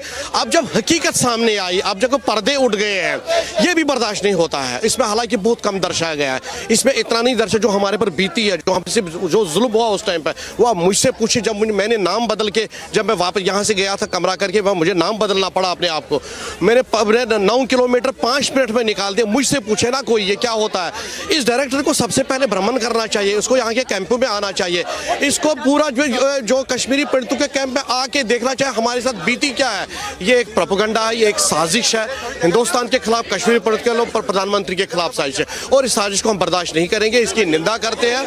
और हम पूरी कम्युनिटी इस वक्त जो हम यहाँ 202 दिन हो गए, हमारे जो मुलाजिम है जो रिलोकेशन की बात करते हैं, जान की रक्षा की बात करते हैं, उनके साथ यहाँ पर खड़े हैं, साथ यहाँ पे खड़े हैं. आप मुझे बताइए, लगातार आप लोग मांग कर रहे हैं कि हमारी सुरक्षा के लिए जम्मू हमें भेजा जाए, उस बीच कुछ लोग उसी पे सवाल उठाते हैं कि कश्मीरी पंडितों के साथ जो गलत हुआ वैसा था ही नहीं. This is absolutely ridiculous statement. On one hand, we are protesting from last 6 and more days, 6 months and more days. So this is like adding insult to the injury. हम ये चाहते हैं कि ये जो statement है, ये जो condemnable statement है, but we are protesting. We are projecting like we are being killed. Target killing is being happened. But on the other hand, this statement comes as this is a ridiculous statement. We wholeheartedly condemn this statement, and we are not the sort of people who are being served in Kashmir. We have planned to serve in the Kashmir, but what in return? What does we get? We get killing. We get target killing. So we inform all the administration and all the central government that our demand is legitimate, it is right demand, and they should accept our demand, that is to attach us in the relief and rehabilitation office in Jammu. There are some people that are trying to reject that there has nothing wrong that has happened with the Kashmiri Pandits. Had not there been 90s, you wouldn't have been protesting here, because time and again there is an attempt to make similar kind of a situation in the Kashmir Valley, and that's why you are here protesting for 6 long months. What you have to say to those people who are trying to say that there is nothing such that has happened and Kashmir Files movie is far from reality, vulgar propaganda? I think the members of our community, they have already expressed resentment. They have already condemned this statement in the strongest terms. And I think Government of India should release a press communique condemning, rejecting these statements, and Government of India should also clear its stand on the issue of Kashmiri Pandits. See, you can't say in one part of the day that Kashmiri Pandits suffered, and the other part of the day you say in Kashmir everything is hunky-dory, Kashmir is at peace. First of all, Government of India should clear its stand on the issue of Kashmiri Pandits. If Kashmiri Pandits are protesting on the roads for the past 200 days, what's Government of India doing about it? Government of India is stopping salaries of these hapless Kashmiri Pandit employees. I think Israeli filmmaker, he's a foreign filmmaker. We have nothing to do with him. We have nothing to do with his opinions and perspectives. We have very much to do with Government of India's stand on the issue of Kashmiri Pandits. Sir आपसे जानना चाहूँगा, लगातार एक कोशिश की जा रही है कि कश्मीरी पंडित समुदाय को पहले बदनाम किया जाए, उसके बाद भारत सरकार को बदनाम किया जाए, और वो भी विदेशी ताकतों की तरफ से। किस तरह से देखते हैं आप? कुछ लोग जो हैं लगातार ये कोशिश कर रहे हैं कि आपका जो नरसंहार हुआ उसे कहीं ना कहीं ये कहा जाए कि ऐसा कुछ नहीं हो। देखिए, रियलिटी को झुटलाया नहीं जा सकता है। उसके स्टेटमेंट से हम आहत हुए हैं। कल से हमारी कम्युनिटी भी उसको कंडेम किया हुआ स्ट्रॉन्ग वर्ड्स में, लेकिन जो सच्चाई तो यही है ना कि हुई है, किलिंग्स भी हुई है। जो पिक्चर दिखाई गई वो तो जस्ट 2% दिखाई गई है। उस पिक्चर का आधा पार्ट तो यहाँ पे चल रहा है, जहाँ 203 दिनों से हम प्रोटेस्ट पे है। पिछले 1 साल से 25 कश्मीरी हिंदू को मारा गया वहाँ पे। 6 महीने से सैलरीज बंद है, एम्प्लॉय यहाँ पे पड़े रहे हैं क्योंकि हमें जाने बचाओ। अगर वो झूठ होता तो ये क्या है? और जिस ऑफिस में आप यहाँ बैठे हैं, जिस प्रीमाइस में बैठे, this premise was built establish in 90 to look after the जो माइग्रेंट, जो कश्मीर से माइग्रेंट हो रहे थे। जब वहाँ पे त्रासदियाँ हुई, we have witness certain cases कि जो उस पिक्चर में दिखाई गई that's based on the reality.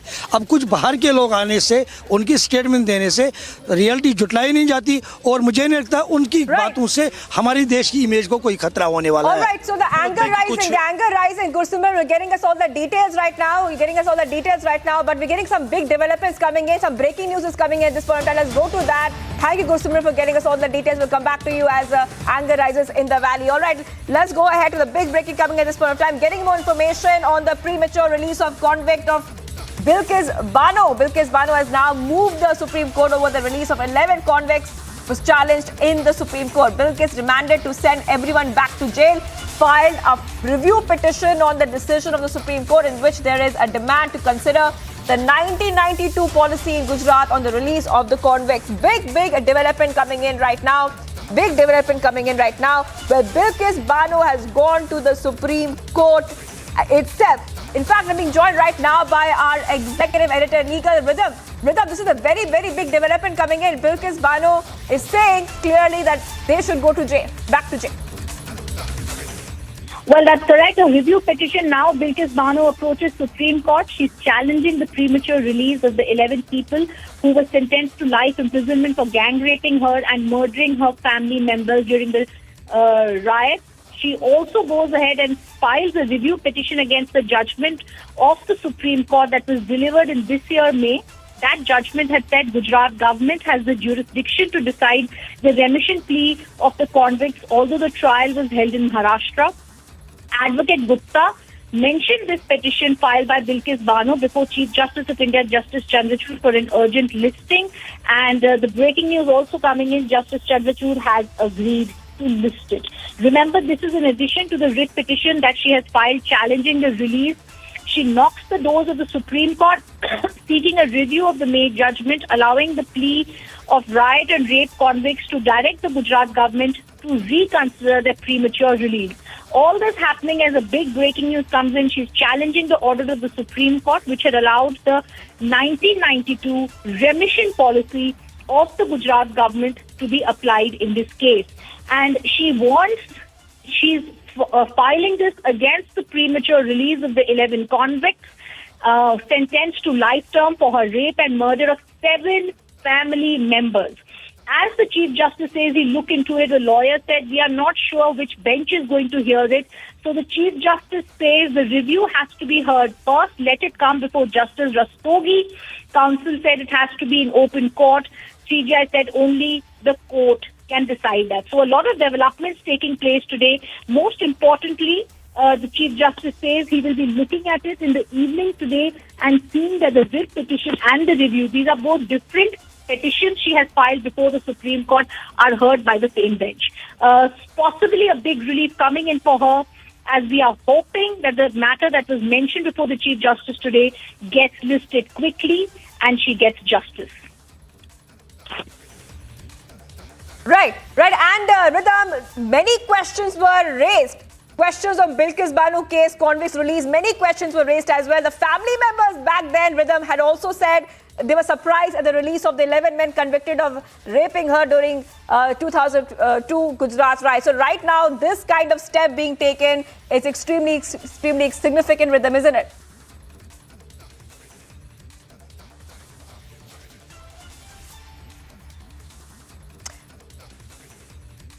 Okay, I'm being joined by Swapnil Kothari on the phone line. Thank you for joining us. Like I was talking to Rhythm as well, and Rhythm was explaining to us about the case. This is, of course, very significant because the entire family was surprised about the release of the convicts. Also, many questions being raised about why the convicts were released. So we are seeing a very, very big development in the case. Mr. Kothari. Definitely, if there is a challenge by the person who feels bereaved, or should I say cheated by the court order, sometimes court orders come your way, sometimes they don't, and we have to live with it. As lawyers, we are very much used to it, we are accustomed to it, but when it comes to a client, which I can understand, especially in these kind of circumstances, I can completely understand the discomfiture, the disgrace, the amount of grief that a person would go through. So the challenge is very much appropriate as far as that aspect is concerned. And when all of them are set free, I can understand if some sentence of someone is commuted. Commuted for the benefit of your viewers means that it has been reduced. Say if it was a death penalty, it has been reduced to a life imprisonment, or if it was a life imprisonment, it's reduced to 7 years or something of that sort. But when it is completely acquittal, there is a complete acquittal, then it obviously shocks the conscience not only of the nation but also of the person who faced such violation of her body and mind and soul that she had no other option but to challenge, or rather her relatives had no other option but to challenge. So this is something which is expected, and I hope that the court revisits the case and does not just dismiss it, not because of public sentiment, but because of people or the lawyers who are fighting on her behalf are able to present a new aspect of evidence which was missed by the court. Because only on those, in that limited scenario, does the court revisit a case, or should I use the word reopen a case, or order a reinvestigation. Mr. Kothari, so how fast can we expect the court to take up this case right now? The review petition has been filed on the decision of the Supreme Court. So legally, how fast can we expect the developments to take place? It all depends upon the court's muster and the court registry, depending upon what they are doing, because I believe there are many number of bail applications that are being reviewed. There are some other constitutional challenges that are there before the court, which have been, the Chief Justice, Mr. Dhananjay Chandrachud, has ordered to be prioritized. So, keeping all of that in mind and keeping the bench strength of the judges, the review petitions, I will hope that they will be taken up in due course and hopefully shortly as far as this case is concerned, because this case is definitely of a different nature than what normally the review petitions that come before the Supreme Court are. So I believe that the Chief Justice would look at it a little bit more favorably so as to list it faster. Right. All right. So this is a big news coming in right now, and Swapnil Kothari, advocate, trying to help us understand the case better. Now, Bilkis Bano has gone ahead. She has moved the Supreme Court over the release of 11 convicts. And Bilkis demanded to send everyone back to jail and filed a review petition on the decision of the Supreme Court, in which there is a demand to consider the 1992 policy in Gujarat on the release of the convicts. Swapnil Kothari, if you're still with us, tell us about this 1992 policy in Gujarat on the release of the convicts. How is that related in this case, and how will this really work legally going ahead? Okay, let's go to Rhythm. First. Rhythm, like I was also speaking to Swapnil Kothari, there's a demand to consider the 1992 policy in Gujarat on the release of the convicts. So if you can help our viewers understand how this really plays out legally. Well, now that Bilkis Bano has once again moved the Supreme Court, we have to see how it will continue, because the Supreme Court is now going to be hearing two petitions filed by her. Remember, she was brutally gang raped at that time, and she was 21 years old. The convicts' release was also present there. There was a lot of she has now moved the Supreme Court against the release of the 11 convicts, and the Chief Justice says he will be looking at it. The biggest thing that has to be considered and understood here is that Bilkis Bano has moved the Supreme Court in a review plea against the release of the 11 convicts. She's also filed a writ petition in the case. The Chief Justice has said both of them shall be heard together. Right.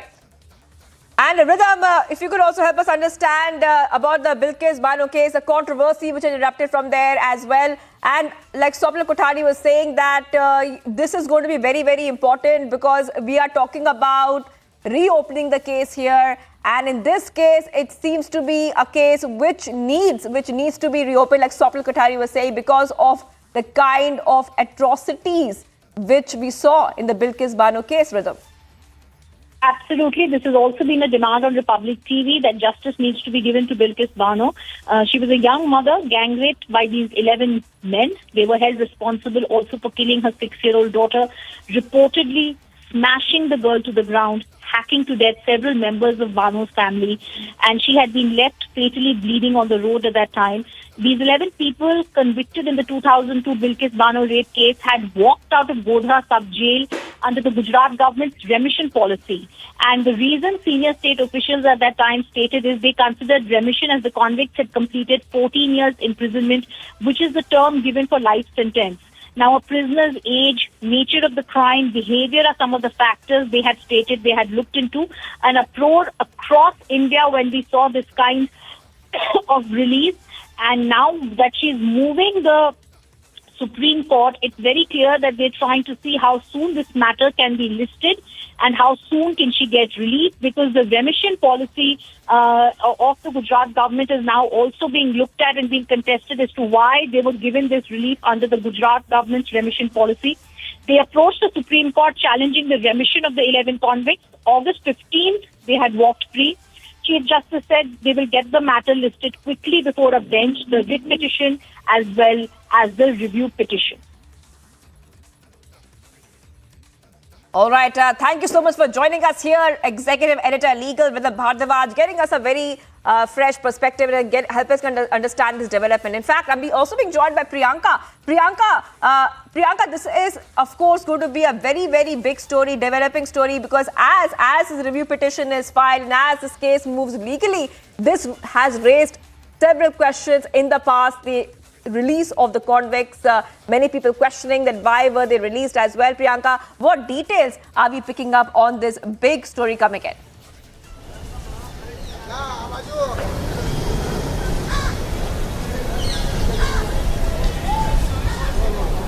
Well, absolutely. As Rhythm also very rightly put out, the entire legal procedure that had been followed in this entire matter, because we had seen just a few months ago when under the remission policy, all of these convicts in fact had been let go. These were the same convicts who had in fact gang raped Bilkis Bano, who had smashed her infant's head on the pavement in front of her. Her entire family had also been attacked in front of her as well. So these are the kind of the events of the crime that was registered against these convicts, of which they were convicted. Now, post which we are seeing that of course the petitioners had also approached the Supreme Court, and they had asked questions as far as why this remission policy under which the government of Gujarat in fact had given this kind of leeway to these convicts. And of course we had seen that Bilkis Bano is now also approaching the Supreme Court and asking for this case also to be looked at by the Maharashtra court as well, and not in the Gujarat High Court, because remember, during the time of this entire matter that was being heard before the court, before the conviction of the convicts in fact had also taken place,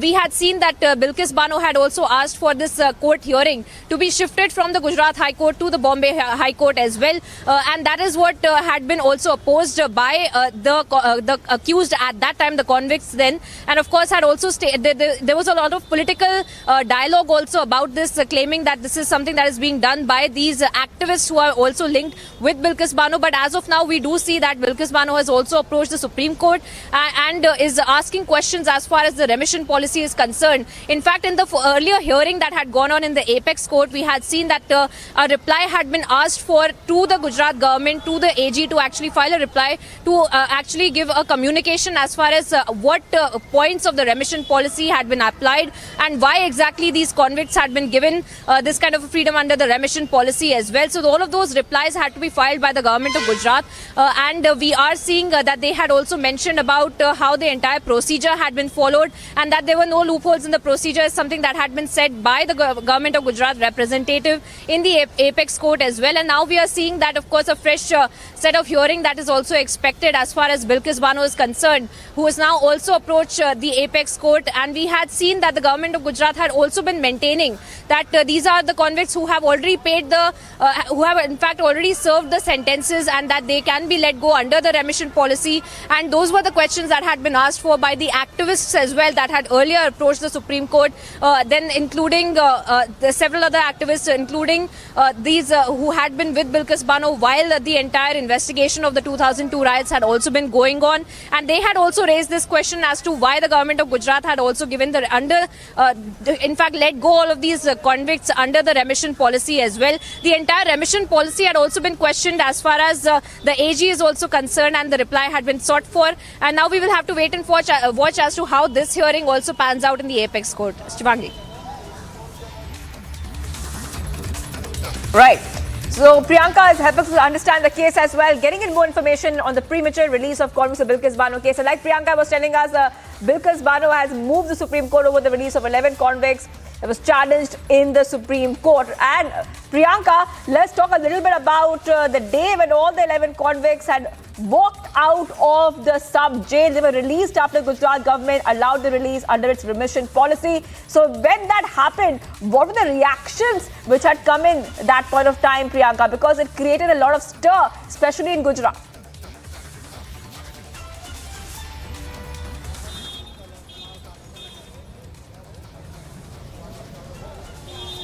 It definitely did, Shivangi, and also we see that the kind of statements that are being put forth by the Congress leaders now is against the BJP, citing the Bilkis Bano case, then be it Jignesh Mevani or Shailesh Parmar or Gyasuddin Sheikh. These are some of the leaders, in fact, who had brought up this entire issue and had also spoken about this in their election campaigning. As we see that Gujarat will go into polls tomorrow, that's the first phase of voting that will happen. But we see in the run-up to the elections as well, this had become a big talking point for the leaders. In fact, in that very big rally that was conducted by Rahul Gandhi in Ahmedabad, Jignesh Mevani had also had gotten up and talked about Bilkis Bano case and had questioned the remission policy as well, and that is being said, that is in fact been the narrative of several of these leaders of the Congress party as well. However, the BJP had no answers as far as the remission policy is concerned. They had completely taken the silent line. In fact, we had seen that in Godhra as well. CK Rahulji, who is an MLA, who was an MLA in fact,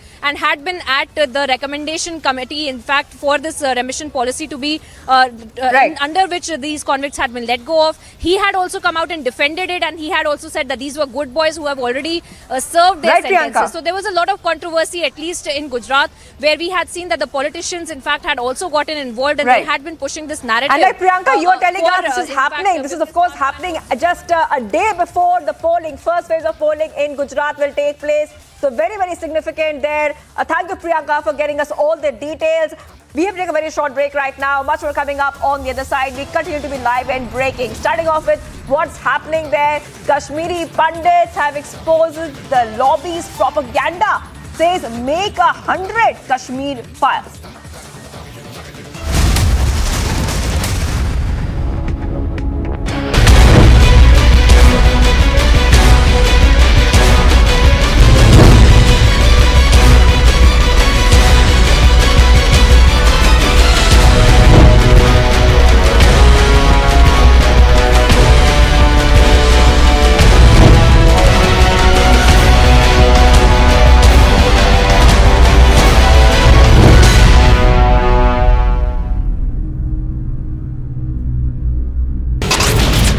Indian and US forces is underway in Oli of Uttarakhand.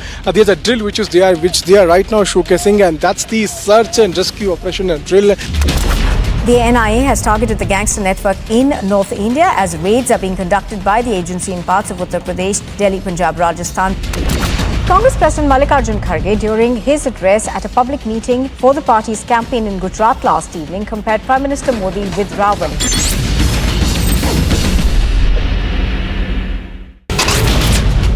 YS Sharmila. She was seated in a car. She wanted to drive till the CM's camp office, but she wasn't allowed. And then the police officials stored the vehicle. She was brought at the SR Nagar police station. Taran district of Punjab. This was the second Pakistani drone that has been shot down by the border security force in past 24 hours in Punjab. The Delhi police has filed a petition at the court getting this narco test done on December 1, and this has been accepted.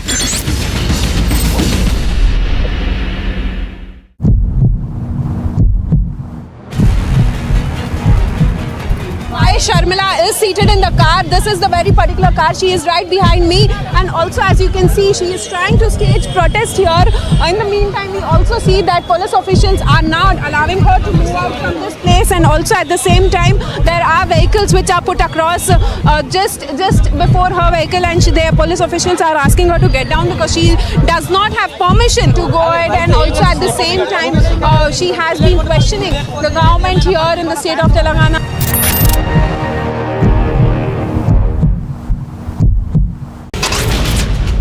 NIA raids on gangster network across states in Uttar Pradesh.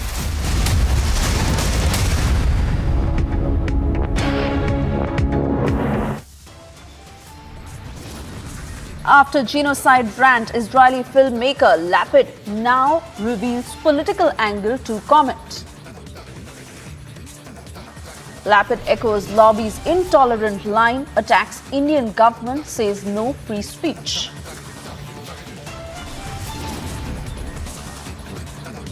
But Kashmiri pundits expose lobby's propaganda, say make 100 Kashmir files. AIIMS cyber attack case gets bigger, IP addresses from foreign country now under scanner. Bilkis Bano knocks on the doors of the Supreme Court, says send rapists back to jail.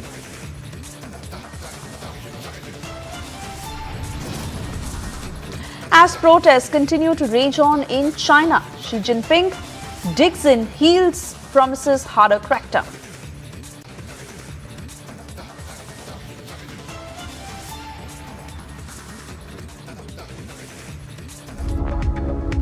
Good afternoon and thank you for tuning in. You're watching the news at 1:30. I'm Suesha Sam joining you live on the broadcast. We continue to get you more breaking news in live and breaking.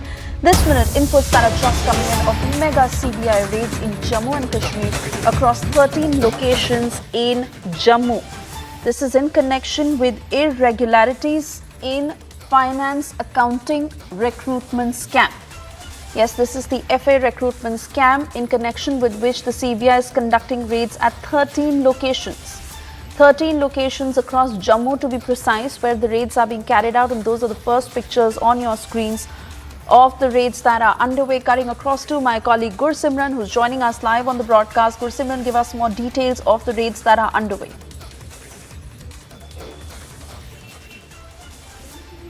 See, the raids are underway across 13 locations, and Vijay Gaurav is getting us the exclusive visuals of the raids that are happening at multiple locations in Jammu. The raids are happening in the Gadigad area, in the Kunjwani area, in Samba and other parts of the Jammu and the Samba districts. The raids have started at around 10 in the morning, we are told, and 13 locations are being raided at present by the Central Bureau of Investigation. Very important to mention that this is in the case of the financial account assistants, where the irregularities were found and the case was handed over to the Central Bureau of Investigation by the J&K government. 3 cases in totality were handed over. First was the Jammu and Kashmir Police Sub-Inspector scam.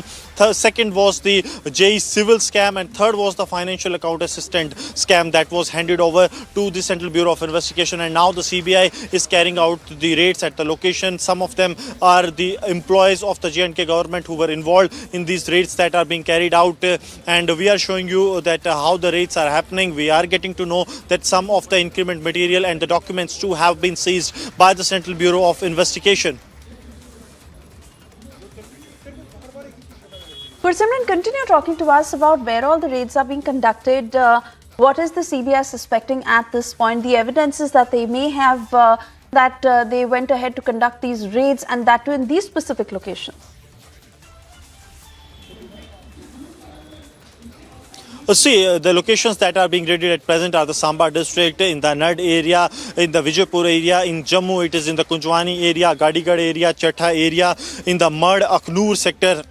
These are the areas where the raids are being conducted by the Central Bureau of Investigation. And apart from this, we are getting to know that some of the officials who were part of this recruitment process, they are also under the scanner of the Central Bureau of Investigation, because the papers were leaked. That is what came into fore after the investigation was carried out in the Jammu and Kashmir police recruitment scam. Then the links emerged, and J&K government high power committee recommended for the quashment of the examination as well as handing over to the probe or to the Central Bureau of Investigation. Now the CBI is looking into it and they are carrying out the raids. We are getting to know that some more raids too will follow apart from these 13 locations. In the coming days, there will be a series of raids that the CBI will be carrying out, and arrests are also likely in this case. Right.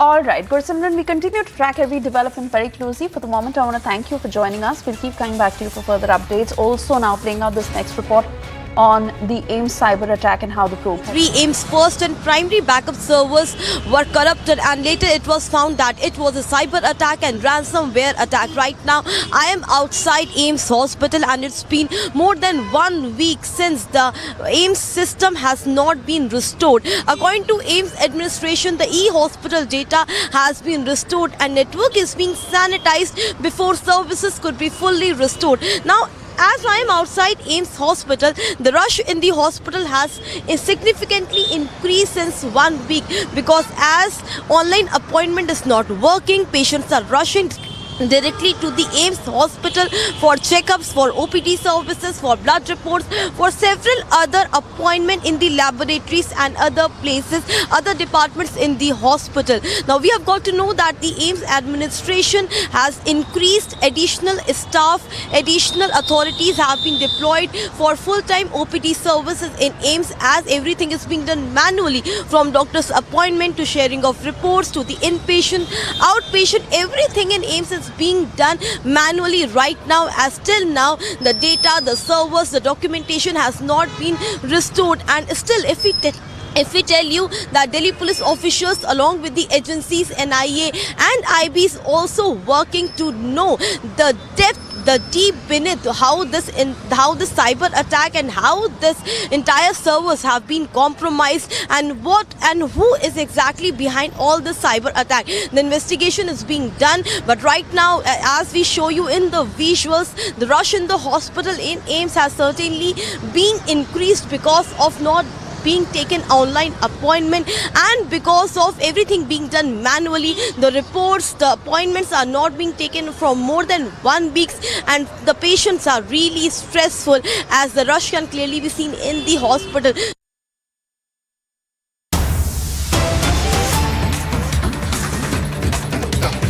Breaking news coming in on the same story, where it is being said that now new servers can be installed in AIIMS. Some data may have been lost before the installation of new servers, and patients as well as doctors are facing a lot of trouble because the servers are down. However, this is the latest update that is just coming in, that new servers are to be installed at AIIMS. Since morning, we continue to get you more voices from the ground of how services have been affected at AIIMS, where people are not getting the reports on time, doctors are not being able to attend to patients properly, and vice versa. Patients not getting the requisite attention because they're not being able to do the paperwork, given how online machinery is down. But now the latest is that new servers are to be installed at AIIMS. Harsha is joining us live. Harsha, what's the latest? Exactly. We are learning that AIIMS has decided to purchase 4 new servers from DRDO, which is Defense Research and Development Organization. So yesterday, a meeting with all departments was held of AIIMS Director M. Srinivas, and in the meeting it was decided that right now online appointment is completely not working, no digital appointments is being completely not working, no digital appointments is being taken. Every work is being done manually. So 4 new servers will be purchased from DRDO, and we are getting to know that today only 4 new servers will be purchased and it will be installed in AIIMS as soon as possible, so that some of the digital work could start. The e-work could be started, the e-hospitalization could be started. But again, these new servers will be beneficial to the new patients which will be coming to AIIMS, but not to the existing patients who are already undergoing treatment in AIIMS, because their past records, their research history, their everything is in the old data, the past record which has already been hacked. Now NIA is also trying to retrieve the data and transfer it into the new servers, but that will take a lot of time. But yes, we are getting to know that when the new servers will be installed, which AIIMS is purchasing from DRDO, then the online appointment will be taken. The OPD services can work online through the UHID card detail numbers of the patients. Further appointments, further reports can be given to them. The servers will be installed in OPD, IPT and emergency servers, because as we know that in AIIMS a huge number of patients rush directly to the emergency. Therefore OPD, IPT and emergency section are those sections where the new servers which are being purchased from DRDO, those will be installed. So this is the latest information which we are getting in from AIIMS, that today onwards new servers will be purchased, and already agencies are trying to retrieve the data, but faculty members are facing lot of problem because all the past history of the patients are in the old data, and till now it has not been retrieved. The volume, the data, the document of the AIIMS are too much high, and as we know in AIIMS, if we talk about a large number of VVIP patients, documentation is already in the data which has already been hacked. So priority of the agency is already that also, that the VVIP patient detail can be retrieved as soon as possible, which they will try once the new server gets installed. Back to you. All right, Harsha, many thanks for getting us those details. We'll keep coming back to you for further updates. For the moment, a quick check of the other top stories we're tracking this afternoon.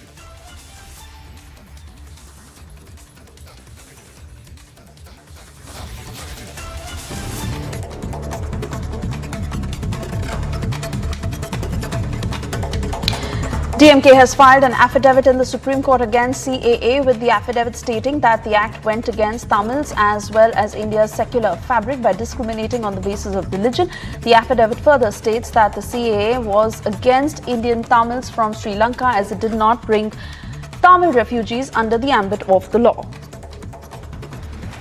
Sixth arrest has been made in connection with the liquor gate in New Delhi, with Amit Arora, a person seen in a sting by the BJP, arrested and questioned by the CBI. Amit Arora has been reported to be a director of at least 13 companies, along with a company named Buddy Retail, believed to have an important role by the CBI. A polygraph test is conducted on Aftab Poonawala in connection with the Shraddha murder case. Aftab is reported to admit that the murder was planned and that he did not have any regrets killing Shraddha. Hindu organizations demand an anti-love jihad bill to be introduced in Karnataka in the wake of Shraddha's murder. Protests have been planned by organizations across Karnataka over demands for the bill, with an organization also expected to introduce a bill on love jihad.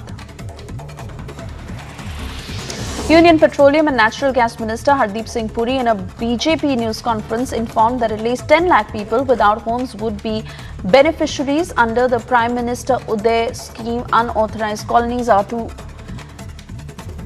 affect at least 50 lakh people, and 1.35 crore citizens are to benefit from the redevelopment plan.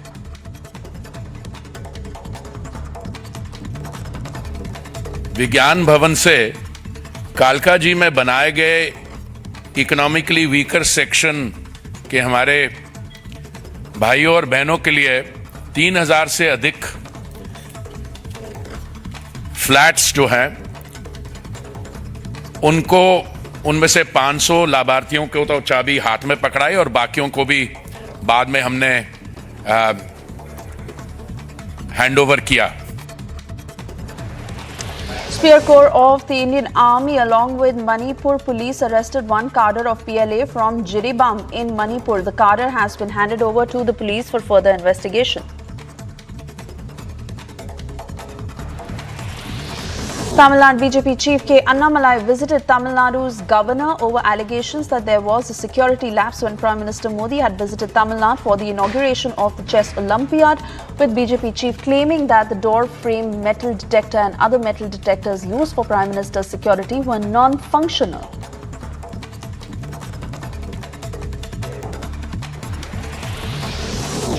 Special Task Force of Haryana Police seized 13 quintals and 14 kilograms of poppy husk in Ambala, with the narcotic team reported to have been brought from Rajasthan. 2 people have been arrested in connection with the case. In a joint operation with BSF, Punjab Police recovered 5 AK-47 rifles, 5 pistols and 9 magazines from Firozpur. 13 kgs of heroin was earlier recovered from the same area.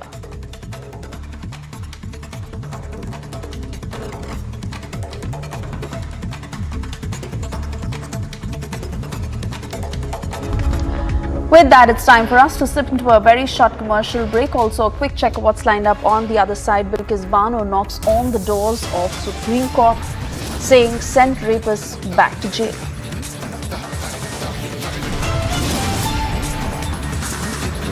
And protests continue to rage on in China. Xi Jinping digs in heels, promises harder crackdown.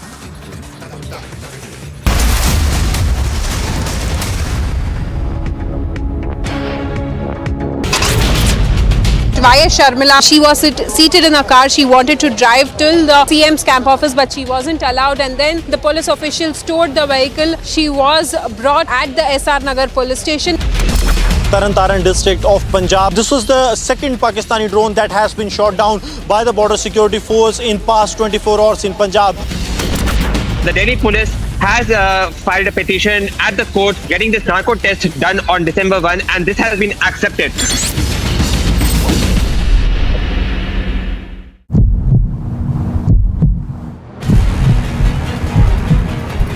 Sharmila is seated in the car. This is the very particular car. She is right behind me, and also, as you can see, she is trying to stage protest here. In the meantime, we also see that police officials are not allowing her to move out from this place, and also at the same time there are vehicles which are put across just before her vehicle, and their police officials are asking her to get down because she does not have permission to go ahead, and also at the same time she has been questioning the government here in the state of Telangana.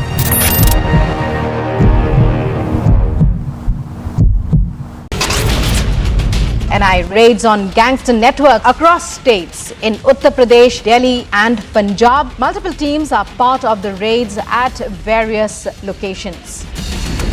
International Film Festival that happened in Goa, where the statement from Nadav has clearly mentioned that a Kashmiri file is nothing but propaganda. Smriti Irani slams Rahul Gandhi, says he's marching with those who want to break India.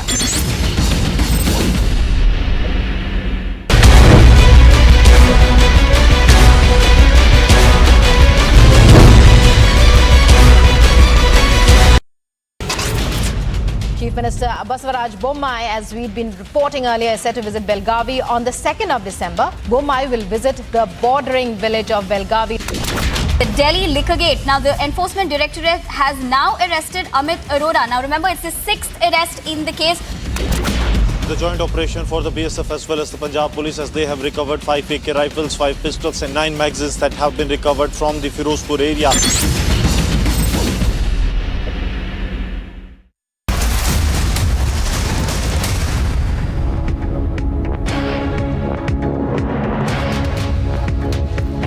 Staying with Republic, and the story that continues to dominate the headlines, Israeli filmmaker Nadav Lapid, who was a part of the jury at the 2022 International Film Festival of India, stirred a massive controversy after he called the film Kashmir Files vulgar and a propaganda.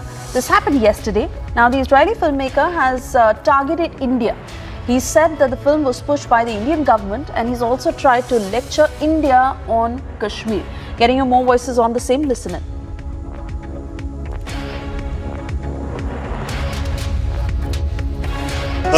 जो कल Israel के director ने comment किया था, उन्होंने आज कहा है कि भारत में जो हो रहा है वो गलत है और इंडियन गवर्नमेंट ने जो है इस फिल्म को गलत तरीके से पुश किया है। किस तरह देखते हैं आप? नहीं, अगर वो जूरी मेंबर किसी और कंट्री का, उसको सबसे पहले भ्रमण करना चाहिए। जो हमारा 19 में जोनोसाइड हुआ है वो क्यों हुआ है, कैसे हुआ है, उससे या तो उसको पता नहीं है कश्मीरी पंडितों के साथ क्या हुआ। अगर वो खुद उसे देखा होगा, उसे रिसर्च किया होता, वो यहाँ पर कैंपों पे आया होता तो वो बात नहीं करता है। अगर वो इजराइल से ये ताल्लुक रखता है उसको फिर पहले फलस्तीन की बात करनी चाहिए। लेकिन आज उसने गवर्नमेंट ऑफ इंडिया पे अटैक किया है, ये कहा कि फासिस्ट पॉलिसी है गवर्नमेंट की कश्मीर पे। नहीं, ऐसा कुछ देखिए, हम ये चाहते हैं कि हम अपना हक मांगते हैं। कश्मीरी पंडित क्यों हर वक्त बली पाव बकरा बनेगा? आज नहीं, 47 से पहले हमें 47 से पहले मैं बात करता हूं कि हमें परेशान किया गया। तो आज भी हम आप देखिएगा कैसे है, किस तरह सड़कों पर है, क्यों है। तो हमें कश्मीर फाइलों में क्या दिखाया गया? 5% भी नहीं दिखा गया है। ये मैं मानता हूं कि कुछ लोगों ने हमें वहां सपोर्ट भी उस वक्त किया, वो नहीं, मगर दिखाया गया 5% टोटल दिखाया गया। जो असली वो वहाँ हम पर बीती है, वहाँ हम पर गुजरी है, वो कहानी कुछ और इससे भी दर्दनाक है। लेकिन उसने कहा कि इंडिया में आप बोलने की आज़ादी जो है वो खत्म हो रही है। नहीं, उसका पता नहीं क्या नजरिया, कौन सा ग्रुप है वो, या तो उन फिल्म जिन्होंने बनाई है उनके साथ उनका कोई जाती मसला है। तो बाकी अगर हमारे कम्युनिटी पर उसने अटैक किया वो बिल्कुल शर्मनाक बात है, हम उसकी निंदा करते हैं। रंजन जी, जो इजरायली डायरेक्टर हैं नदाब लपेड, उन्होंने कहा है आज कि भारत में जो है वो गवर्नमेंट ने अनयूजुअल वे में इसको पुश किया इस मूवी को, और जो गवर्नमेंट की पॉलिसी है fascist policy, government of India पे हिट किया है कश्मीर को लेकर। देखिए, ये गवर्नमेंट ऑफ इंडिया को देखना चाहिए, ये बहुत ही निंदनीय है। ये गवर्नमेंट ऑफ इंडिया को देखना चाहिए कि वो उन्होंने किस कॉन्टेक्स्ट में बताया है। ये गवर्नमेंट ऑफ इंडिया को ही इस चीज़ का संज्ञान लेना चाहिए। लेकिन ये जो ये मूवी थी, ये बराबर एक सच्चाई पे आधारित मूवी थी। ये त्रासदी कश्मीरी पंडितों के साथ 90 से लेके आज तक, क्या फिर वो संग्रामपुरा मैसेकर, क्या नाड़ीमर्ग मैसेकर, वंदहमा मैसेकर, छठी सिंहपुरा मैसेकर, क्या वो सब झूठे थे? आज आप जाइए सुनील जी, राहुल जी, रजनी बालाजी के घर पे जाइए, क्या ये सब चीजें झूठी है? फिर उसको इस चीजों का देखना चाहिए। और यहाँ पे जो 200 दिनों से एम्प्लॉइज प्रोटेस्ट कर रहे हैं अपनी जान की सुरक्षा को लेके, ये गवर्नमेंट को देखना चाहिए। अगर गवर्नमेंट ऐसे मूक दर्शक बनती रहेगी तो बाहरी ताकतें हमारे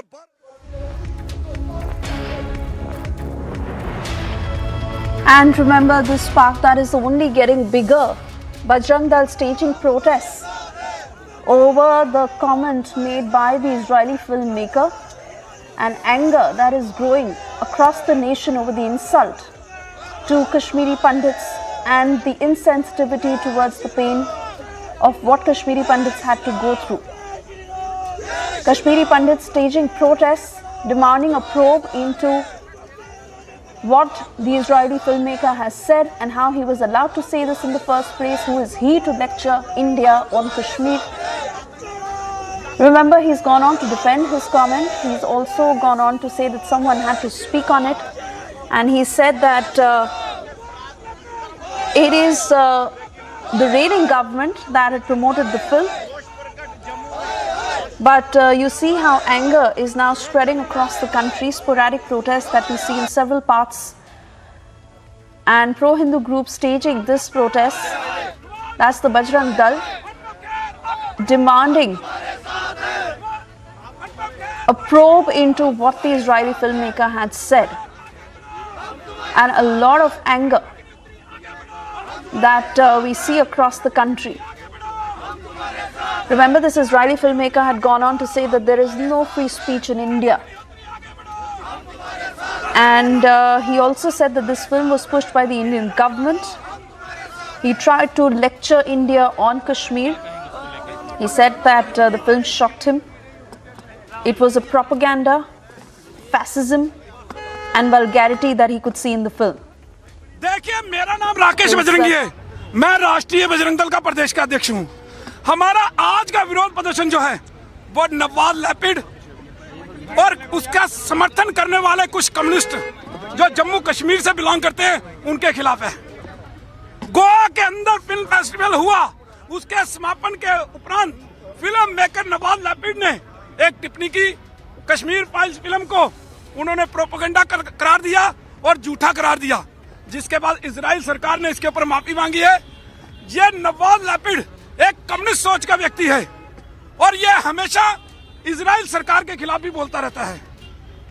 हम नवाब लैपिड से एक निवेदन करना चाहते हैं कि अगर उसने कश्मीर फाइल्स के ऊपर टिप्पणी की है तो वो पहले आकर कश्मीरी पंडित समुदाय के कॉलोनियों में जाकर उनसे बातचीत करे, जिन्होंने 1990 का दंश जो है वो सहा है, जिसके ऊपर कश्मीर फाइल्स जो है ये फिल्म आधारित है।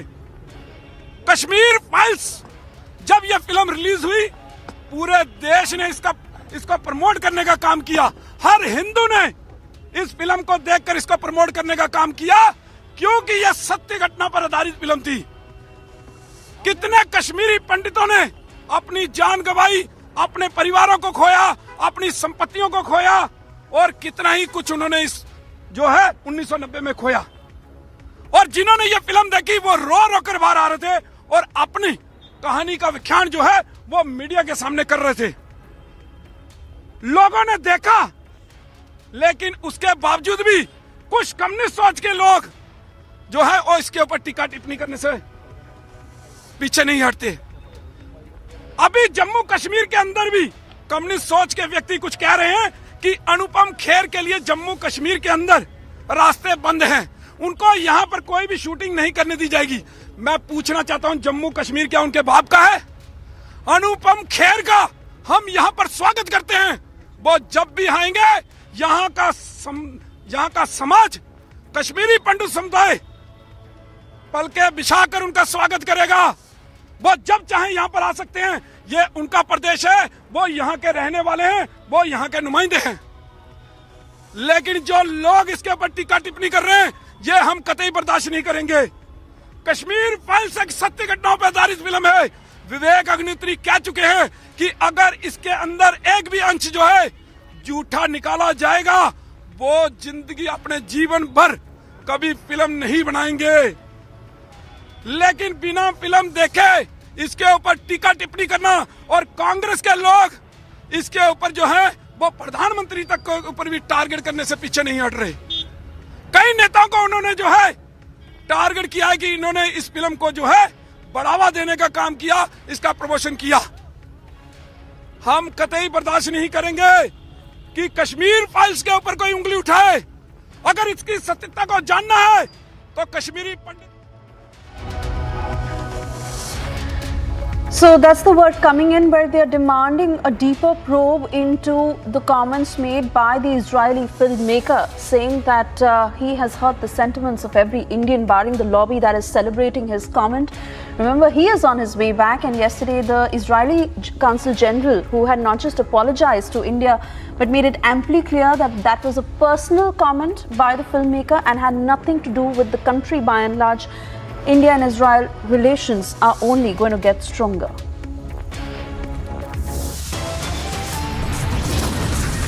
We're skipping into a very short commercial break. The other big stories we are tracking for you this afternoon: AIIMS cyber attack that is getting bigger. IP addresses from foreign country that are now under the scanner.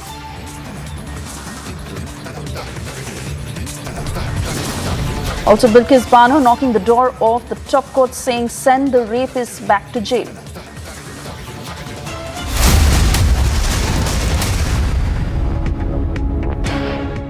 QS&THE, the world's foremost university rankings organizations, have ranked Amity amongst the top 3% universities globally, making it among the very few Indian universities to be included in both rankings.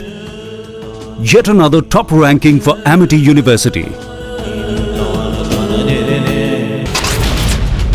NIA raids on gangster network across states in Uttar Pradesh, Delhi and Punjab. Multiple teams are part of the raids at various locations. International Film Festival that happened in Goa, where the statement from Nadav has clearly mentioned that a Kashmiri file is nothing but propaganda. Smriti Irani slams Rahul Gandhi, says he's marching with those who want to break India.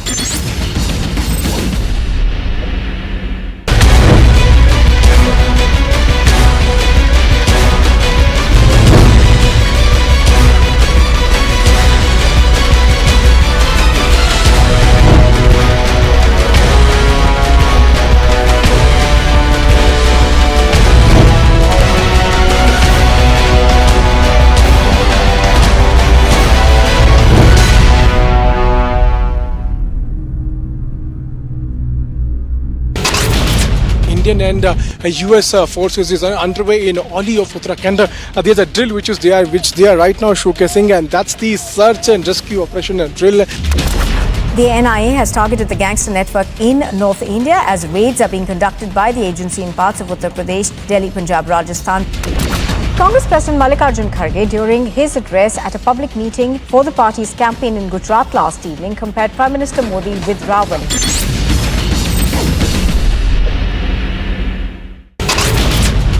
YS Sharmila, she was seated in a car. She wanted to get.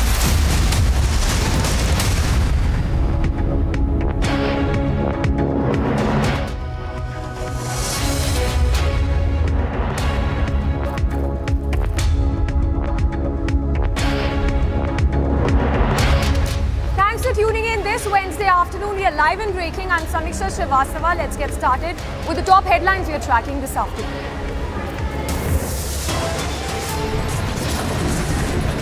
After genocide rant, Israeli filmmaker Lapid now reveals political angle to the comedy. Lapid echoes lobby's intolerant line, attacks Indian government, says no free speech.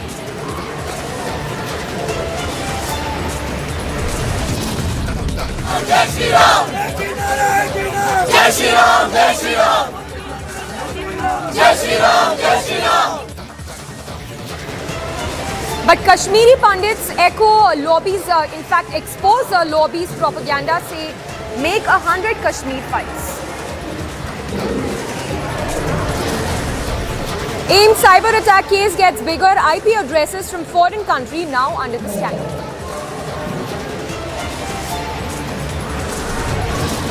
Bilkis Banu knocks on doors of Supreme Court, says send rapists back to jail.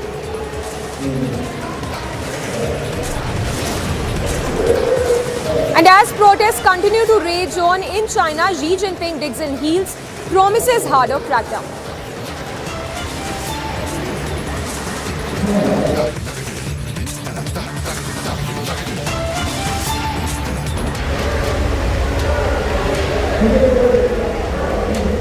All right, straight up starting with a big news break coming in, a statement made by Amit Shah. In fact, while speaking to the PTI, Amit Shah said that there's going to be an even bigger crackdown on radicalization, which has been increasing, of course, across the country, be it the Coimbatore blast, the Mangaluru blast, and even the anti-hijab protests for that matter. In fact, these statements were made by Amit Shah while he was speaking to the PTI, saying that the government is mulling anti-radicalization cells, not just in Gujarat, but pan-India. So these are the remarks.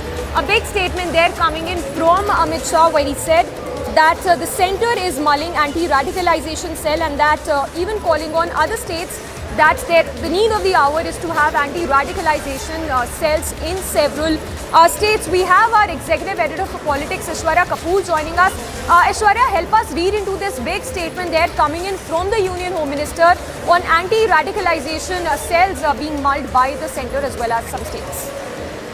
Well, at the end of the day, there have been three different reports, and I repeat, there have been three different reports which have been submitted to the Home Minister in the period of last 12 to 16 months, which have, in some way or the other, have propagated this idea that the government needs to do this centrally.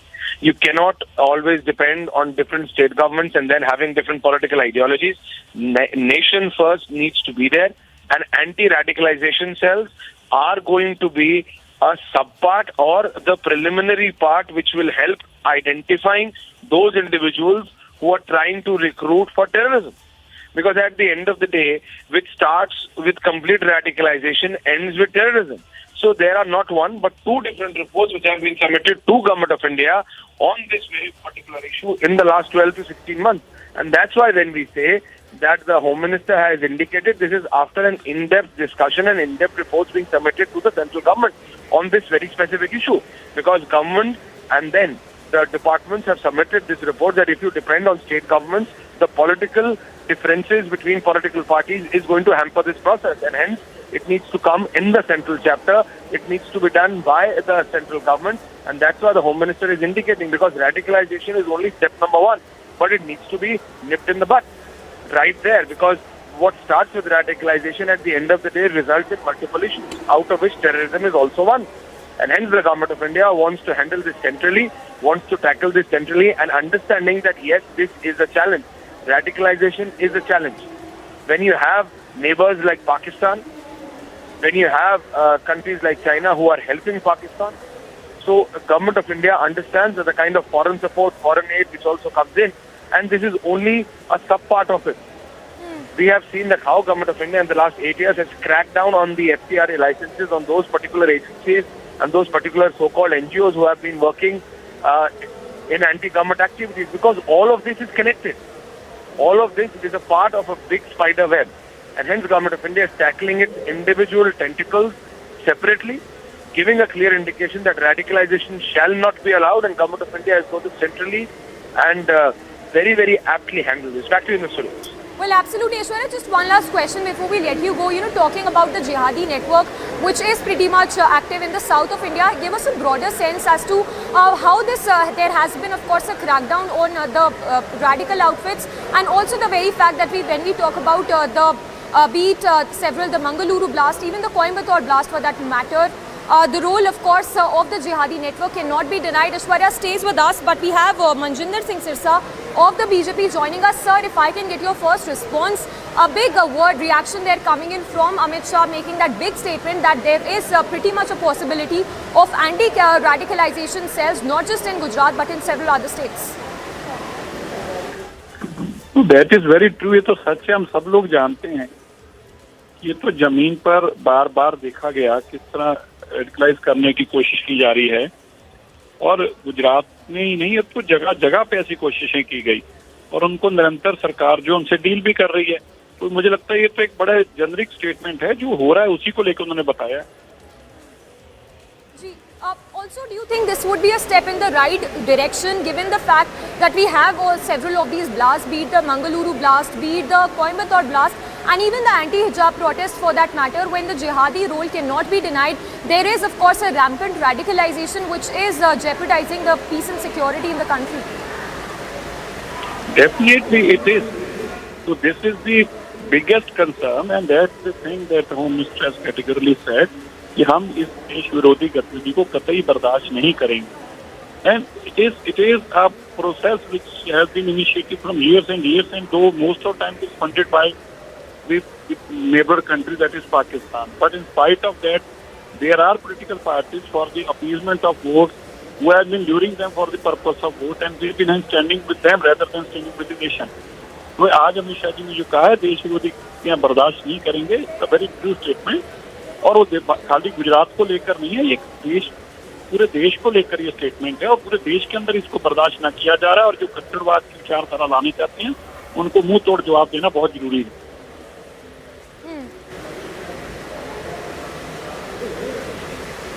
All right, thank you for your response. So BJP's Manjinder Singh Sirsa saying that if anti-radicalization cells are made operational in several states across the country, it would be a step which is pretty much necessary and would be a step in the right direction. This, of course, in the backdrop of increased radicalization which has been happening at a very rampant pace, be it the jihadi network which is active in several of the south states, be it Coimbatore, be it Karnataka, and even Tamil Nadu for that matter.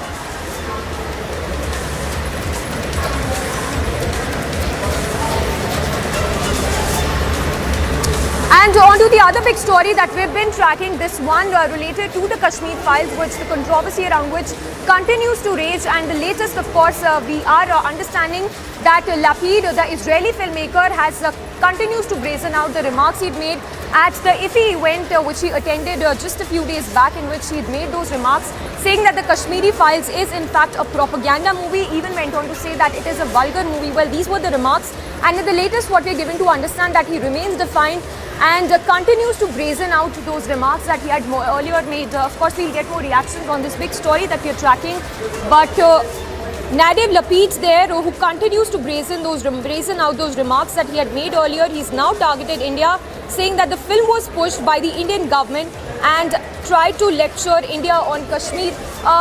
We have a reaction coming in from filmmaker Ashok Pandit. Let's listen.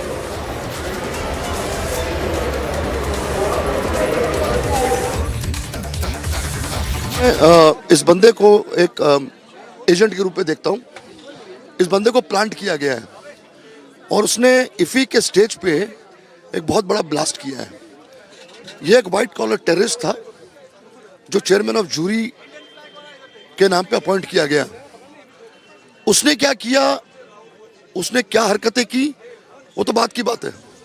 मैं as a film maker और as a Kashmiri पंडित, मैं ये पूरी जो बदतमीजी उसने की है, या जो उसने देश के खिलाफ उसने जो मुहिम चलाई वहाँ पे, या जो भी उसने काम किया, इसकी रिस्पॉन्सिबिलिटी जो है वो डायरेक्टर ऑफ फिल्म फेस्टिवल और जो सरकारी जो महकमा है आईएनबी मिनिस्ट्री का, वो रिस्पॉन्सिबल है, क्योंकि इन्होंने उसका बैकग्राउंड, उसका ट्रैक रिकॉर्ड नहीं चेक किया और उसको अपॉइंट किया एज अ चेयरमैन। इसकी एक पूरी भरपूर इन्वेस्टिगेशन होनी चाहिए। ये कोई मामूली बात नहीं थी, ये कोई सिंपल सी बात नहीं थी कि इसके अगेंस्ट जो है इन्होंने जो है वो ये किया हुआ है। तो एक सरासर एक इन्वेस्टिगेशन होना चाहिए,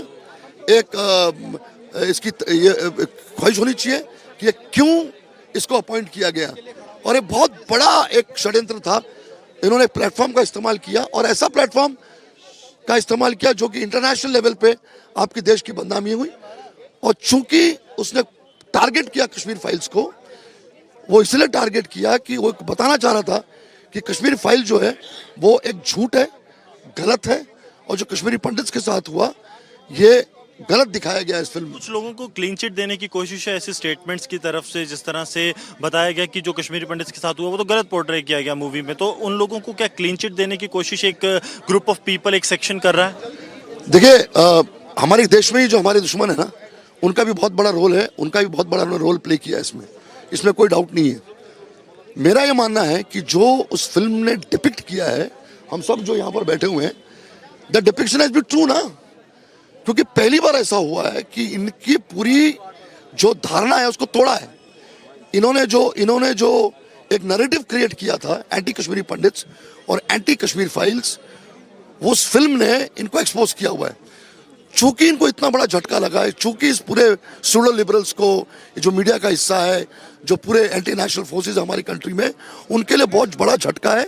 सो they couldn't take this stroke, they couldn't take this disaster. तो इसलिए बार बार हर महीने, हर 2 महीने में वो टारगेट करते हैं इस फिल्म को कि ये जो इनकी आवाज है ये किसी न किसी से जब जाए।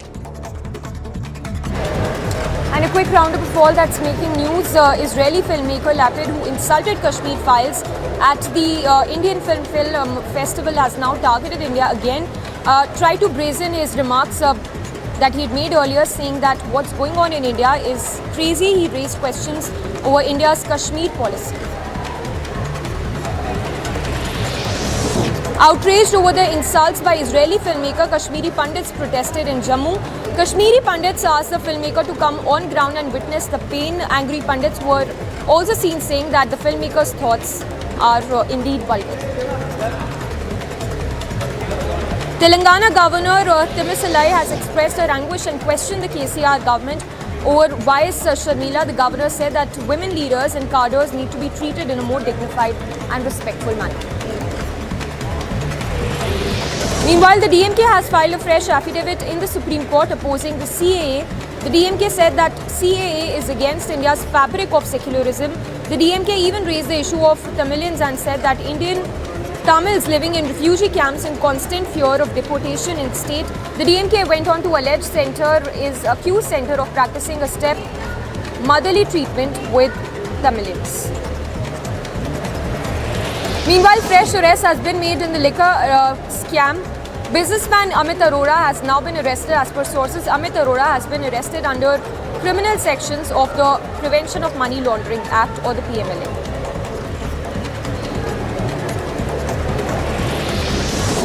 The CBI has given summons to the Telangana Minister Kamlakar and TRS MP Vadiraju Ravichandra. Both the leaders have been asked to appear in Delhi tomorrow. Earlier, the Telangana minister was raided by the IT department.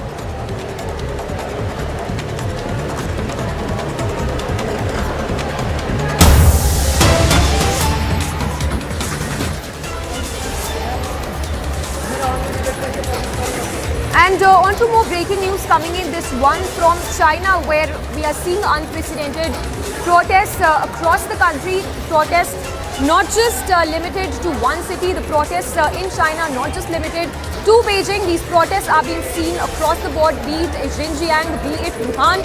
So these protests that are taking place over the country's zero COVID policy. So protests we've never seen before in decades. The protests that are taking place across China, not just in Beijing, not just in Xinjiang, but in Wuhan as well. People coming out on the streets, but the Chinese government there cracking down on these dissenting voices. In fact, the Chinese government has pledged to crack down on these dissenting voices, saying that there would be a brutal crackdown. In fact, the scenes also that we are seeing across from China are unprecedented because people are being trashed. In fact, not just the people of China, journalists who are reporting on these protests are also being trashed and roughed up by the Chinese officials.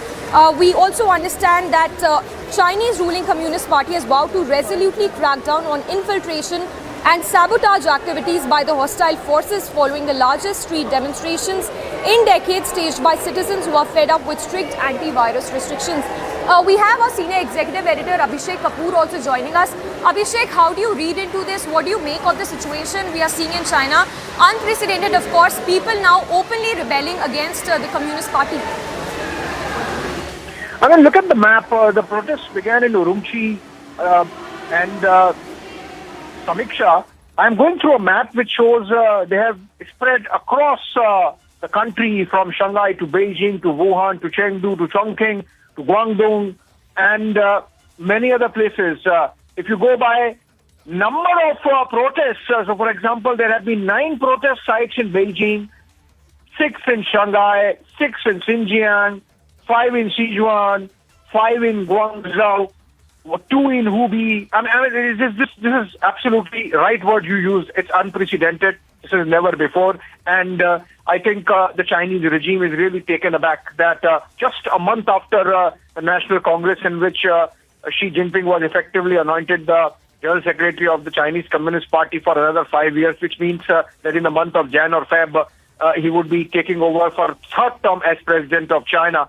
I think that's why we have seen, as of now, initially a short regime focused on scrubbing the social media platforms of any protests.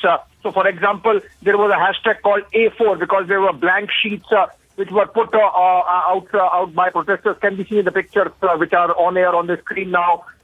So the A4 blank sheets were used to carry out protests, and the censors of Chinese Communist Party blocked the hashtag A4. Similar protests have happened in other places. Now, what is, from the Chinese Communist Party point of view, dangerous for them is that these protests, which initially began only on the issue of zero COVID policy and the strict norms of lockdowns that have been put in place and which are leading to this frustration really coming out on the streets, these protests are also taking the veneer of pro-democracy protests. So people are demanding rights, people are demanding freedoms, and that's something which is causing a great amount of worry in the Chinese Communist Party establishment. That's why I think this announcement or this decision or this suggestion that a crackdown is coming on these protesters if these do not stop.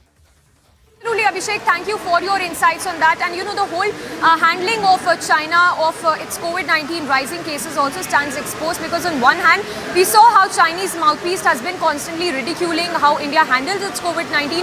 And now when India has really handled it quite well, it is China and its handling of its zero COVID policy that stands exposed. But let's take a look at this report which highlights how there was a fire that was reported at a factory in Havra district of Kolkata.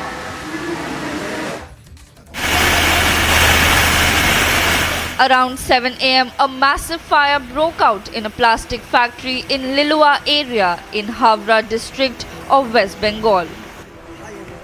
The factory was filled with raw materials which escalated the spread of the fire. As a result, thick smoke engulfed the nearby areas. As per initial report, some people were inside the factory while the fire broke out, but all were safely rescued and no casualties were reported.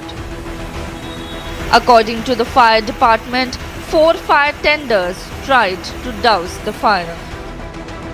It is also alleged that no fire extinguishing system was installed inside the factory.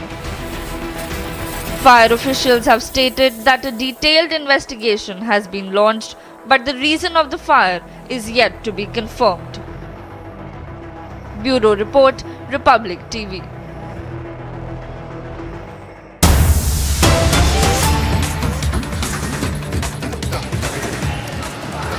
And on to another breaking updates we are picking up as far as the CAA, which has now been challenged by the DMK in the top court. Remember, the DMK has filed an affidavit in the top court challenging the Citizenship Amendment Act, saying that it is arbitrary and it relates to only 3 countries, which is Pakistan, Afghanistan and Bangladesh, and pertains to only 6 religions, which is Hindu, Sikh, Buddhist, Jain, Parsi and Christian communities, thereby saying that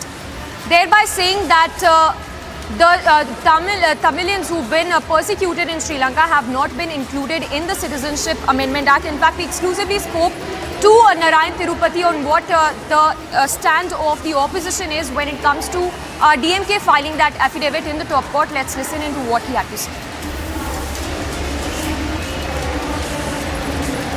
Means that DMK has not understood, or nobody in DMK have read what CAA is. The CAA very clearly says it is for the people who have suffered in the hands of Pakistan during our partition. And it is basically, it is linked towards the Nehru-Liaquat Ali Khan Pact. And it is very clear, the law says very clearly. And I don't know why this DMK is trying to create this as an issue. Because no Muslim or no Christian or no Indian citizen, they are going to get affected in this. But whereas trying to confuse this with the Sri Lankan refugees is also wrong. Because we all need to understand that in 1960s, it was Lal Bahadur Shastri Sirimao Pact. We had brought thousands of Sri Lankan refugees here. It is the DMK and the Congress responsible for the genocide of 1.5 lakhs Tamils in Sri Lanka. So the DMK has got no moral right to talk about this CAA. And it is very clear. Let them go to court. We are not worried about DMK going to the court. In fact, at least now the court will give a clarity. At least now the DMK will understand that they are doing a mistake.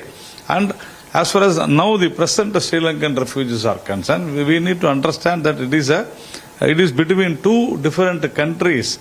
So, and the rehabilitation work is on the progress, and it was the DMK and the Congress which started that work. So they should understand what law is. Unnecessarily creating politics, because they have a very failed law and order problem in Tamil Nadu. These people are trying to create all these kind of disturbances. So BJP's Narayan Tirupati there coming down heavily on the DMK, saying that the DMK has not really understood the finer details of the Citizenship Amendment Act. Remember, in this affidavit that has been filed by the DMK in the top court states that the CAA is arbitrary and that the Tamil refugees have not really been included in the Citizenship Amendment Act. That's primarily what the argument is of the DMK. Varshini also joining us for more on that. Varshini, take us through the political reactions you've been picking up, not just from the DMK but from the AIIMS as well when it comes to that affidavit that has been filed by the DMK in the top court. Well, if you see, the AIIMS is also very, upset with the kind of political game that they say DMK is playing.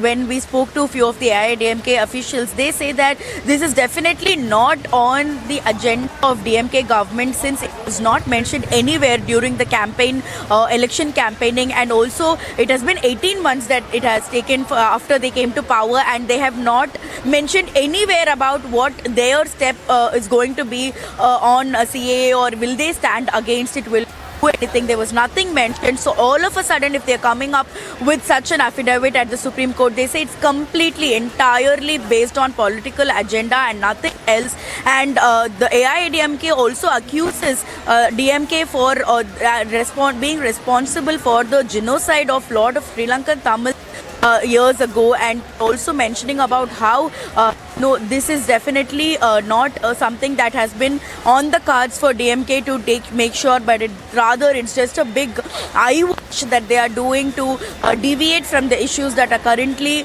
in the state of Tamil Nadu, the issues that the people are facing, the issues that the law and order issues that is also happening in the state. So AIIMS has also strongly come down on DMK filing an affidavit in the Supreme Court against the CAA amendment. All right, Varshini, thank you for those details. So, Varshini getting us those details of the affidavit that has been filed by the DMK in the top court. Meanwhile, moving on to more news then, India and US carried out jointly a military drill in Uttarakhand's Oli. Piyush Mishra, my colleague, filed this ground report from Uttarakhand's Oli. Take a look. Indian Armed Forces are showcasing as to how do they bring the patients here at this field hospital. Right when you can see as to how after doing the rescue operations, a casualty, an injured person is being brought here for the primary treatment. And after this, the injured person is taken inside this very hospital, and this is how the army personnel who are here at this field hospital take out that particular injured person for the primary aid. So this is happening during the joint exercise which is taking place here in Oli of Uttarakhand, which is very much near to Tapovan, and through this exercise it is also being showcased what steps do the armed forces follow whenever any kind of casualty happens, and this is happening in accordance with the human assistance and disaster relief operations. We are showing you the pictures of the steps which the armed forces follow whenever any kind of casualty happens in any mountainous area. Remember that Indian Army has got the training and is very much equipped with all the equipments, and very much trained with trained in guarding the mountainous areas. So these are the primary treatment. This is the primary treatment which is being given to the injured person here, and these are the steps which they follow, where they ask they try to wake up the injured person, and this is basically during the human assistance and disaster relief operations. So these pictures somewhere tell us as to how the steps those are followed during the disaster relief operations. We'll also try to talk to Colonel Chandrasekhar, who is commanding officer of this field hospital which has been established, and through this they are trying to tell us the kind of primary treatment which is given, and if necessary then the patient is shifted to the other big hospital. Well, that's all we have for you in this edition of our broadcast. Do not go anywhere. A lot of news breaks lined up on the other side of this very short break. The AIIMS cyber attack gets bigger. We'll get you a detailed investigation on the other side of this very short break. And Bilkis Banu knocks on the doors of Supreme Court, says send rapists back to jail.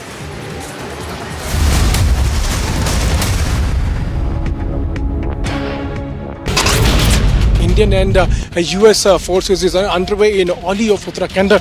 There's a drill which they are right now showcasing, and that's the search and rescue operation drill. The NIA has targeted the gangster network in North India as raids are being conducted by the agency in parts of Uttar Pradesh, Delhi, Punjab, Rajasthan. Congress President Mallikarjun Kharge, during his address at a public meeting for the party's campaign in Gujarat last evening, compared Prime Minister Modi with Ravan.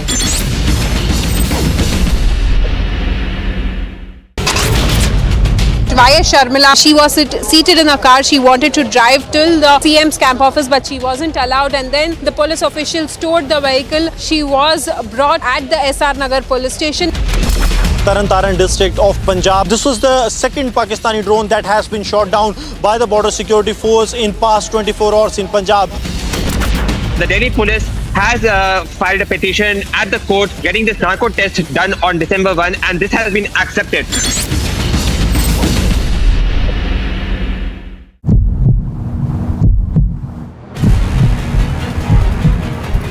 Sharmila is seated in the car. This is the very particular car. She is right behind me. And also, as you can see, she is trying to stage protest here.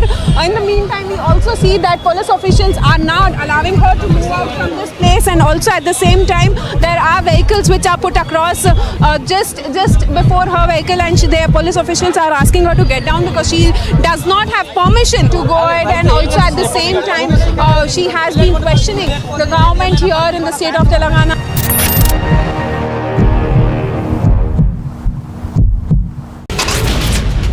NIA raids on gangster network across states in Uttar Pradesh, Delhi and Punjab. Multiple teams are part of the raids at various locations. International Film Festival that happened in Goa, where the statement from Nadav has clearly mentioned that a Kashmiri file is nothing but an propaganda. Smriti Irani slams Rahul Gandhi, says he's marching with those who want to break India.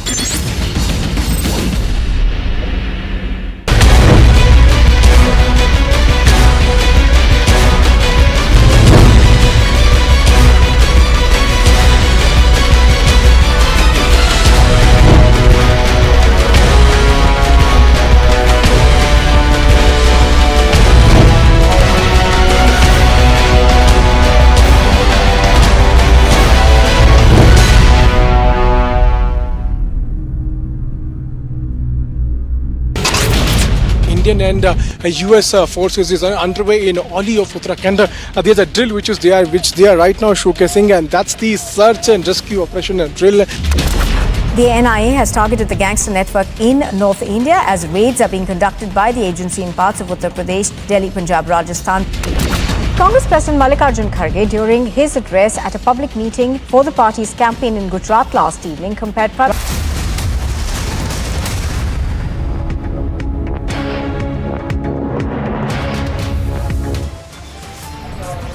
After genocide rant, Israeli filmmaker Lapid now reveals political angle to comment. Lapid echoes lobby's intolerant line, attacks Indian government, says no free speech.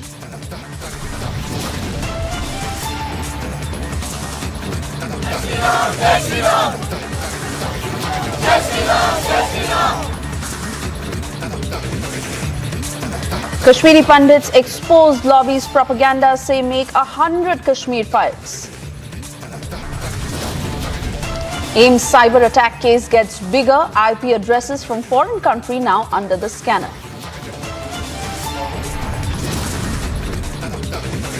Bilkis Bano knocks on doors of Supreme Court, says send rapists back to jail.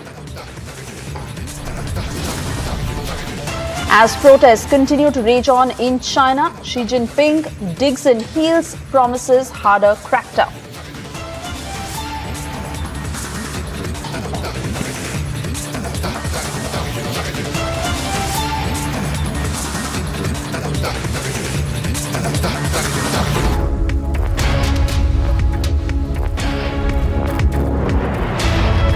Thank you for staying with Republic. You're watching the news at 2:30. I'm Suesha Samt, and the story that continues to get bigger. Israeli filmmaker at the International Film Festival of India made that very controversial comment on the film Kashmir Files, where he went on to call the film vulgar and a propaganda. This has now erupted in protests across the country for hurting Kashmiri sentiment. He continued today where he said that there was no free speech in India. He targeted the government by saying that this was a film that was pushed by the Indian government. He also went on to lecture India on Kashmir. Several voices that continue to come in as we see sporadic protests across the country. But last night on the debate, Arnab Goswami in conversation with the director of the Kashmir Files, Vivek Agnihotri. Let's listen in to what he said.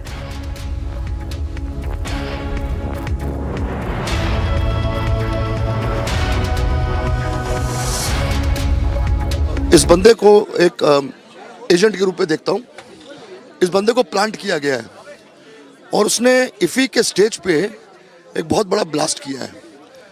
ये एक white collar terrorist था जो chairman of jury के नाम पे appoint किया गया। उसने क्या किया, उसने क्या हरकतें की, वो तो बात की बात है। मैं एज अ फिल्म मेकर और एज अ कश्मीरी पंडित, मैं ये पूरी जो बदतमीजी उसने की है, या जो उसने देश के खिलाफ उसने जो मुहिम चलाई वहाँ पे, या जो भी उसने काम किया, इसकी रिस्पॉन्सिबिलिटी जो है वो डायरेक्टर ऑफ फिल्म फेस्टिवल और जो सरकारी जो महकमा है आईएनबी मिनिस्ट्री का, वो रिस्पॉन्सिबल है, क्योंकि इन्होंने उसका बैकग्राउंड, उसका ट्रैक रिकॉर्ड नहीं चेक किया और उसको अपॉइंट किया एज अ चेयरमैन। इसकी एक पूरी भरपूर इन्वेस्टिगेशन होनी चाहिए। ये कोई मामूली बात नहीं थी, ये कोई सिंपल सी बात नहीं थी कि इसके अगेंस्ट जो है इन्होंने जो है वो ये किया हुआ है। तो एक सरासर एक इन्वेस्टिगेशन होना चाहिए, इसकी ये ख्वाहिश होनी चाहिए कि ये क्यों इसको अपॉइंट किया गया, और ये बहुत बड़ा एक षड्यंत्र था। इन्होंने प्लेटफॉर्म का इस्तेमाल किया और ऐसा प्लेटफॉर्म का इस्तेमाल किया जो कि इंटरनेशनल लेवल पे आपके देश की बदनामी हुई। और चूंकि उसने टारगेट किया कश्मीर फाइल्स को, वो इसलिए टारगेट किया कि वो बताना चाह रहा था कि कश्मीर फाइल जो है वो एक झूठ है, गलत है, और जो कश्मीरी पंडित्स के साथ हुआ ये गलत दिखाया गया इस फिल्म। कुछ लोगों को क्लीन चिट देने की कोशिश है ऐसे स्टेटमेंट्स की तरफ से, जिस तरह से बताया गया कि जो कश्मीरी पंडित्स के साथ हुआ वो तो गलत पोर्ट्रे किया गया मूवी में, तो उन लोगों को क्या क्लीन चिट देने की कोशिश एक ग्रुप ऑफ पीपल, एक सेक्शन कर रहा है? देखिए, हमारे देश में ही जो हमारे दुश्मन है ना, उनका भी बहुत बड़ा रोल है, उनका भी बहुत बड़ा रोल प्ले किया इसमें कोई डाउट नहीं है। मेरा ये मानना है कि जो उस फिल्म ने डिपिक्ट किया है, हम सब जो यहाँ पर बैठे हुए हैं, the depiction has been true ना, क्योंकि पहली बार ऐसा हुआ है कि इनकी पूरी जो धारणा है उसको तोड़ा है। इन्होंने जो एक नैरेटिव क्रिएट किया था एंटी कश्मीरी पंडित्स और एंटी कश्मीर फाइल्स, वो उस फिल्म ने इनको एक्सपोज किया हुआ है। चूंकि इनको इतना बड़ा झटका लगा है, चूंकि इस पूरे सूडो लिबरल्स को, जो मीडिया का हिस्सा है, जो पूरे एंटी नेशनल फोर्सेस हमारी कंट्री में, उनके लिए बहुत बड़ा झटका है। So they couldn't take this stroke, they couldn't take this disaster. तो इसलिए बार बार हर महीने, हर 2 महीने में वो टारगेट करते हैं इस फिल्म को कि ये जो इनकी आवाज है ये किसी न किसी से जब जाए। And we're joined by a special guest on this broadcast, Israeli journalist Yeshaya Rosenman, now with us. Thank you, Yeshaya, for speaking to Republic this afternoon. My question to you is, can Nadav Lapid just wash off his hands from this entire controversy after coming to India as a guest, as the jury head, and lecture our country on Kashmir? How is he doing this? He says there is no free speech in India. Could he have made the statement that he did if there was no free speech in India? Exactly, Your that is the sheer has apologized. Your country heads have apologized, and they're sorry for Lapid's comments. Is it not his responsibility to apologize? He's now on his way back after saying whatever he did, after hurting the sentiments of so many Indians. Yes. So you asked whether his responsibility to apologize. He is a profoundly irresponsible person, so he will not apologize. He lives off these controversies. Basically, he doesn't care about India. India was just his target this time. He could have next time targeted, Israel like he usually does, or evangelical Christians, or people who are critical of Islam, or any other of the targets that will make him beloved in the audience that he is preaching, that he wants to hear this, who are his radical film colleagues in Europe. They are the ones who finance his films. They are the ones who give him prizes. Mostly, he has done collaborations with France and Germany. Those are the target audiences. He represents nobody, almost nobody in Israel, other than the radical film makers like himself. Our ambassador has apologized. The average Israeli like myself has no idea who he is. I had to Google his name to figure out who he is.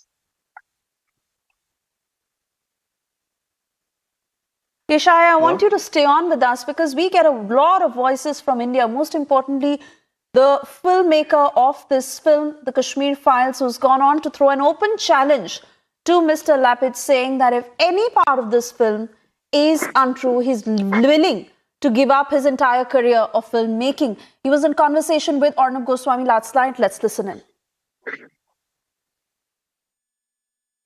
Was this part of a toolkit? I was amazed at the way in which the words